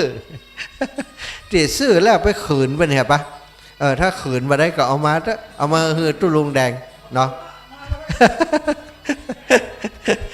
มีแล้วเนอะกระดาษชำระจิตใจในห้องน้ำมีแล้วตะกี้นั้นตู้นั่นมาปิดไว้ตู้หนึ่งไปกดว่าเป็นกระดาษชำระถึงนั้นว่ะแม่ครูมาบอกบ่เดี๋ยวนี้เอาออกมาแล้วเอาไปใส่ห้องน้ำแล้วที่อีป่อยอีแม่ซื้อแล้วก็บอกเป็นยังเอามาเนาะเอามาถวายไว้นี่ก็ได้เนอะแล้วก็แหมยังตินอกจากนั้นใจอยู่เนอะพาแมสยังใจอยู่สำหรับผู้มาร่วมงานแล้วก็ถ้วยกระดาษจานอ้อยก็ใจอยู่แล้วถุงดำ30 นิ้วคูณ40 นิ้วก็ยังใจอยู่เนอะศรัทธาญาติโยมรายงานบรรยากาศไปเรื่อยๆตอนนี้คนเฒ่าคนแก่วันเดียวนี้แมสเหลืออยู่แค่2 กล่องศรัทธาความจริงที่เปิ่นมาเปิ่นก็เตรียมมาพ่องก็มีแต่ว่าบางครั้งบางทีเนาะเอามาอันเดียวเดินขึ้นมาโอ้เหี่ยไหลไขย้อยบางพ่องมันปุ๊ดไปโอ้เนี้ยใดเขาก็มีบริการไว้คือเปิ่นจะเอาไว้ฝากไว้ที่อสม.ที่เปิ่นคัดกรองอยู่ตั้งลุ่มเนาะฉะนั้นศรัทธาญาติโยมจังหลายพิจารณาพอเนอะสมควรจะเอาอย่างติดมาโดยบางครั้งบางทีบางพ่องเปิ่นซื้อไว้หลาย มีอยู่ที่บ้านท่านหลายกล่องอีนะก็ติดมาด้วยสักกล่องก็ได้กล่อง2กล่องก็ว่ากันไปเนอะบัดต้องไปซื้อเป็นแพ็คใหญ่มานะมันจะรบกวนกันนักล้ำไปเอามาเท่าที่เขาเอามาได้พาแมสสำหรับผู้มาร่วมงานแล้วก็ถ้วยกระดาษจานอ้อยถุงดำแหมถุงดำ30 นิ้วคูณ40 นิ้วเนอะสถานพี่น้องทางลำปางวันนี้ก็ฟังโดยเปิ่นไป ไผ่มาวันพูกโยมแม่วันดีเครือคำหล่อติฟังอยู่วันพูกนี้จะมีโยมแม่วันดีเครือคำหล่อเนอะโยมป่ออินเทวดาเปิ่นจะเหมารถกันมา มาได้ข่าวว่ามา2-3 คนเหมารถมากันหนึ่งต้องลำปางนี่ใจถึงนะมาก็ยินดีปีดากับพี่น้องลำปางเขาเนอะเครือข่ายคลื่นสีขาวความจริงเขาก็ได้หายได้หอมกันมาเนาะบอกว่าจะเป็นเก้าอี้จะว่าจะเป็นโต๊ะบันไดอีปอยอีแม่ตังลำปางก็หอมกันมาหลายผู้หลายท่านหลายผู้หลายคนแล้วคุณเชิดพงษ์กิ่วแก้วเดินทางมาถึงแล้วมาแล้วเจ้าภาพเก้าเนาะเปิ่นมาดูแลพอก้อยงานเปิ่นตลอดติดตามงานของเปิ่นตลอดนะผู้เศรษฐีใจบุญเศรษฐีใจบุญของเฮาศรัทธาเป็นคนธรรมดานี่แหละนะมีเงินเป็นแสนเป็นล้านแต่ว่าใจชีวิตแบบเจ้าบ้านธรรมดาอยู่กินกับเจ้าบ้านได้สบายเนาะเป็นคนติดดินเป็นคนบัถือยศถือซักอย่างศรัทธาญาติโยมอาตมาภาพถ้าบอกหู้จักเปิ่นมาก่อนกับว่าบอกหู้ว่าคนนี้เป็นปอเลี้ยงใหญ่เป็นนักบุญเป็นครอบครัวที่ใจบุญมาช่วยกันช่วยงานที่นี่นักถ่ายรูปนิ้วทองมาแล้วนอนด้วยกันเพ่ก้าวันนี้ดีแล้ววันพุธจะได้ภาพงามๆเนอะศรัทธาญาติโยมทั้งหลายเอาแล้วจ้างฟ้อนว่าจะได้จ้างฟ้อนว่าจะได้พร้อมแล้วยังมาแล้วยังเอาเพลงใดแล้วยังบ่มีกำเตือกะอันตุปีนุ่มก่อนทำพิธีประเดี๋ยวนี้เลยตุลุงพิธีเขากี่โมง18นะบัดเดี๋ยวนี้เตรียมการที่เขียนไว้นี่ก็ขยับไปแหมน้อยเนาะเตรียมให้พร้อมตุลุงว่าบ่พังเนอะอาจารย์บ่ฮู้กำกันกับตุลุงเพราะอ่านตามอันที่เปิ่นบอกไว้นี่18 นาฬิกาเริ่มพิธีนะ8แสดงว่าเริ่มพิธีในส่วนของการจัดเตรียมห้างดาอย่างต่างๆก็อยู่ในรายการนี้เนอะศรัทธาทั้งหลายก็เท่ากับว่ากระเดียวก่อนถ้าครูบาอาจารย์มาพร้อมก่อนเปิ่นประกาศแล้วกาว่าตอนนี้จะชมการไล่รำเนอะนะก็คงจะเนี่ยกลางคืนถ้าจะงามศรัทธาเพราะอย่างเพราะว่าช่วงนั้นเนี่ยเขาเปิดสปอตไลท์แจ้งสว่างใสแล้วก็มีฉากตั้งหลังมันสีมืดเห็นน้อยเนี่ยมันจ่องงามเนอะลูกหลานก็เตรียมตัวให้พร้อมก็แล้วกันเนาะพี่น้องอปพรที่อยู่ตั้งลุ่มตั้งล่ามเนอะพี่น้องอปพรที่อยู่ตั้งลุ่มตั้งล่ามปุ้นขึ้นพอกับข้าวกับป่าเนาะกับข้าวกับป่าขึ้นมาเอากันเนอะขึ้นมาเอากับข้าวกับป่าไปกินไปบริโภคเพื่ออิ่มหนำสำราญยะการกันตั้งแต่เจ้าแล้วบ่ได้กินข้าวกินปลาก็จะหิวเนาะฉะนั้นลูกหลานหรือว่าพี่น้องที่เป็นอปพรที่อยู่ตั้งลุ่มตลอดถึงอสมที่คอยบริการอยู่ตั้งลุ่มเนอะก็มากินข้าวกินปลาเอาข้าวน้ำโภชนาอาหารที่เพิ่นเอามาเตรียมไว้เฮือเนี่ยลงไปกินไปบริโภคได้ตอนนี้เป็นช่วงที่เรากำลังรออยู่เนาะศรัทธาญาติโยมที่อยู่ตังบ้านตังจองเนอะวันนี้เป็นวันประวัติศาสตร์เป็นวันสำคัญที่ครูบาอาจารย์จะได้เริ่มอบรมสมโภชเฉลิมฉลองพุทธาภิเษกเนาะเหรียญพระศรีสองเมืองตยแล้วก็อบรมสมโภชชัดเนาะพระธาตุศรีสองเมืองซึ่งได้มาประดิษฐานไว้ที่นี่เรียบร้อยแล้วศรัทธามีครูบาอาจารย์พระเถราจารย์10 รูปมานั่งอธิษฐานจิตแล้วก็แหม20 รูปมาสวดมนต์ตันเนอะศรัทธาญาติโยมทั้งหลายพร้อมแล้วก็มากันเนอะในช่วงนี้ในเวลานี้ตุลุงตุเอาทั้งหลายก็ช่วยการช่วยงานกันอยู่ตุลุงเดี๋ยวจะขออนุญาตเนอะตุลุงเปิดขั้นรายการนิสกรรม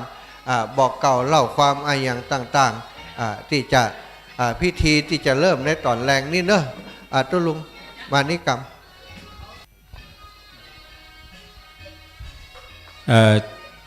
แตบไตไวสาครูบาอาจารย์จุตนจุองค์อยู่ตังวัดตังวาเจริญพรพี่น้องศรัทธาพุทธบริษัททั้งหลายที่อยู่ยังบ้านยังจองเสียงที่ท่านทั้งหลายได้ยินได้ฟังตั้งแต่เจ้ามาละวันค่ำบึดแห่มคืนหุ่งเป็นเสียงจากการกระจายเสียงที่บนม่อนพระสี่สองเมืองก็ตามที่เฮาท่านทั้งหลายได้ให้หอมสตางกันคนเล็กคนน้อยนักพ่องน้อยพ่อง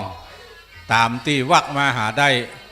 มาช่วยกันปกสร้างห้างแปลงศาลาพระเจ้าสี่สองเมืองกว้าง15 เมตรเกิงยาว13 เมตรเกิงก็เป็นที่บัวละมวนลงไปแล้วก็ได้อาราธนาพระเจ้าสี่สองเมืองขึ้นมาประดิษฐานบนนี้และทีนี้เจ้าภาพเจ้าศรัทธาก็มีเจตนาที่จะแปลงพระธาตุเจ้าดอยตุงจำลองดอยสุเทพจำลองเบื้องต้นจะแปลง2 องค์ดอยสุเทพองค์ดอยตุงองค์หลวงปู่ตุเจ้าหลวงวัดดอยตุงมาในงานวางศิลาฤกษ์บอกว่าดอยตุงนี่ต้องมี2เพราะเป็นองค์ปี่กับองค์น้องในสมัยยาการเปิ้นสร้างองค์ปี่ก่อนแหม600 ปีก็มาสร้างองค์น้องขึ้นแถมเพราะว่ามีคนเอาพระบรมสารีริกธาตุมาถวายเพื่อแก่สังฆเจ้าในสมัยนั้นก็จำเป็นจะต้องแปลง2 องค์ก็ได้ได้จ่ากับเจ้าสมณศรัทธามูลศรัทธาทั้งหลายว่าหลวงปู่มีความประสงค์จะให้แปลงพระธาตุเจ้า2 องค์ก็เลยขออนุเคราะห์เจ้าภาพที่มาสร้างหนก่อนว่าหลวงปู่จะขอเพิ่มแบบ1 องค์ทั้งเจ้าภาพจะว่าจะได้พ่องเจ้าภาพก็มีเจตนาดีก็จึงสละทุนทรัพย์แปลงแหมหลัง1รวมเป็นเจดีย์อยู่3 หลัง3 หลังด้วยกันบนนี้บัดเดี๋ยวนี้ทำพิธีบรรจุพระสารีริกธาตุก็บัวละมวนแล้วบรรจุวัตถุมงคลต่างๆใหญ่ๆน้อยๆนักหนาปาป้านก็เป็นที่บัวละมวนไปแล้วเมื่อต้นเดือนมกราคมในช่วงกลางเดือนกุมภาพันธ์คณะสงฆ์อำเภอเวียงป่าเป้าโดยการนำของพระเดชพระคุณหลวงพ่อพระครูนิวิทย์ศีลสังวรเจ้าคณะอำเภอเวียงป่าเป้าก็ปรึกษาหารือกับตู้เจ้าวัดวาอารามต่างๆว่าถ้ามันแล้วก็จะจัดงานปอยหลวงคณะสงฆ์ส่วนหนึ่งก็เสนอแนวคิดถวายพระเดชพระคุณว่าก่อนจะปอยหลวงนี่จะต้องมีพิธีสมโภชตามฮีตเมืองเฮาคณะทำงานส่วนหนึ่งก็จึงได้เสนอแนวคิดต่อที่ประชุมว่าเฮาน่าจะแปลงเหรียญพระเจ้าสี่สองเมืองตั้งหน้านี่เอาหูปพระเจ้าสี่สองเมืองตั้งหลังเอาพระธาตุเจ้าดอยตุงกับพระธาตุเจ้าดอยสุเทพเป็น3 องค์ด้วยกันอยู่ตั้งหลังเหรียญ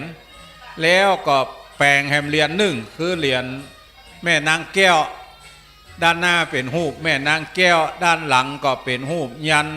ก้าแม่นขายหมานก็จึงได้อู้จากันว่าจะแปลงมอกใดเต้าใดผลที่ประชุมก็บอกว่าตามที่มีผู้สั่งจองดังนั้นท่านทั้งหลายที่บ่ได้สั่งจองนี่จะเสาะหายากอยู่น้อยหนึ่งเหรียญถึง2 อย่างนี้เมื่อตกลงแล้วก็จึงได้อู้จากันว่าพอจะมีทุนทรัพย์อยู่ส่วนหนึ่งแปลงไว้ให้เปิ้นปูจาหน้างานอันนั้นคือไผ่ที่บ่ได้จองไว้ก่อน ก็มีฮื้อปูจาหน้างานอยู่จำนวนอย่างละ2,000 เหรียญ2,000 เหรียญเหรียญเงินก็สร้างเหรียญทองแดงก็สร้างหนที่จะสร้างเหรียญทองคำปรากฏว่าทุนขันตั้งบัดเติงท่านทั้งหลายทุนแบบปอก็งดเหรียญทองคำออกไปเหรอเพราะขันตั้งบัดเติงเอาตียื้อเติงว่ามัชฌิมาปฏิปทาเอาหมอกปานกลางเนี่ยเอาตึกเหรียญเงินเอาละเพราะพระพุทธเจ้าสั่งสอนเวนยสัตว์ทั้งหลายนี่บ่ฮื้อเข่งล้ำบ่ฮื้อยานล้ำเอาหมอกกำเปิงกำปอเนี่ยก็จึงสร้างตึกเหรียญเงินนี่ก็ฮื้อท่านทั้งหลายได้ปูจาเหรียญละ 1,000 บาทเหรียญทองแดงก็เหรียญละ100 บาทมีผู้สั่งจองเฉพาะเหรียญเงินพระเจ้าสี่สองเมืองมีผู้สั่งจองอยู่241 เหรียญแม่นางแก้วมีผู้สั่งจอง150 เหรียญเฉพาะเหรียญเงินเหรียญทองแดงพระเจ้าสี่สองเมืองนี่มีผู้สั่งจองอยู่ 4,000 กว่าเหรียญแล้วแม่นางแก้วมีผู้สั่งจองอยู่ 3,000 กว่าเหรียญก็จึงสร้างตามนั้นก็คณะทำงานก็อู้จากันว่าน่าจะทำเหรียญทองแดงมาให้หน้างานแถมอย่างละ 2,000 แล้วเหรียญเงินอย่างละ 30 เหรียญดังนั้นวันพุธถ้าเปิดทำพิธีอธิษฐานจิตอบรมสมโพธิเสร็จแล้วไผ่ที่จองกับตำบลใดจองกับแก่บ้านใดจองกับกำนันคนใดก็ฮื้อไปเอาที่คนนั้นยกเว้นคนที่จองกับพระประหลัดจำนันสุธีโลหรือท่านทั้งหลายรู้จักกันในนามครูบา40,000จองที่ครูบา40,000ก็ฮื้อขึ้นมาบนดอยม่อนนางแก้วเนี่ยมาเอาที่ครูบา40,000ไปลืมเอาใบจองมาตัวเนอใบจองเป็นสีเหลืองใบจองเป็นสีเหลืองเพิ่นจะเอามาแก็บกับสีชมพูบนนี้ว่าแม่นก็และจะเอาไปพอกับสีขาวดอกใบจองมี3 สีกันนะท่านทั้งหลายมันจะได้มีสีเดียวนะเอาไปแก็บกับสีขาวแม่นก็แม่นแล้วบอกกี่เหรียญถึงจะจ่ายเหรียญไปตามนั้นทีนี้อันหนึ่งที่กำนันผู้ใหญ่บ้านอำเภอเวียงป่าเป้าจะต้องดำเนินการคือวันพุธเมื่อเจ้าคำว่าเมื่อเจ้าของอาตมานี่คือก่อน7 โมงอันนี้คือเมื่อเจ้าแล้วก็เมื่อง่ายขวายไปจนถึง11 โมงคือกำนันแต่ละตำบลมาฮับเอาเหรียญเตียตมาภาพบัดเดี๋ยวนี้เอาบรรจุลงในกล่องละกำนันตำบลแม่เจดีย์ใหม่กี่เหรียญเหรียญเงินกี่เหรียญเหรียญทองแดงกี่เหรียญกำนันแม่เจดีย์กำนันเวียงกาหลงกำนันสันสลีกำนันเวียงกำนันอันยังไงอันน่ะมันมี7 ตำบลกันน่ะจนปอบ้านโป่งเวียงกาหลงหมู่นี้ตำบลไผ่ตำบลมันเนอร์ตั้นกำนันถ้าตั้นกำนันบ่ได้มาก็ขอมอบหมายให้ตั้นสารวัตรกำนันมากำคนอื่นมานี่ถ้าอาตมาภาพบ่ฮู้จักนี่บ่ปล่อยเหรียญเนอะเพราะนั้นถ้าจะฮื้อดีนี่ขอกำนันนั่นเจ้าตัวกำนันนั่นมาอาตมาก็จะฮื้อเหรียญไปตามที่ได้ได้จากกันไว้เมื่อท่านทั้งหลายได้เหรียญไปแล้วบ้านไหนจำนวนกี่เหรียญนั่นมันมีที่ในบัญชีที่ท่านทั้งหลายถือไว้อยู่อนุโมทนากับแม่อำพรปาเขื่อนตะร่วมทำบุญแห่ง200 บาทขออนุโมทนาเนอแม่อำพรปาเขื่อนตะอนุโมทนาเนอร่วมทำบุญด้วยกันเมื่อท่านทั้งหลายมาฮับเอาเหรียญแล้วก็เพื่อเอาไปแจกบ้านต่างๆคนเดียวส่วนท่านทั้งหลายที่จองกับครูบา40,000เพื่อมาเอาที่ครูบา40,000นี่ถ้าเอาบินหน้าเข้าศาลาครูบา40,000จะนั่งเต้นตั้งขวามือท่านทั้งหลายเปิ้นจะมีเต้นน้อยๆเขียนว่ารับเหรียญที่สั่งจองอันนี้คือจองเฉพาะครูบา40,000ถ้าจองที่คนอื่นหรือไปเอาที่คนอื่น บัดใจว่าจองที่ไอ้แก้วแก่บ้านหั่นแล้วจะมาเอาที่ครูบา40,000นี้บ่ได้เนอะเพราะบินมันบ่เหมือนกันดังนั้นจองที่ไผ่ขึ้นมาเอาที่หมอนั่นบนนี้เปิดห้องว่ารับเหรียญหน้างานแล้วก็ส่วนแถมอันหนึ่งนั้นท่านทั้งหลายที่บ่ได้จองไว้เปิดห้องว่าบูชาเหรียญหน้างานอันนั้นอย่าอยู่ทางซ้ายมือท่านทั้งหลายถ้าบินหน้าเข้าศาลาเพราะบางคนบอกเคยมากำเตือตั้งแต่เปิดแปลงนี่บางคนมาเหตุได้เนอะมาได้ใครตึงวันอย่างทุกเจ้าทั้งหลายเนี่ยอาตมาภาพซ้ำให้ถ้าบัดติดภารกิจนี่วัน3 รอบก็มาอยู่เพราะว่ามาสืบสารเจตนาของครูบาอาจารย์ที่อย่างท่านตุลุงยองตุลุงดอยท่านอาจารย์บรรยงพระครูอภิวัฒนวิกรมท่านมหาสมชาติได้ได้จ่าไปตึงวันตีออกสถานีวิทยุอาตมาภาพนี่บ่ได้ออกโดยเปิ้นเมากัญญาการเมินจะมาพอกให้สักเตื้ออย่างวันเนี้ยมีโอกาสก็มาพอกแต่เจ้าตุลุงมหาสมชาตินิมนต์3 เตื้อมาบ่ได้ไอติมาบ่ได้นี่บ่ใช่หยามันสวะการอื่นบ่ได้อันใดก็ดีเนี่ยอันนั้นก็เฮาอันนี้ก็เฮาอันปุ้นก็เฮาอันใดก็เฮาก็เลยบ่ได้สวะมามาจ่ากับท่านทั้งหลายเมื่อแรงนี้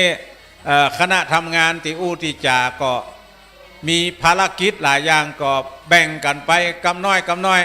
อาตมาภาพก็มาเปี่ยไม้เหตุกรรมเพื่อเพื่อจ่าให้ท่านทั้งหลายได้ได้เข้าใจวันนี้จะเป็นพิธีสมโภชพระเจ้า42 เมืองเพราะพระเจ้า42 เมืองนี่ตั้งแต่เปิดเอามาตั้งนี่ปี2524มาได้สมโภชอย่างอี้กำเตื่อมีการสวดมนต์เจริญพระพุทธมนต์สมโภชตานะบัดได้ตั้งเครื่องในพิธีอย่างอี้มีจ่อมีตุงมีชัดมีเตียนสมโภชต่างๆนี่บัดได้เนี่ยกำเตื่อก็จริงมาจากกับคณะทำงานคณะสงฆ์กำนันผู้ใหญ่บ้านท่านนายอำเภอว่าควรจะสมโภชเมื่อสมโภชก็ได้ทีแปลงเหรียญถึง2 เหรียญอย่างที่ว่าตะเกียจะเอามาสมโภชคืนนี้อย่างเดียวกันพอมาสมโภชคืนนี้แล้วก็วันพุธจะเปิดให้ท่านทั้งหลายได้ปูจาภัยที่สั่งจองผ่านตู้เจ้าตนใดผ่านแก่บ้านคนใดผ่านกำนันคนใดเพื่อไปหับเหรียญที่คนนั้นเนอะภัยที่สั่งจองครับอาตมาภาพก็วันพุธวันฮือเนอะบัดใจวันพุธโทรมาแล้วนะโทรมาแล้วจะเอาเหรียญไปเอาติวัดได้ก่อวันพุธยังจะนอนเนี่ยอยู่วันพุธยังจะนอนเนี่ยอยู่เพราะว่าพิธีกรรมนั้นมันสลับซับซ้อนหลายอันปันเจื้ออย่างตุลุงยองว่าแต่เจ้าน่ะบ่ทั่วสีเสื้อบ่น้อยข้องป่าน้ำพริกแมงดาเขือแจ้ซ่าน่ะอันนี้คือหลายอันปันเจื้อวันนี้มีพิธีสมโภชพระเจ้า42 เมืองกับสมโภชเหรียญทุกเจ้าที่มาเจริญพระพุทธมนต์แบ่งเป็นภาคเชียงใหม่เพิกเชียงใหม่ซิมเพิกเชียงไฮ้แหมซิมทุกเจ้าเถราจารย์ที่จะมานั่งอธิษฐานจิตก็แบ่งกันคนเพิกไหน5 รูป5 ตนวันนี้กราบเมื่อคืนนี่30 ตน30 ตนนี้จะมาจุ่มนุมกันตีม่อนพระเจ้า42 เมืองนี่แล้วแหม10 ตนอธิษฐานจิตแหม20 ตนก็จะสูตรมนต์ตันถามว่าตันยังไงก็คือตันติ๊ก12 ตำนานบ่เว้นสักบทตึงบทคัดบทบ่คัดบทธรรมดาเอาหมด12 ตำนานอันนี้คือการเจริญพระพุทธมนต์สมโภชเสกซ้อมย่อมยศพุทธปิมปาสารูปเจ้าเก่าใหม่ใหญ่น้อยอันทะปนาตั้งไว้ม่อน42 เมืองนี่แล้วนอกจากนั้นก็สมโภชยอดชัดเจดียอดชัดเจดีนี่ทำไมถึงต้องสมโภชเพราะหีดเมืองเขาจะยกยอเจติญะเจ้าก็ดีวิหารก็ดีสาราบาทก็ดีพระพุทธรูปก็ดีก็มักจะมีการสมโภชเดี๋ยวก่อนเพื่อให้มันหมดใส่ไวยะจะสมโภชกันคืนนี้วันพุธเมืองงายแม่เจ้าก่อนเนาะเมื่อเจ้านี่พ่อหลวงบอยลืมชื่อแท้เพิ่นไปชื่ออย่างก็ตุลุงพี่รุนพี่ระคำเนาะคำปินคำพ่อหลวงพี่รุนคำปินคำอย่างเนี้ยพ่อ อหลวงบ้านขุนลาวจะเป็นเจ้าภาพข้าวต้มวันพุธแม่เจ้าครูบา40,000ก็ไปบอกแม่ออกศรัทธาก็จะแปลงมาให้หม้อหนึ่งวันพุธของไผจะล้ำโมเนอวันพุธอันนี้คือมาเจ้าอนุโมทนาก่อนเนอตุเจ้าที่ค้างอยู่นี่แล้วก็คนบ้านตีนอนด้วยกันนี่คืนหุ่งเนี่ยนอนพ่องนั่งพ่องเนี่ยเพราะนอนแต่มันจึงมีที่นอนจะเป็นได้นั่งยืนเตียวตัวกันนี่คืนหุ่งแล้วจะได้กินข้าวต้ม2เจ้าภาพในวันพุธเมื่องายเปิดโอกาสให้ท่านทั้งหลายมาทำบุญโดยการเอาผ้าแพรปูจาตามกำลังทรัพย์ท่านทั้งหลายเถอะจะกี่บาทก็ได้ปูจาผ้าแพรไปมัดที่ชัดมี3หลัง3ชัดท่านทั้งหลายปูจาต้องเอาไป3อย่างจะเอากี่สีในพื้นก็ได้สีใน3พื้นลวดก็ได้เอาไปอธิษฐานมัดที่ชัดนอกจากมัดแล้วตังคณะทำงานก็ยังจะตอบแทนท่านทั้งหลายโดยผ้ายันนี่เป็นผ้ายันมหานิยมหลวงปู่พ่อครูปฏิภาณธรรมทินหรือเฮาฮู้จักกันว่าตุลุงดอยอุตสาห์เขียนยันลงยันแล้วก็ส่งมอบเพื่ออาตมาภาพว่าเอาไปปั๊มกะหมอก็เลยส่งไปจังหวัดตรังหมดไปปั๊มที่จังหวัดตรังส่งขึ้นมาดอยสะเก็ดแต่คืนแล้วเป็นคืนเดือนเพ็งก็คิดใจว่าวันพุธคนก็จะมาหลายเป็นวันแฮมค่ำก็เลยนั่งอธิษฐานจิตคนเดียวตนเดียวเนี่ยยกหนึ่งเพื่อว่าจะเอามามอบเพื่อท่านทั้งหลายวันนี้ก็พระเจ้าลงมา200หลายเหลือนี่ก็สัก40เนี่ยคนมาก็หลายอยู่วันนี้มอบเพื่อท่านทั้งหลายเอาไปกับสมุดฉีกแถม1 เล่มเพื่อเป็นที่ระลึกว่าครั้งหนึ่งในชีวิตเขาก็ไปกินไปตานโดยเพื่อนโลนเนี่ยสมุดฉีกยังมีนี่อยู่หูพระธาตุหูพระเจ้าอันนี้ผ้ายันก็มีนี่อยู่จะเอามอบเพื่อท่านทั้งหลายไปตามเจตนาจะบริจาคต่อใดก็ได้แต่ว่าวันพุธเนี่ยใครเป็นเจ้าภาพกระดาษชำระใครเป็นเจ้าภาพผ้าแมทใครเป็นเจ้าภาพถุงดำใครเป็นเจ้าภาพน้ำเอาขึ้นมาตานบนเนี่ยก็จะมอบ2 สิ่งนี้ให้ท่านทั้งหลายไปแต่ต้องถามเอาเนอะเพราะว่าตู้เจ้ามีหลายตนหลายองค์สูงต่ำดำขาวนุ่งผ้าแดงพ่องผ้าสีแก่นบนูนพ่องนุ่งผ้าสีสะปะตีญาการนี่เปิ้นบอกฮู้จักศรัทธานะศรัทธาจะฮู้จักทุกเจ้า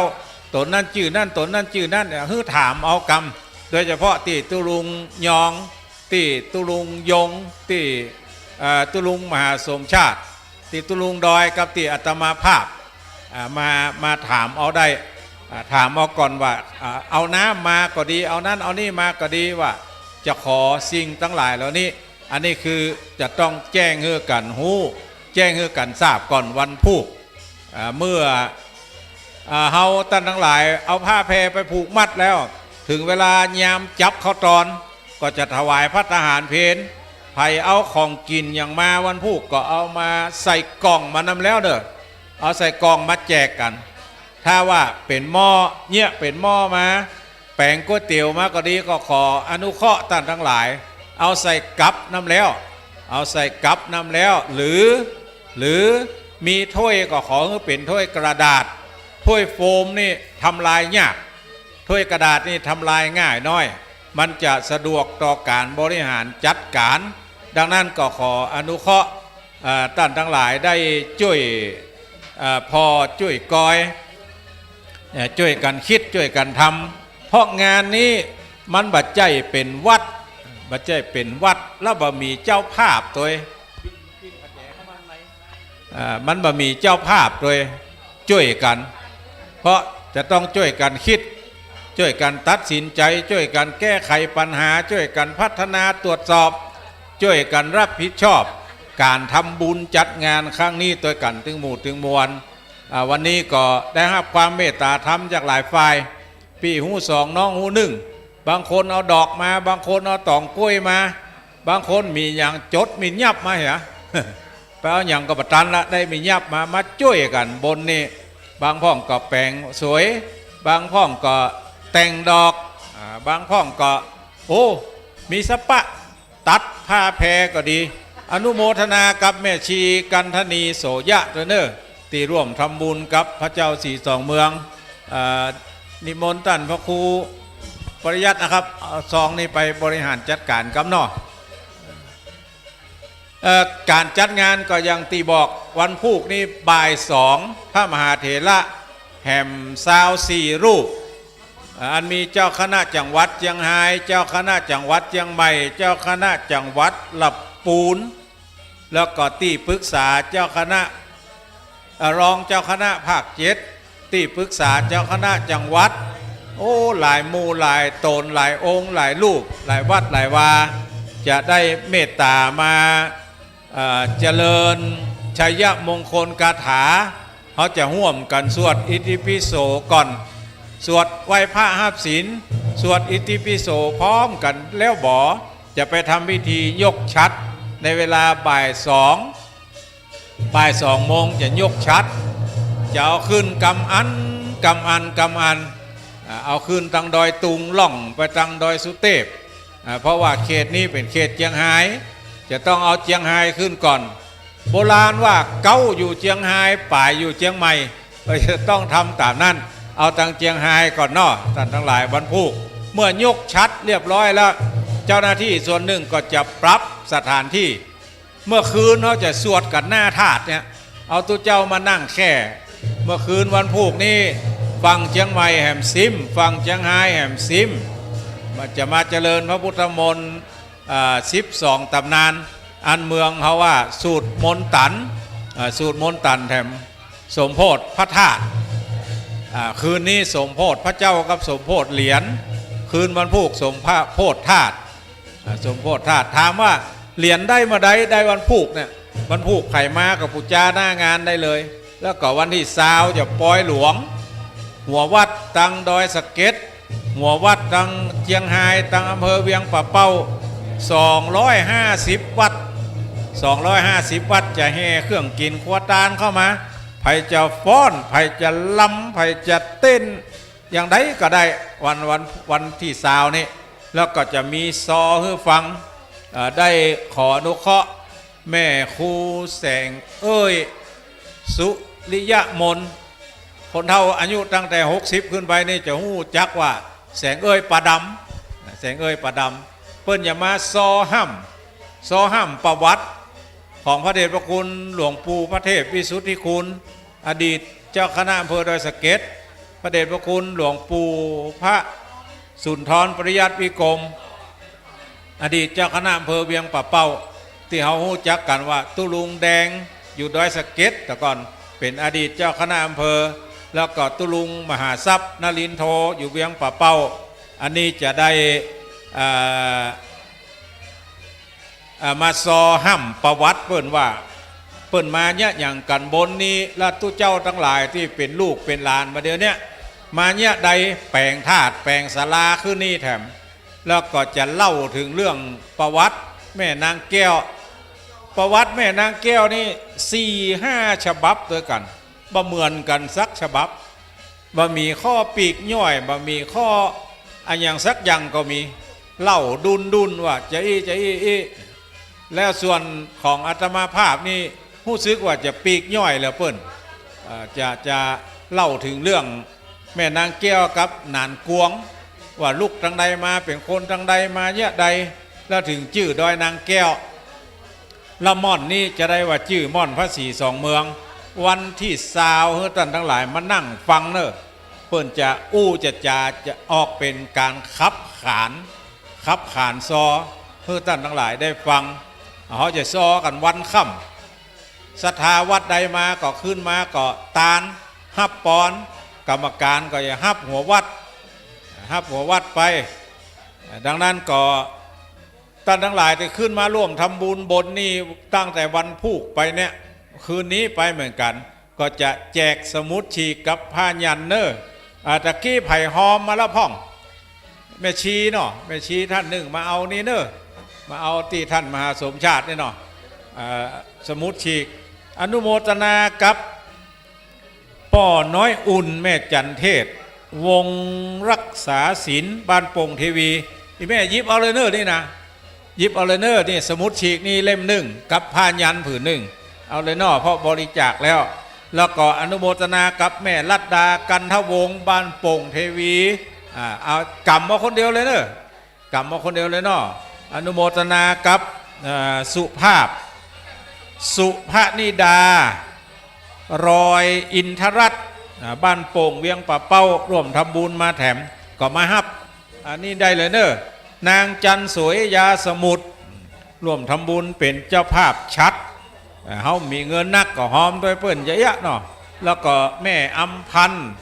ชัยกันทะแม่คำชัยกันทะร่วมทำบุญมาแถมนางสาววงเดือนแก้วมูลนายจิตรกรบุญแก้วอันนี้ตาเนื้อแก่ป่อสุกแก้วมูลแม่จันเพ็ญบุญแก้วอันนี้อนุโมทนาเนอะ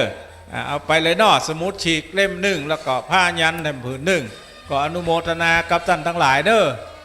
มาร่วมกินหอมตาลด้วยกันเนาะถ้าจะเอาปอนนี่ก็บรินี้เจ้าปอนมีนี่สักโตนเถอะจะเป็ดได้หอมแล้วประกาศกันไปจะอีกก่อนตอนนี้เวลาก็ใกล้เข้ามานิมนต์ท่านพระมหาสมชาติมาอู้มาจ่านี่ต่อก็เดี๋ยวผมจะไปงานอื่นท่านทั้งหลายก็เจอเนอะไผ่จะมาคืนนี้ก็ได้อยู่คืนหุ่งก็ได้จะปิกเมือก็ได้ทุกเจ้าสูตรโยโกห้องแล้วท่านทั้งหลายจะปิกเมือรับเมือนอนก่อนไปเตรียมตั๋ววันผูกมาแถมไม่ก็ได้ตีจอดรถก็แปลงเป็นช่องไว้เฮ้ละตำรวจจราจรวันผูกก็จะมาช่วยกันแถมขอบคุณวันนี้ขอบคุณอสมตำบลแม่เจดีใหม่ตำบลแม่เจดีที่มาช่วยคัดกรองวัดไข้วัดอุณหภูมิหมอนี่มีตอดใดมีไข้ก็มีไข้ถ้ามีไข้ก็จะแจกยาพาราเฮ้มีผ้าแมทมาก็จะแจกผ้าแมทเฮ้มันมีเจลมาตัวก็จะเอาเจลล้างมือแอลกอฮอล์เฮ้ล้างมือได้อันนี้อนุโมทนากับท่านทั้งหลายเนอะมาร่วมกินหอมตาลด้วยกันเฮาบ่มีสตางค์หอมก็แห้งกายหอมลายตั้นเอาครัวมาเนี่ยโดยเฉพาะอย่างยิ่งละบายสีทั้งหลายแล้วเนี่ยมีตึงบายสีแม่ธรณีบายสีเทพเทวดา16จันฟ้า15จันผมมีสปะบายสีโอ้เป็นยังแต่เจ้าเปิดอธิบายให้ฟังอาตมาได้ก็อย่างเดียวอันที่อย่างเดียวนี่เพราะหมูจักสักอย่างเขียวปื้อนี่นะบายสีหมูจักอย่างเดียวกับพักกับลาบเตียนเอาหอมนี่เลยแม่เอาวางนี่เนาะเดี๋ยวแม่เอาสมุดฉีกกับผ้ายันไปเลยเนอะอนุโมทนากับแม่กิมทองเมธาวนิชตำบลเวียงอำเภอเวียงป่าเป้าอนุโมทนากับแม่อุยล่าโยนิชบ้านหัวเวียงอนุโมทนากับนายสมนึกนางศรีจันทร์อุ่นเรือนอนุโมทนากับคุณครูสุพนัทยาละที่ร่วมทำบุญสุนทานด้วยกันบริจาคแล้วก็ไปเอาผ้ายันกับสมุดฉีกได้เลยเนอะแต่เจ้าเปิ้นคงจะโฆษณากันเรื่องเตียนไผ่เอาเตียนมาก็เอามาตานได้เนอะวันพูกเมื่อคืนวันพูกจะเอาปักแวดถาดเนี่ยเอาให้มันได้สัก108สัก3เตื้อเตียว183เตื้อนั่นจะปูจาคุณพระธาตุเจ้าดอยตุง2 องค์แล้วก็จะปูจาคุณพระธาตุเจ้าดอยสุเทพ1 องค์จะเอาองค์ไหน108 เล่มซึ่งตอนนี้พระเดชพระคุณหลวงพ่อพระครูนิวิทย์ศรีลากสังวรเจ้าคณะอำเภอเวียงป่าเป้าเป็นพระเถราจารย์ในเมื่อคืนวันนี้ก็ได้ฮือเมตตาธรรมเดินทางมาถึงละแห่มสักกรรมก็นิมนต์หลวงพ่อบนศาลาเลยนะครับจะได้ประกอบพิธีในโอกาสต่อไปนะครับอนุโมทนากับพี่น้องศรัทธาทั้งหลายเนอะไผ่หอมแล้วก็มาเอาได้เลยเนาะผ้ายันกับสมุดฉีกมาเอาได้เลยเนอะผ้ายันสมุดฉีกอนุโมทนาเนอะนิมนต์นะครับเจริญพรดีเจนิวอยู่ที่ไหนอยู่วัดไฟหินครับผมสาธุครับ ฮะก็ภาพและเสียงที่คุณผู้ฟังและคุณผู้ชมกำลังได้รับชมอยู่นะฮะก็มาจากวัดมาจากม่อนพระธาตุศรีสองเมืองนะฮะซึ่งถือได้ว่าณตรงนี้เองเป็นจุดที่สูงที่สุดของ2จังหวัดนะครับนะฮะบางท่านเห็นภาพองค์พระธาตุ3องค์นั้นนะฮะอาจสงสัยว่าที่มาที่ไปนั้นนะฮะขององค์พระธาตุนั้นน่ะคืออะไรนะถ้าเรามองดีๆองค์ถ้ามองจากทางถนนนะองค์ซ้ายสุดเลยนะฮะเป็นเจดีย์พระธาตุดอยสุเทพนะฮะและ2องค์นะฮะตรงกลางและตรงองค์ขวานะก็เป็นสัญลักษณ์ขององค์พระธาตุดอยตุงซึ่งก็เป็นสัญลักษณ์ของจังหวัดเชียงรายทั้งหมดทั้งมวลนั้นนะฮะก็ต้องบอกว่าณจุดนี้เหมือนกับเป็นเมืองพี่เมืองน้องนะครับที่ท่านพระครูนะฮะแล้วก็ทั้ง2จังหวัดแล้วกันนะฮะได้เหมือนกับทำพันธสัญญาซึ่งกันและกันแล้วก็ศรัทธาญาติโยมญาติธรรมทั้ง2จังหวัดนั้นเวลาขึ้นไปแล้วก็ขาไปก็ต้องมาหยุดตรงนี้ขากลับก็ต้องมาหยุดตรงนี้เพราะถือว่าเป็นจุดสูงสุดของยอดดอยนางแก้วนะฮะก็จะมาอยู่ณจุดตรงนี้โมทนาสาธุกับทุกท่านนะครับกำลังออกอากาศผ่าน FM 104.50 เมกะเฮิรตซ์จังหวัดเชียงใหม่ด้วยแล้วก็ผ่านช่อง YouTube วัดฝายหินเชียงใหม่ออกอากาศทั่วโลกนะฮะไม่ว่าจะเป็นสถานีจากทางสหรัฐอเมริการวมถึงวัดไทยในออสเตรเลียแล้วก็อังกฤษนะฮะตอนนี้ก็ทั่วโลกฮะทุกมุมโลกวันนี้นะฮะเห็นความยิ่งใหญ่นะฮะและนี่คือประเพณีล้านนานะฮะก็ถือว่าวันนี้เดี๋ยวตอน 18 นาฬิกานะฮะเลทนิดหน่อยนะฮะก็จะเป็นการลำฟ้อนนะฮะเพื่อที่วันนี้ก็จะมีการนะฮะสวดเจริญพุทธมนต์แล้วก็มีการเบิกนะฮะหลายๆอย่างที่องค์เจดีย์นั้นทั้ง3องค์นั้นนะครับก็ต้องบอกว่าได้บรรจุองค์พระบรมสารีริกธาตุเป็นที่เรียบร้อยรวมถึงวัตถุมงคลทั้งหลายเพื่อเป็นสิ่งศักดิ์สิทธิ์คุ้มครองนะฮะเหล่าศรัทธาสาธุชนที่เดินทางไปมานะฮะทั้ง2ฝากฝั่ง2เมืองนะครับดังนั้นถือว่าเป็นอีก1จุดแห่งความเป็นสิริมงคลนะฮะท่านใดที่อยากจะร่วมบุญนะตรงนี้ขอเชิญศรัทธาสาธุชนโมทนาสาธุนะฮะที่กองอำนวยการนะครับก็สามารถรับนะฮะแล้วก็ร่วมบริจาครวมถึงวัตถุมงคลทั้งหลายนะฮะเรามีในส่วนของเรียกว่าเป็นยานะเป็นยาสมุนไพรนะเพื่อให้หลายๆท่านนั้นได้ผ่อนคลายนะก็อยู่ด้านหน้านะฮะขอบพระคุณนะครับเรียกว่าเป็นวงมโหรีนะฮะเดี๋ยววันนี้ครูบาอาจารย์มากมายฮะก็จะมาร่วมกันนะฮะเจริญพุทธมนต์วันนี้พิธีมีตลอดคืนฮะตลอดคืนนะครับรวมไปถึงวันพรุ่งนี้เช้านะฮะก็จะเป็นช่วงเวลาต่างๆนะฮะณตอนนี้นะฮะยังสงสัยใช่ไหมฮะว่าม่อนพระธาตุศรีสองเมืองนั้นอยู่ตรงไหนหากคุณผู้ฟังนั้นหรือว่าคุณผู้ชมนะที่รับชมอยู่อยากจะเดินทางมายังได้อยู่นะฮะยังได้อยู่เลยดอยสะเก็ดมานิดนึงนะฮะแล้วก็อุทยานแม่ตะไคร้นิดเดียวครับแล้วก็ขึ้นมาเนี่ยนะฮะก็จะเจอม่อนพระธาตุศรีสองเมืองแต่ท่านใดที่มาทางแม่ขจารนะฮะอำเภอเวียงป่าเป้าเนี่ยมาได้เรื่อยๆนะครับพอขึ้นมาถึงเนี่ยฮะเลยขุนแจมานิดหนึ่งก็จะถึงเช่นกันเพราะตรงนี้ดูง่ายๆเลยครับเป็นจุดที่สูงที่สุดนะครับนะตรงนี้ครับก็ถือว่าตอนนี้คุณผู้ฟังและคุณผู้ชมฮะกำลังชมการถ่ายทอดสดอยู่นะฮะในช่วงนี้ตลอดคืนนะฮะตลอดคืนนะฮะก็สามารถที่จะรับชมแล้วก็รับฟังได้ทั้งเสียงและภาพผ่านช่อง YouTube วัดฝายหินเชียงใหม่นะฮะและต่อจากนี้ไปก็ขออนุญาตนะฮะคืนความเป็นปัจจุบันให้กับพระอาจารย์นะครับพระคุณเจ้าต่อไปนะฮะครับผมก็ติดตามรับชมแล้วก็รับฟังนะฮะพิธีการทั้งหมดทั้งมวลในค่ำคืนนี้ตลอดวันเลยนะฮะได้เลยนะครับนะท่านใดที่อยากร่วมถ่ายรูปกับม่อนพระธาตุศรีสองเมืองเชิญนะฮะนี่คือภาพประวัติศาสตร์นะครับต้องบอกว่าเป็นอีกหนึ่งหน้าของพระพุทธศาสนาของเรานะฮะวันนี้จริงๆเริ่มตั้งแต่ปี 2520 ด้วยซ้ำนะฮะก่อนที่จะเริ่มเป็นรูปเป็นร่างก็คือ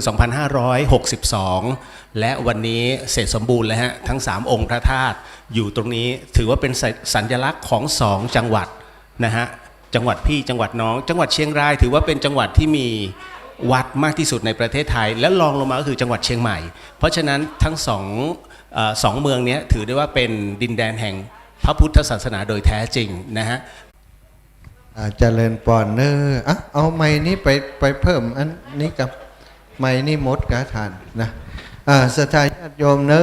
ทยอยกันมาแล้วทยอยกันมาแล้วเจ้าภาพเก้าเจ้าสถาเก้าตลอดถึงลูกหลานตันเจ้าญาติกาวงวานของเจ้าภาพเจ้าสถาเปิดโดยแล้วก็ญาติโยมตั้งหลายที่จะมาร่วมพิธีในตอนค่ำตอนแรงนี้ครูบาอาจารย์พระมหาเถระเนาะก็ได้เดินทางมาแล้วเนอะสถาตอนนี้ก่อนรอเวลาให้มันได้พอดีก่อนเนาะจะได้แจ้งบอกกับสถาญาติโยมเนอะสลายแห่ก็ตอนนี้เปิดพักแล้วกะก็บ่เป็นอย่างเนอะจะพักตอนนี้ก็ได้หรือว่าจะแห่ไปแหมสักหน่อยก็พักตอน 18:30 นาทีก็ได้แล้วแต่ความสะดวกสบายใจเนาะตั้งพิธีเขาจะเริ่ม 18:30 นาทีครูบาอาจารย์เพิ่นจะได้พระเดียงส่งเนอะขอโทรศัพท์ของไผโทรศัพท์หายเนอะอยู่ที่นี่เนอะเอาตะกี้อันขอสลุงมาจิมเนอะรางวัลน้ำใจให้ลูกหลานที่เป็นสลายแฮยุปุ่นอะไรบอกฮือตันนี้บ่ได้เนาะศรัทธาญาติโยมลูกหลานมาจากวิทยาลัยนาฏศิลป์เชียงใหม่ก็มาร่วมบุญนะมาในลักษณะของจิตอาสาเอาเครื่องแห่เครื่องอย่างมาประโคมตั้งแต่เจ้าละ9 โมงศรัทธาทั้งหลายจะมีลูกหลานก็จะมาที่นี่บริการกำละเอาสลุงนี่ไปตุกระไข่ใส่ด้วยนะตั้งแต่เจ้ามาฟังเสียงเป็นแห่ก็ม่วนนี้เนอะเอาหมู่เฮาเป็นจิตอาสาตัดนี้ก็ได้มาอีแม่ไผ่ที่เดินคล่องเดินสะดวกมานี้ตุกระจะหอมเปิ้นจิมเนอะอันนี้อนุโมทนาบุญกับลูกหลานเนอะที่เปิ้นมาประโคมแห่ที่นี่ลองเอาน้ำขิงเปิ่นต้มตั้งหน้าเอาโยมแม่นี่นะตุกก็จะหอมไปด้วยไผ่แม่ครูตัวนั้นแล้วเลยยังว่าพอนี่คือตุกับเอาเปิ่นว่าเปิ่นนั้นมีคนเปิ่นไข่หอมสลาโมแห่นะตุใส่ไปแล้วเนอะเอาไผ่จะให้จะหอมเนอะครูบาอาจารย์ก็ได้นะเขาเป็นเจ้าภาพด้วยกันสลายแห่เปิ่นมานี่เป็นลักษณะของจิตอาสาบ่ได้มาฮับจ้างบ่ได้จ้างเปิ่นมาแต่ประการใดเนอะลูกหลานวิทยาลัยนาฏศิลป์กำลังเฮียนอยู่แล้วก็เป็นละอ่อนตั้งลำปางสถาเป็นลูกหลานอยู่ที่อำเภอวังเหนือเนอะบ้านตุ่งห้างจ้ะก็ว่าบ้านอย่างนี้แต่เจ้าเป็นบอกกรรมแต่ว่าเลยบ้านใหม่ไปเนอะบ้านใหม่วังเหนือไปสักหน่อยเนี่ยครูบาวัดบ้านอย่างบ้านเปิ้นบ้านตุ่งห้างเนี่ยเนาะเลยตั้งงานวังบ้านใหม่วังเหนือไปสักหน่อยเนอะครูบาอาจารย์เจ้าที่ได้รับนิมนต์มาถึงแล้วก็มาที่ศาลานี่เนอะครับเนอะมาศาลานี่เลยได้เวลาโทรศัพท์ไปแล้วเนาะโทรศัพท์แม่ครูกันฮะได้ไปแล้วเนาะครูบาอาจารย์พระเถระพระมหาเถระโยมแม่ชื่นใจไพวันมาแล้วมาแล้วอย่างมาอีแม่นี่เอาเจ็บคอมาก็อันนี้ส่วนตัวอีแม่วางหรือจะวางนี่เ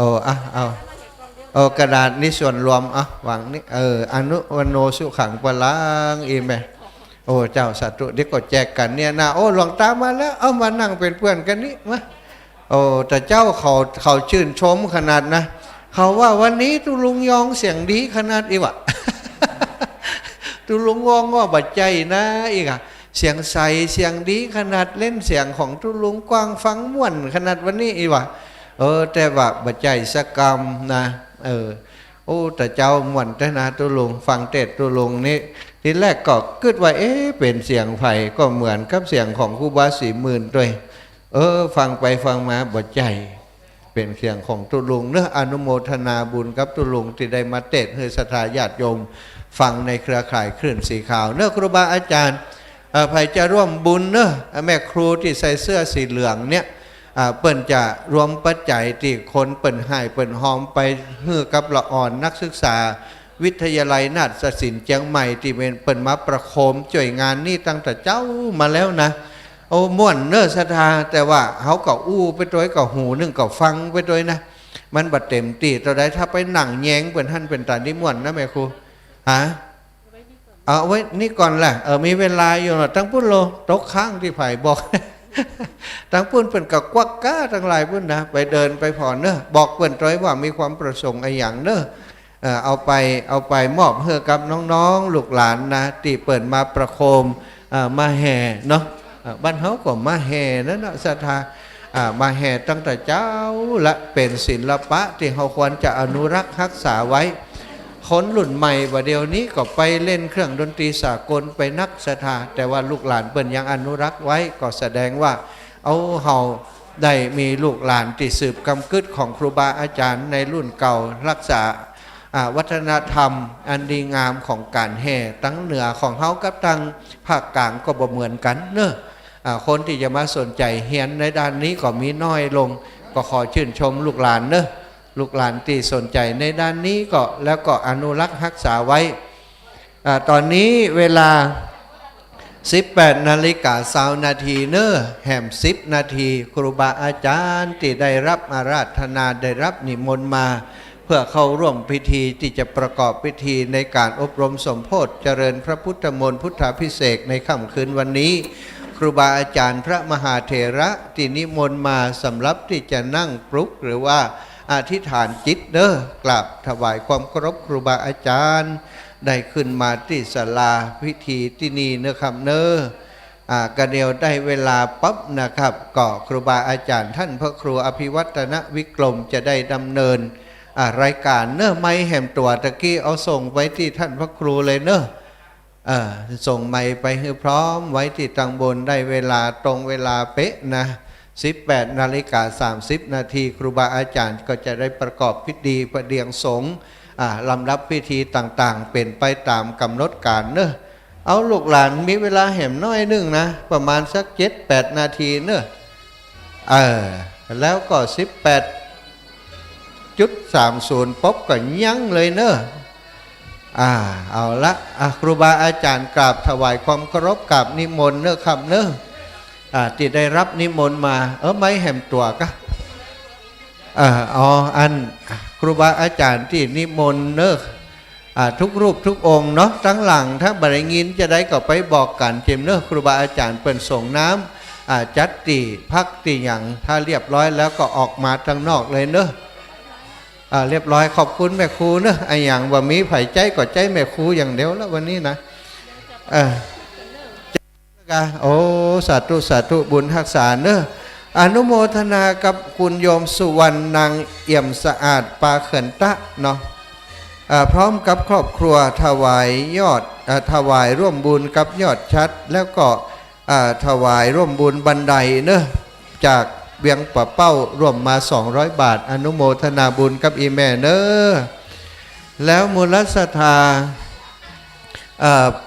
พ่อสุวรรณแม่เอี่ยมสะอาดปาเขื่อนตะแหมซองนึ่งก็มาร่วมบุญที่พระศรีสองเมืองในการอบรมสมโภชครั้งนี้แหม50 บาทอนุโมทนาบุญกับอีแม่เนอะ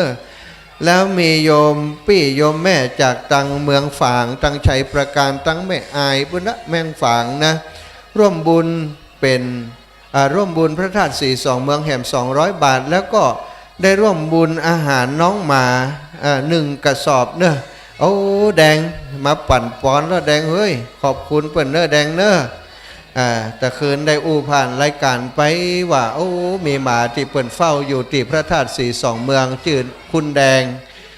คุณแดงนะบัดเดียวนี้ถ้าตุลุงเปิ่นอยู่นี่ก็ห้องไอ้แดงอีบ่ได้สถามันชื่อเหมือนตุลุงเฮาก็เลยว่าคุณแดงเนาะคุณแดงนี่เปิ่นก็โอ้เป็นสุนัขเป็นหมาที่เฝ้าอยู่ที่นี่บ่มีใครอยู่สักคน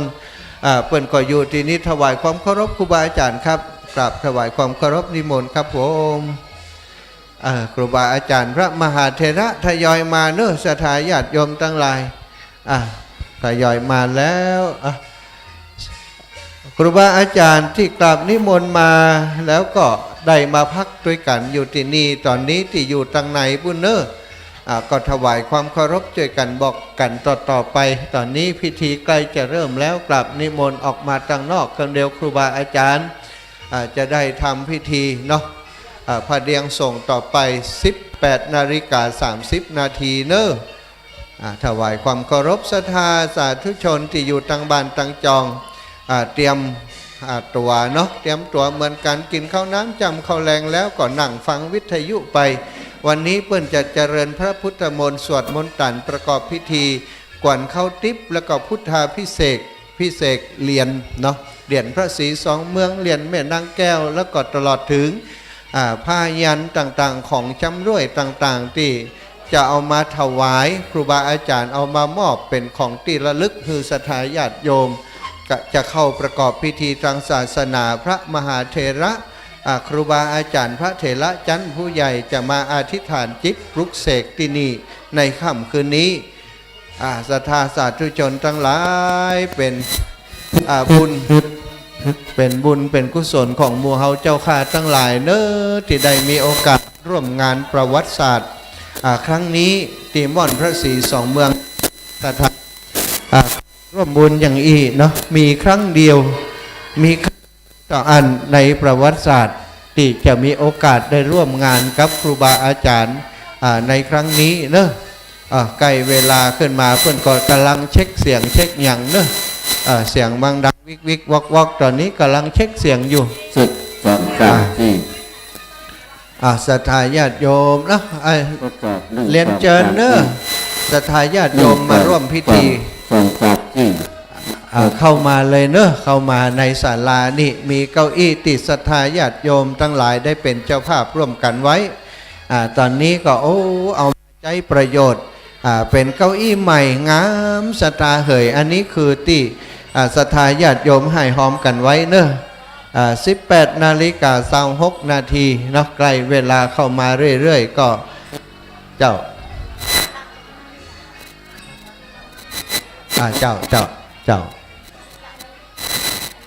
มอบตังด้าน เช็คเสียงรุนแรงขนาดนักเทสเสียงดีๆเนอะเทสเสียงดีสามสี่อาจารย์เช็คทางบุญเลยเนอะเช็คเอาว่ากันไปตอนนี้เตรียมเพื่อพร้อมก่อนเนอะตั้งวันเจ้า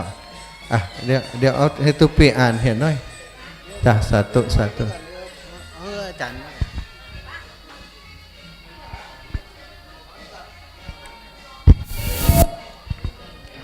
ทดสอบ1 2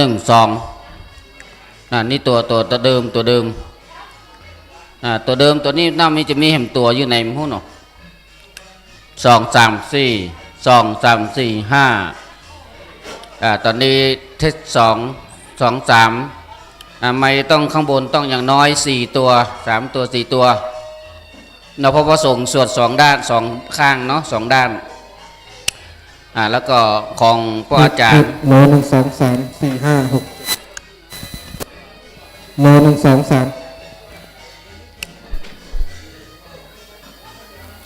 2 3อันนี้ชัดเจนนะนี่ชัดเจน2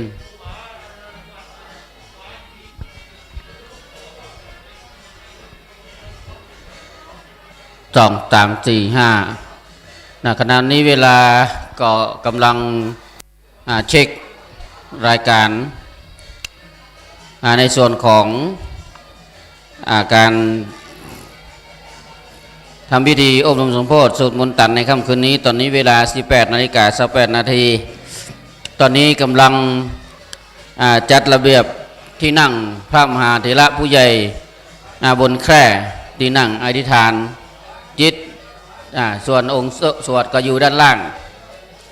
กำลังเช็คไมค์เพื่อเตรียมความพร้อมเตรียมความพร้อมถูกต้องในส่วนของพระมหาเถระผู้ใหญ่ที่ได้กราบพระนานิมนต์มาก็มีเทพโล1 2 3หลายผู้หลายท่านพระมหาเถระผู้ใหญ่ดูนั่งตามรายชื่อที่ ติดไว้นะครับโลนสองตอนนี้ก็คณะแห่ของน้องหนูเยาวชนกำลังบรรเลงเพลงในช่วงเวลากำลังรอพิธีนี้ดอกเตรียมความพร้อมจะทาญาติโยมที่เดินทางมากำลังเดินทางมาก็ดีเจริญพรเนอนั่งเก้าอี้เรียบร้อยสูตรมนต์ตันวันนี้เราจะร่วมกันใจพลังจิตอันบริสุทธิ์อันความตั้งใจของท่านทั้งหลายได้ร่วมกับครูบาอาจารย์เสกซ้อมย้อมยกสารูปปิมปาเจ้าพระเจ้าสีสองเมืองตุลงนิมนต์ครับเทศแล้วก็ทำพิธีอบรมสมโภชพระธาตุเจ้า3 องค์พระธาตุดอยตุงพระธาตุดอยสุเทพหลังจากวันที่19ตอนเจ้ามีการไขตาเบิกเนตรแล้วเราก็จะได้ยกยอถวายองค์พระพุทธรูปองค์พระธาตุเจ้าเป็นของพระพุทธศาสนาพระสงฆ์ทั้งนั้นจะได้อนุโมทนานี่ก็จะเป็นของศาสนาของเราที่ได้ร่วมกันสร้างบัดนี้ท่านคุณโยมเชิดพงศ์กิ่วแก้วมหาอุบาสกก็ได้เดินทางมาถึงแล้วในบริเวณมณฑลพิธีท่านก็ไปเดินดูสถานที่ต่างๆซึ่งท่านก็เป็นผู้ท่านเจ้าของว่าผู้นำเป็นเก้าเป็นประธานในการก่อสร้างก็ว่าได้แต่คุณโยมนั้นก็บ่ได้นึกว่าจะเป็นของท่านคนเดียวก็เป็นของมหาชนทั่วไปที่เราได้ร่วมกันก่อสร้างห้างแปลงขึ้นมานี้พร้อมครอบครัวท่านดังนั้นวันนี้ในเบื้องต้นครูอาจารย์ที่เดินทางมาถึงแล้วกราบนิมนต์ขึ้นมาข้างบนได้ก่อนได้นะครับที่ได้รับประทานนิมนต์ไปส่วนพระสงฆ์เจ้าที่มาร่วมนิมนต์อยู่ด้านล่างนะครับเก้าอี้ด้านล่างทางฝั่งทิศเหนือนะครับฝั่งที่ตะวันตกคนจะขอเป็นของญาติโยมเนาะบางส่วนตอนนี้จะได้เสียงวุดวัดในเนื้อเพราะว่ากำลังเช็คไมค์กันอยู่นะเจ้าตัวคุมเครื่องเพิ่นกับไป ติดภารกิจนะก็ต้องช่วยเหลือกันดูแลกันอีไปเนาะตอนนี้อาจารย์พระมหาสังวรท่านกำลังเช็คระเบียงสงฆ์ที่พระสงฆ์ได้เดินทางมาถึงอยู่นะครับวันนี้ก่อนจะทำพิธีใดทั้งนั้นครับ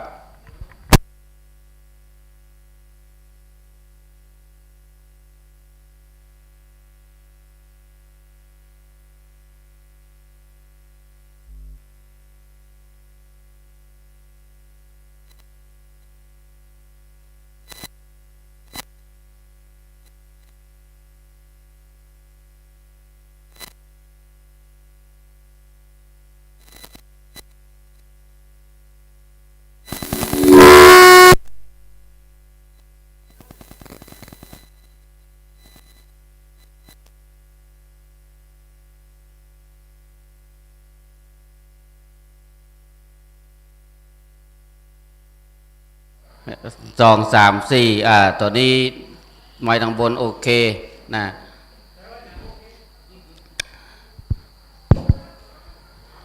ก็ครูบาอาจารย์พระมหาเถระผู้ใหญ่เนาะตอนนี้เรากำลังระเบียงส่งที่การตรวจสอบว่าครูบาอาจารย์รูปใดเดินทางมาถึงห้องก็จะได้เช็คความถูกต้องเพราะคืนนี้เป็นคืนแรกในการทำพิธีพุทธาภิเษกอบรมสมโภช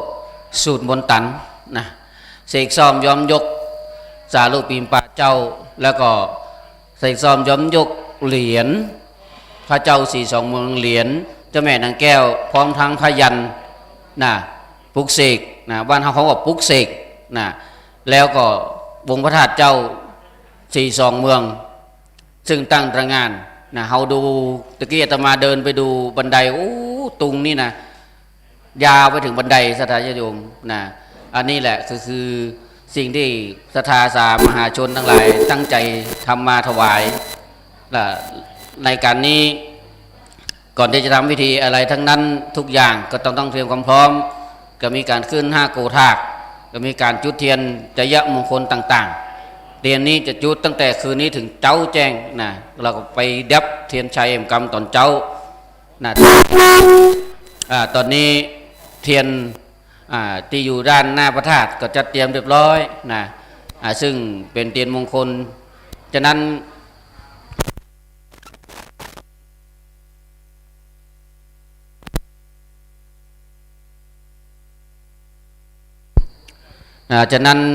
ในค่ำคืนวันนี้เฮาท่านทั้งหลายอุบาสกอุบาสิกาเนาะที่เข้ามาในมณฑลพิธีม่อนพระเจ้าสี่สองเมืองที่นี่ก็เจริญพรได้นำร่วมทำสมาธิจิตจิตนั่นหนึ่งอันเดียวกันที่เป็นจิตบริสุทธิ์พระพุทธรูปพระเจ้าสี่สองเมืองนี้ตะกอนองค์ก็องค์เดิมแต่ผิวพรรณวรรณะบ่ใช่อย่างอีกแต่องค์นี้ก็ได้ทำการปิดทองคำแท้เรื่องอลาม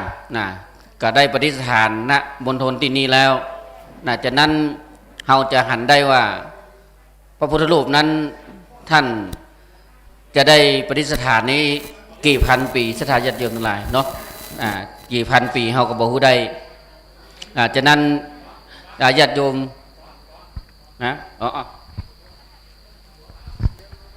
เจริญพรศรัทธาญาติโยมเนื้อตอนนี้ลูกหลานเนาะก่อนที่รอพระสงฆ์แห่งส่วนหนึ่งเดี๋ยวจะให้ลูกหลานได้แสดงการไล่ลำประกอบเพลงดอยนางแก้วตอนนี้เนอะเตรียมพร้อมแล้วยังลูกหลานพร้อมแล้วยังช่างภาพพร้อมแล้วเอาเพลงเตียนร้องเปิดเพลงพอก่อนเพลงดอยนางแก้วขอฟังเสียงกันเบรกเปิดเพลงให้ฟังรอบหนึ่งก่อนก็เดี๋ยวลูกหลานพร้อมแล้วก็จะแสดงการไร่รำเป็นการรำประกอบเพลงดอยนางแก้วเนื้อศรัทธาอันนี้ร้องอยู่ก่อนร้องเปิดเสียงก่อนก็เดี๋ยวก่อนเนอะเอาละเพลงใดแล้วเนาะเพลงใดแล้วตอนนี้ลูกหลานที่จะมาแสดงชุดนี้เนอะศรัทธาญาติโยมเป็นลูกหลานที่มาจากต่างวิทยาลัยนาฏศิลป์เชียงใหม่ส่วนหนึ่งแล้วก็เป็นลูกหลานที่อยู่ในบ้านสันปะตองแม่แตงเชียงใหม่ซึ่งโดยการนำของน้องสาวน้องพนิตราพรหมมินทร์ซึ่งเป็นผู้ที่ร่วมขับร้องเพลงดอยนางแก้วที่ได้เผยแพร่ไปเนาะเปิ้นก็คิดท่าการได้รำประกอบเพลงขึ้นมาจะงดงามจะใดนั้นศรัทธาญาติโยมมาชื่นชมด้วยการเป็นการได้รำเพื่ออบรมสมโภชในพระธาตุสลีสีสองเมืองของเฮาที่นี่เป็นพุทธบูชาแล้วก็อาจาริยบูชาเชิญรับชมต่อไปเจริญพร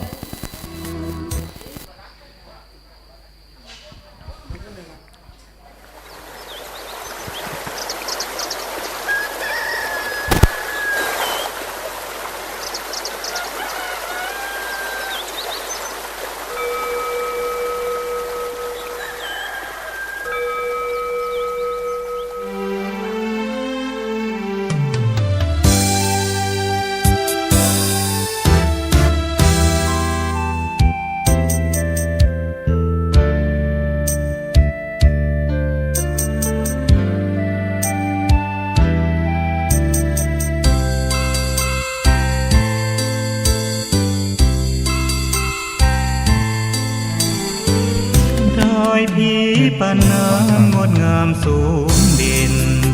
รอยธรรมเทระพระเนตรฝากเสียงผ่านสายล้นลอยเชิญชวนศรัทธาร่วมบูรณาวัดป่าดงดอยยอดภูนางแก้วยังคอยทอแสงส่องฟ้าอำไพคลื่นธรรมสีขาวพาเราแช่มชื่นเป็นผู้รู้ผู้ตื่นเบิกบานทั้งกายและใจ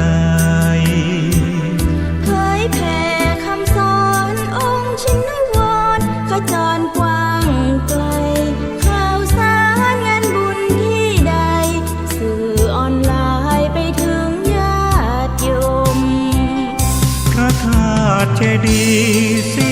สองเมืองเปล่งประกายแล้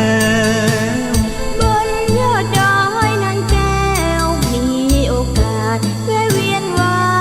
ชม ยทุ่งคู่ธาตุบรมพลังแรงใจญาติโยมร่วมสร้างสมแทนบารมี สีขาวคลื่นธรรมนำพาความสุขพระเนรชี้ทางคลายทุกข์เกิดปิติสุขไปทุกทินทีเปิดฟังธรรมะพระจัดรายการหลายคลื่นบางทีร่วมสร้างมหาทานบารมีพระธาตุเจดีย์สีสองเมือง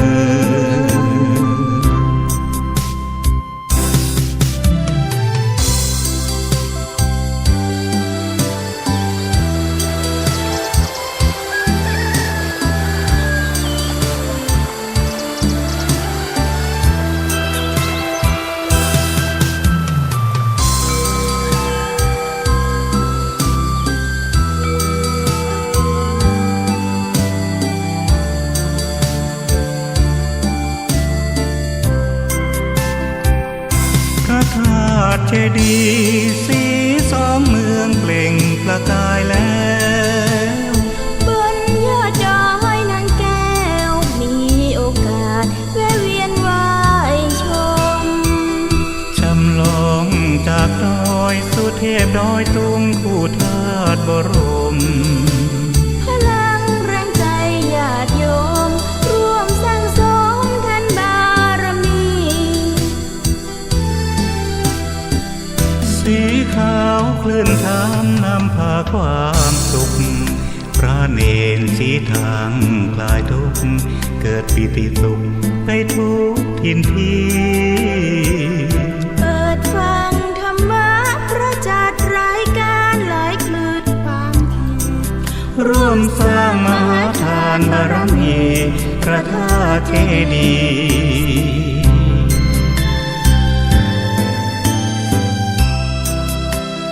สีสองเมือง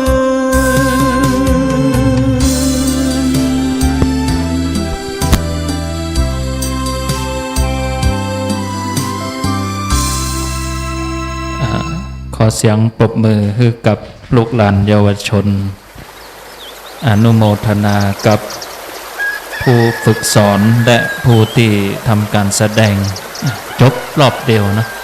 ต่อไปจะเข้าสู่พิธีการเจ้าหน้าที่ปิดเพลงขออนุญาตได้พเดียงสงฆ์นำเรียนครูบาอาจารย์พระสงฆ์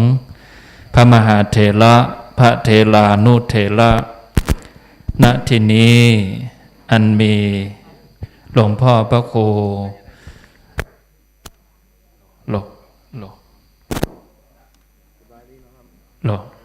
อันมีหลวงพ่อพระครูนิวิตศิลสังวรเจ้าคณะอำเภอเวียงป่าเป้าวัดหังต่ำประธานสงฆ์พระสงฆ์ที่จะได้เป็นตนเมตตานั่งปรกจำนวน10 รูปดังต่อไปนี้ถ้าหากครูบาอาจารย์ได้มาสู่สถานที่พิธีแล้วขอกราบนิมนต์ขึ้นบนศาลานะครับ 1. หลวงพ่อพระครูนิวิตศิลสังวรเจ้าคณะอำเภอเวียงป่าเป้าวัดหังต่ำพระครูสถาพรธรรมประโชติเจ้าคณะตำบลสันปุเลยเขต 1วัดดอนใจอำเภอดอยสะเก็ดหลวงพ่อพระครูประภัสชัยคุณเจ้าคณะตำบลสันปุเลยเขต 2วัดป่าเศร้าน้อยหลวงพ่อพระครูอัมภาวนานุรักษ์เจ้าคณะตำบลสำรันราชวัดสันต้นม่วงเหนืออำเภอดอยสะเก็ด 4. หลวงพ่อพระครูโสพลบุญยวัฒน์เจ้าคณะตำบลป่าเมียงเทพเสด็จวัดกำแพงหิน 5. ท่านพัฒนกรธนปัญโยสำนักสงฆ์ปางน้ำทุและหลวงพ่อพระครูปฏิภาณธรรมทินวัดพระธาตุม่อนจอมพอท่านพระเดชการศรีมูลอาภากโร